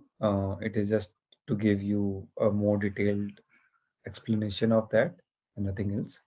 So JSON stands for JavaScript Object Notation. It derives from JavaScript data formats. So it's not a JavaScript, it's a JavaScript object notation. Object notation means it helps to store data. So it's not a JavaScript, but it is JavaScript object notation. Like whenever JavaScript was created, they needed something to store the data. So it's a kind of context of the JavaScript, but it is not really only used for JavaScript. It is used across multiple technologies.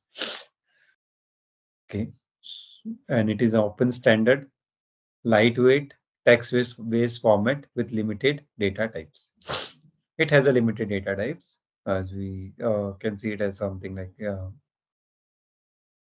it supports array, it has string, but there could be many data types. Like everything is not supported. Boolean is supported, integer is supported, but there could be more data types which everything is not supported here. But yeah, it supports limited data types. The main data types you can say. Then JSON has a simple syntax and structure that makes it easy to read and use. So it is very easy to read and use. Anybody can see and say like what is what, because like it's basically following the name value. So you know like which value is for which name and all those things. It's not complicated at all. It is used to send data back and forth between client and server, like an envelope enclosing the data. So you can send data, you can receive a data in JSON format, possible. Programmers use it in mobile apps, database, user interaction. So it is more friendly than XML. The simplicity, speed of processing, and high compatibility of JSON across system make it popular. So it's simple and easy. Also, the speed of processing is high. So that is why it's used across the system. So apart from OData, we have JSON also. And YAML, as we already saw, like YAML has multiple use. Like it is used for communication between, like it can be used as an API, but it also used as a configurator file. So there are multiple use cases for YAML. So YAML is a digestible data serialization language often used to create configurational files with any programming language. So it helps in configurational file. Designed for human interaction, YAML is a superset of JSON. So it's a superset of JSON. Like JSON is a child of YAML. So JSON's like JSON structure is one of the structure which YAML supports. YAML also support many other structure which we saw it in the last slide. So for different purpose, it basically supports a different kind of structure.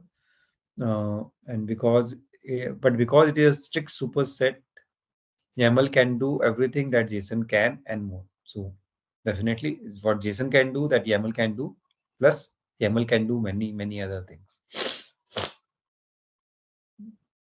So what is the difference between JSON and YAML? So JSON is a data serialization format to exchange structured data between software application service. So it is just, that is what it is used for, to exchange data between two different applications and all. So it prioritizes application use over human use.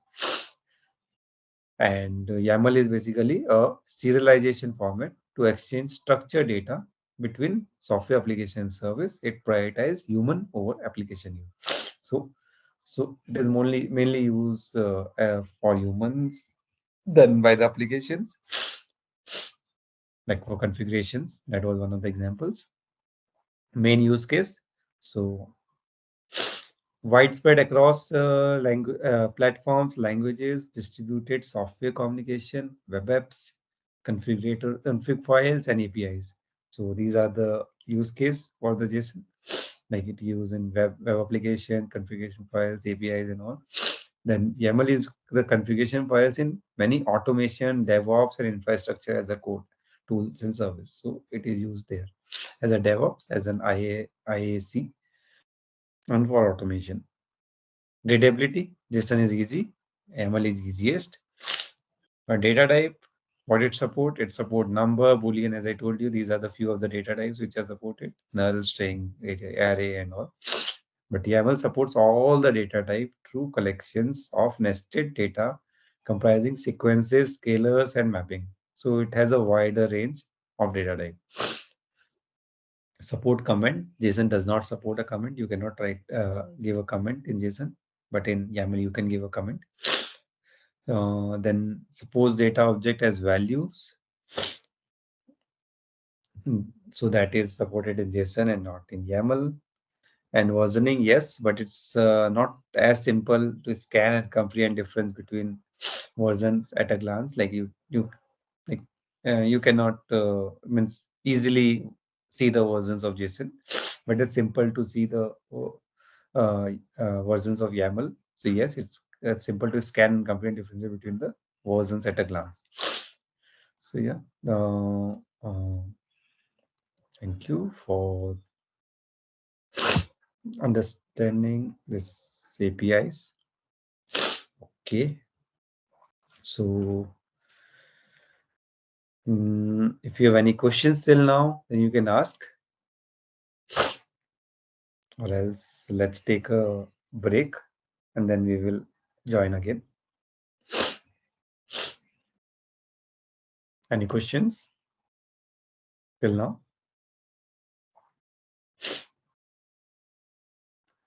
Okay, then let's take. Yes. Hello. No, I'm saying no questions from my side. Okay, no questions. Okay, then let's take a break and then we will connect again at 8:15.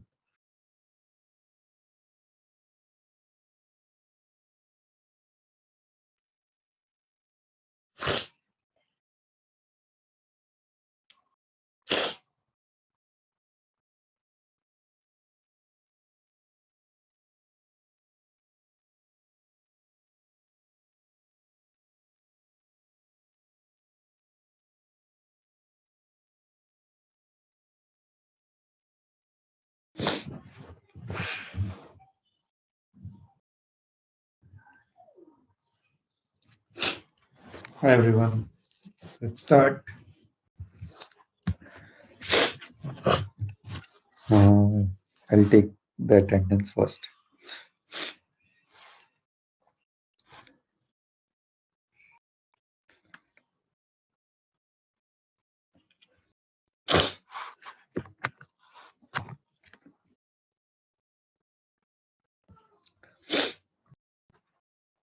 Ravi Shankar.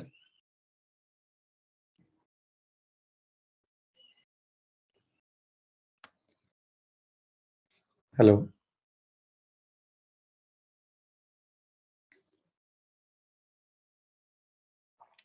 Devans. Yeah, present.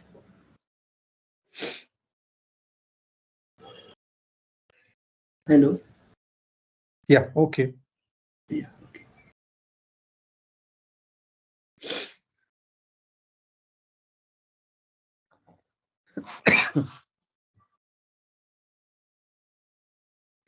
Dev Krishna.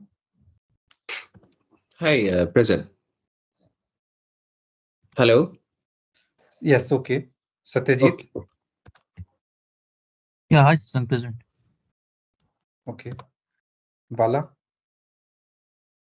Yes, present. Dudinaga. Yes, present. Abhishek. Adalvi. Yes, present. Okay. Kasturi. Yes, present. Chirag. Yes, I'm here. Okay. Panima. Yeah, I'm here. Mohammad Asghar. Hey, Shankar Ravi is also here. Santanu. Yeah, I'm present. And Pinak. Pinak, are you there? Hello. Hello. Is this Pinak? Okay. No, this is Present. Okay, Asghar is present, it's fine. I'm telling about Santanu is present, right? Yeah, I am present. And Pinak? Pinak is absent. No, it's Ravi Shankar. Today, Ravi Shankar is present, okay. So today, Pinak is absent. Only Pinak is absent. Else everyone is present. All right.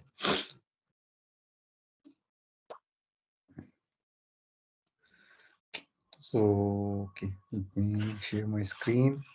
Today, now we will start with some hands-on. So, let me share my screen. If you have not yet started your Business Application Studio, please start. So everyone, just open the Business Application Studio. We'll start with another application today. Like you can, like I have used the same files, means I just changed some of the names. So you can also do that, or you can create a new one, up to you. So I have changed the schema file to show some cardinality and all. So let's start. Let me explain you everything, and then you can do it by yourself. So what I'll do, like schema, here I have taken risk management as a schema. Manage the same what we did on last day. Then we have an entity, two entity this time we have taken. One is a risk, another one is mitigations. Yeah, and what else? Like manage is fine. Manage is as we already know, like it is for the created by, changed by, and all those things. Apart from that, we have a key, which is a primary key. So for risk, we have ID as a key. Mitigation also we have an ID as a key. UUID, we also do class time also. UUID is something which is universal ID and it generates by itself. You do not need to define this ID. And whenever you create something, it automatically have one UUID by itself. And the advantage of having a UUID is like it helps in the concept of draft also. So suppose you are writing something, creating a form and you have not saved it, and somehow you had to refresh the browser or your network is lost or whatever is the reason, and you come back after an hour or something. Generally it happens is like whatever you have done is lost, but it will not get lost. It will saved as a draft. So that is why we use this UUID for the draft feature as well as to generate some unique ID. You do not need to take care of the IDs. It will automatically get generated. So that is UUID. Then here I have title, owner, priority, description, all are the string. If we just give string, then it will have some uh, 5,000 character or something. So that will be given by default. And if I give something inside this bracket, then this is the maximum length of that particular attribute. So here title will have maximum length of 100. Priority we will have a maximum length of 5. So that also we can give. Either if we do not know the length, we can give like a string. So it will be like it will have around 5,000 characters to store. So that is why I've given you string also, and here I've defined the number of characters also. Okay, then impact is integer, criticality is also integer. Apart from that, I have something like MITI that I will come back to this. Then I have mitigation as one of the entity. This is also managed, and managed means again created by, changed by. Everything will be managed by itself by this application only. You do not need to take care of that. It also has a UUID. Then string description, owner, timeline has string. Then we have risk. What is this risk? Okay. So risk and mitigation, these are two entity and they have some relationship between them. Okay. So they have a relationship of 1:many. Like one risk can have one mitigations can have many risk.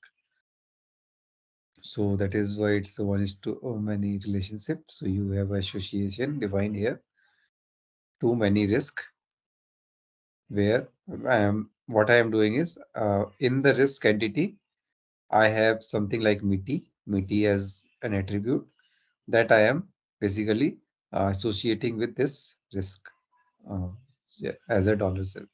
So this is the syntax which we use to basically establish the cardinality between two different entity, so that we can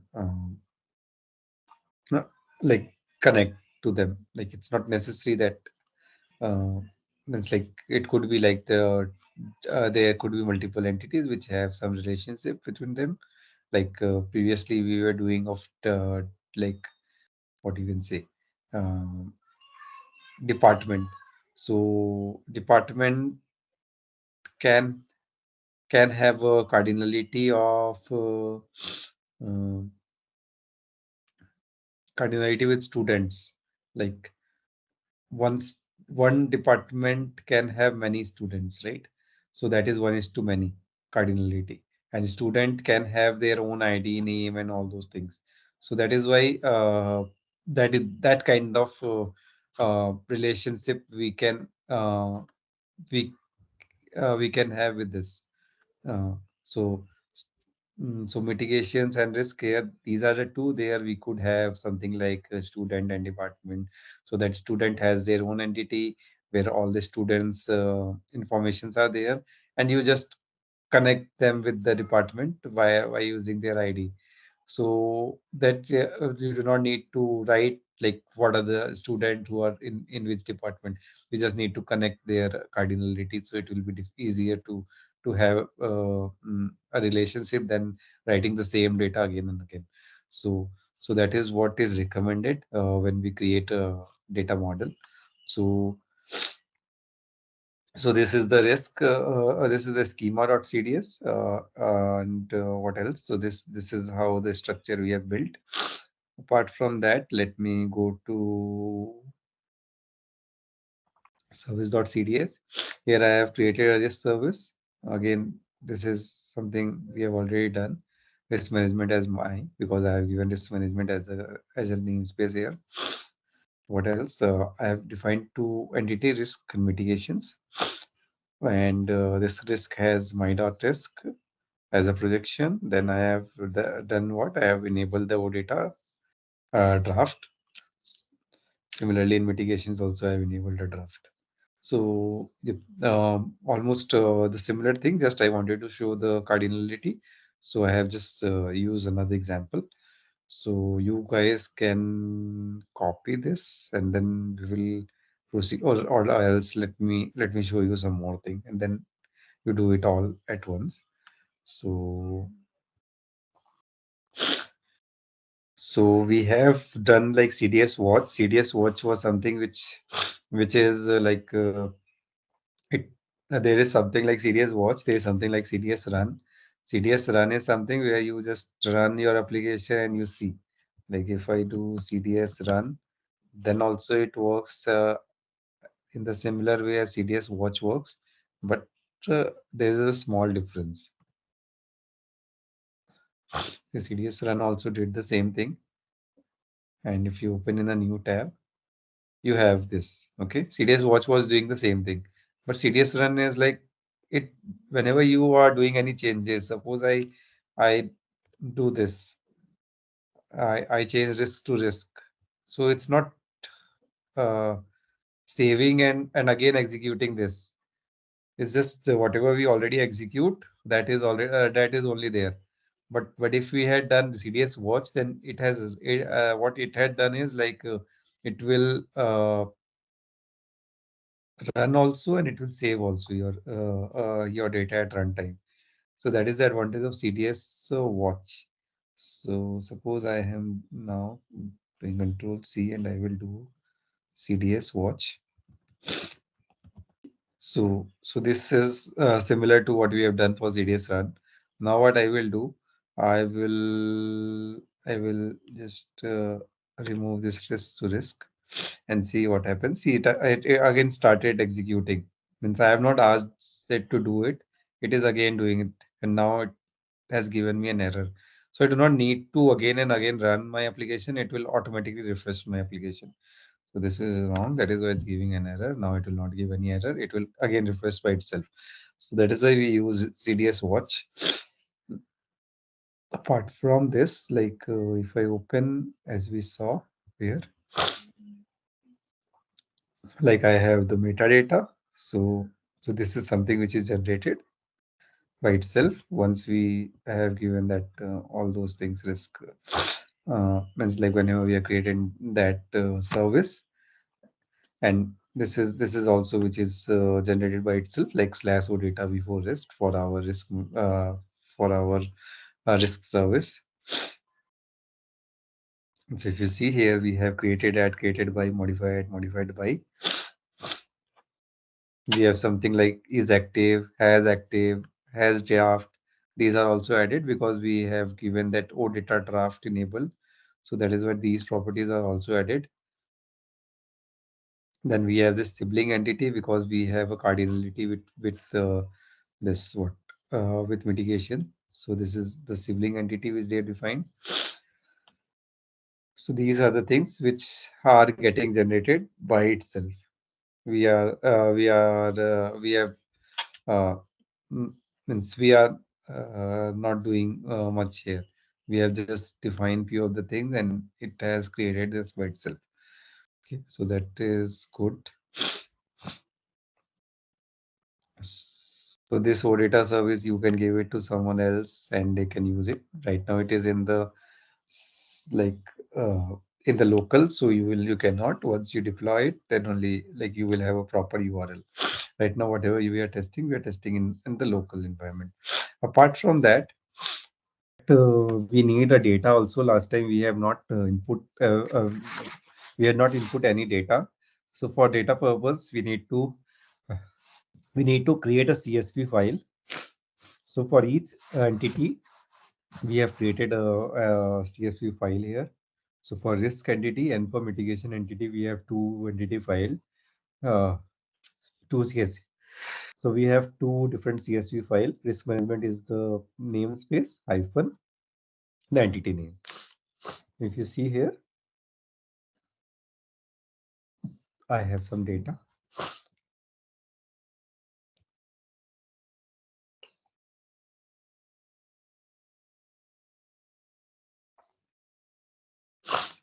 since this is not created by me at this moment, and it is something which we are just pre-populating it to see the data.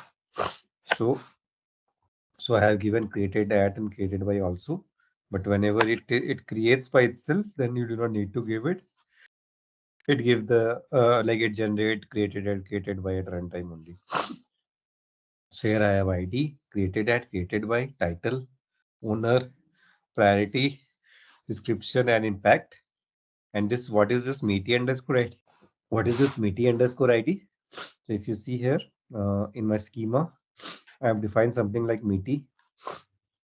This is the meaty, but from where this ID is coming, this ID is so this.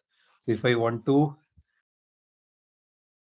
say like this is related to this, like suppose I have a department and students, so this department is for this student. So if I want to do something like that, so I need to give that relationship underscore that key name or that this name, so that generally key name only.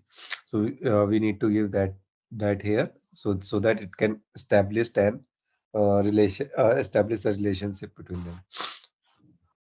So that is why meaty underscore ID, and in meaty underscore ID I have given this ID which will be there like this. You can see this is ending with P11. If I go to this mitigation, I should have some ID with B11. See here we have B1. Okay. So that is how we established a relationship. So if we go to this now, let's go back and see the data. So I'll just go to Fiori preview. Let's see if the data is coming or not. What I'll do, I'll just select few of the things. Okay, and also I'll select something.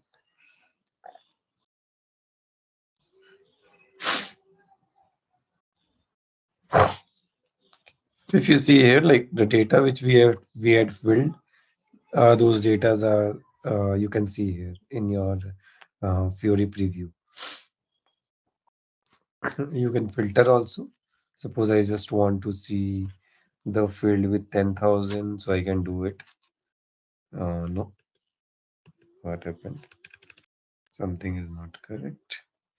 Let's try to search with recent. Okay, see it's coming. So we can have these kind of filters here. We will go in more details once we go to the Fiori application. Here it's just to show like the data is coming, whatever we have given in that CSV file.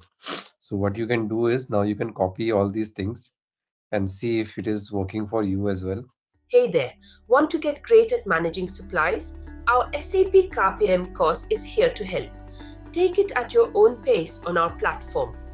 In this course, you'll learn all about SAP CAPM. It's like a toolbox for planning stuff, from making sure we have enough products to get them where they need to go. Our course covers everything you need to know, from basics to advanced tricks, made by experts who know their stuff. Your teachers are pros who've been doing this forever. They're here to help you learn and answer any questions. And don't just take our word for it. Our students love the course too. People just like you found our course super helpful. Best part, it's affordable. This awesome opportunity to learn won't break the bank. Ready to become a SAP CAPM Pro? Sign up on our page now. For more info, check out ZaranTech's website.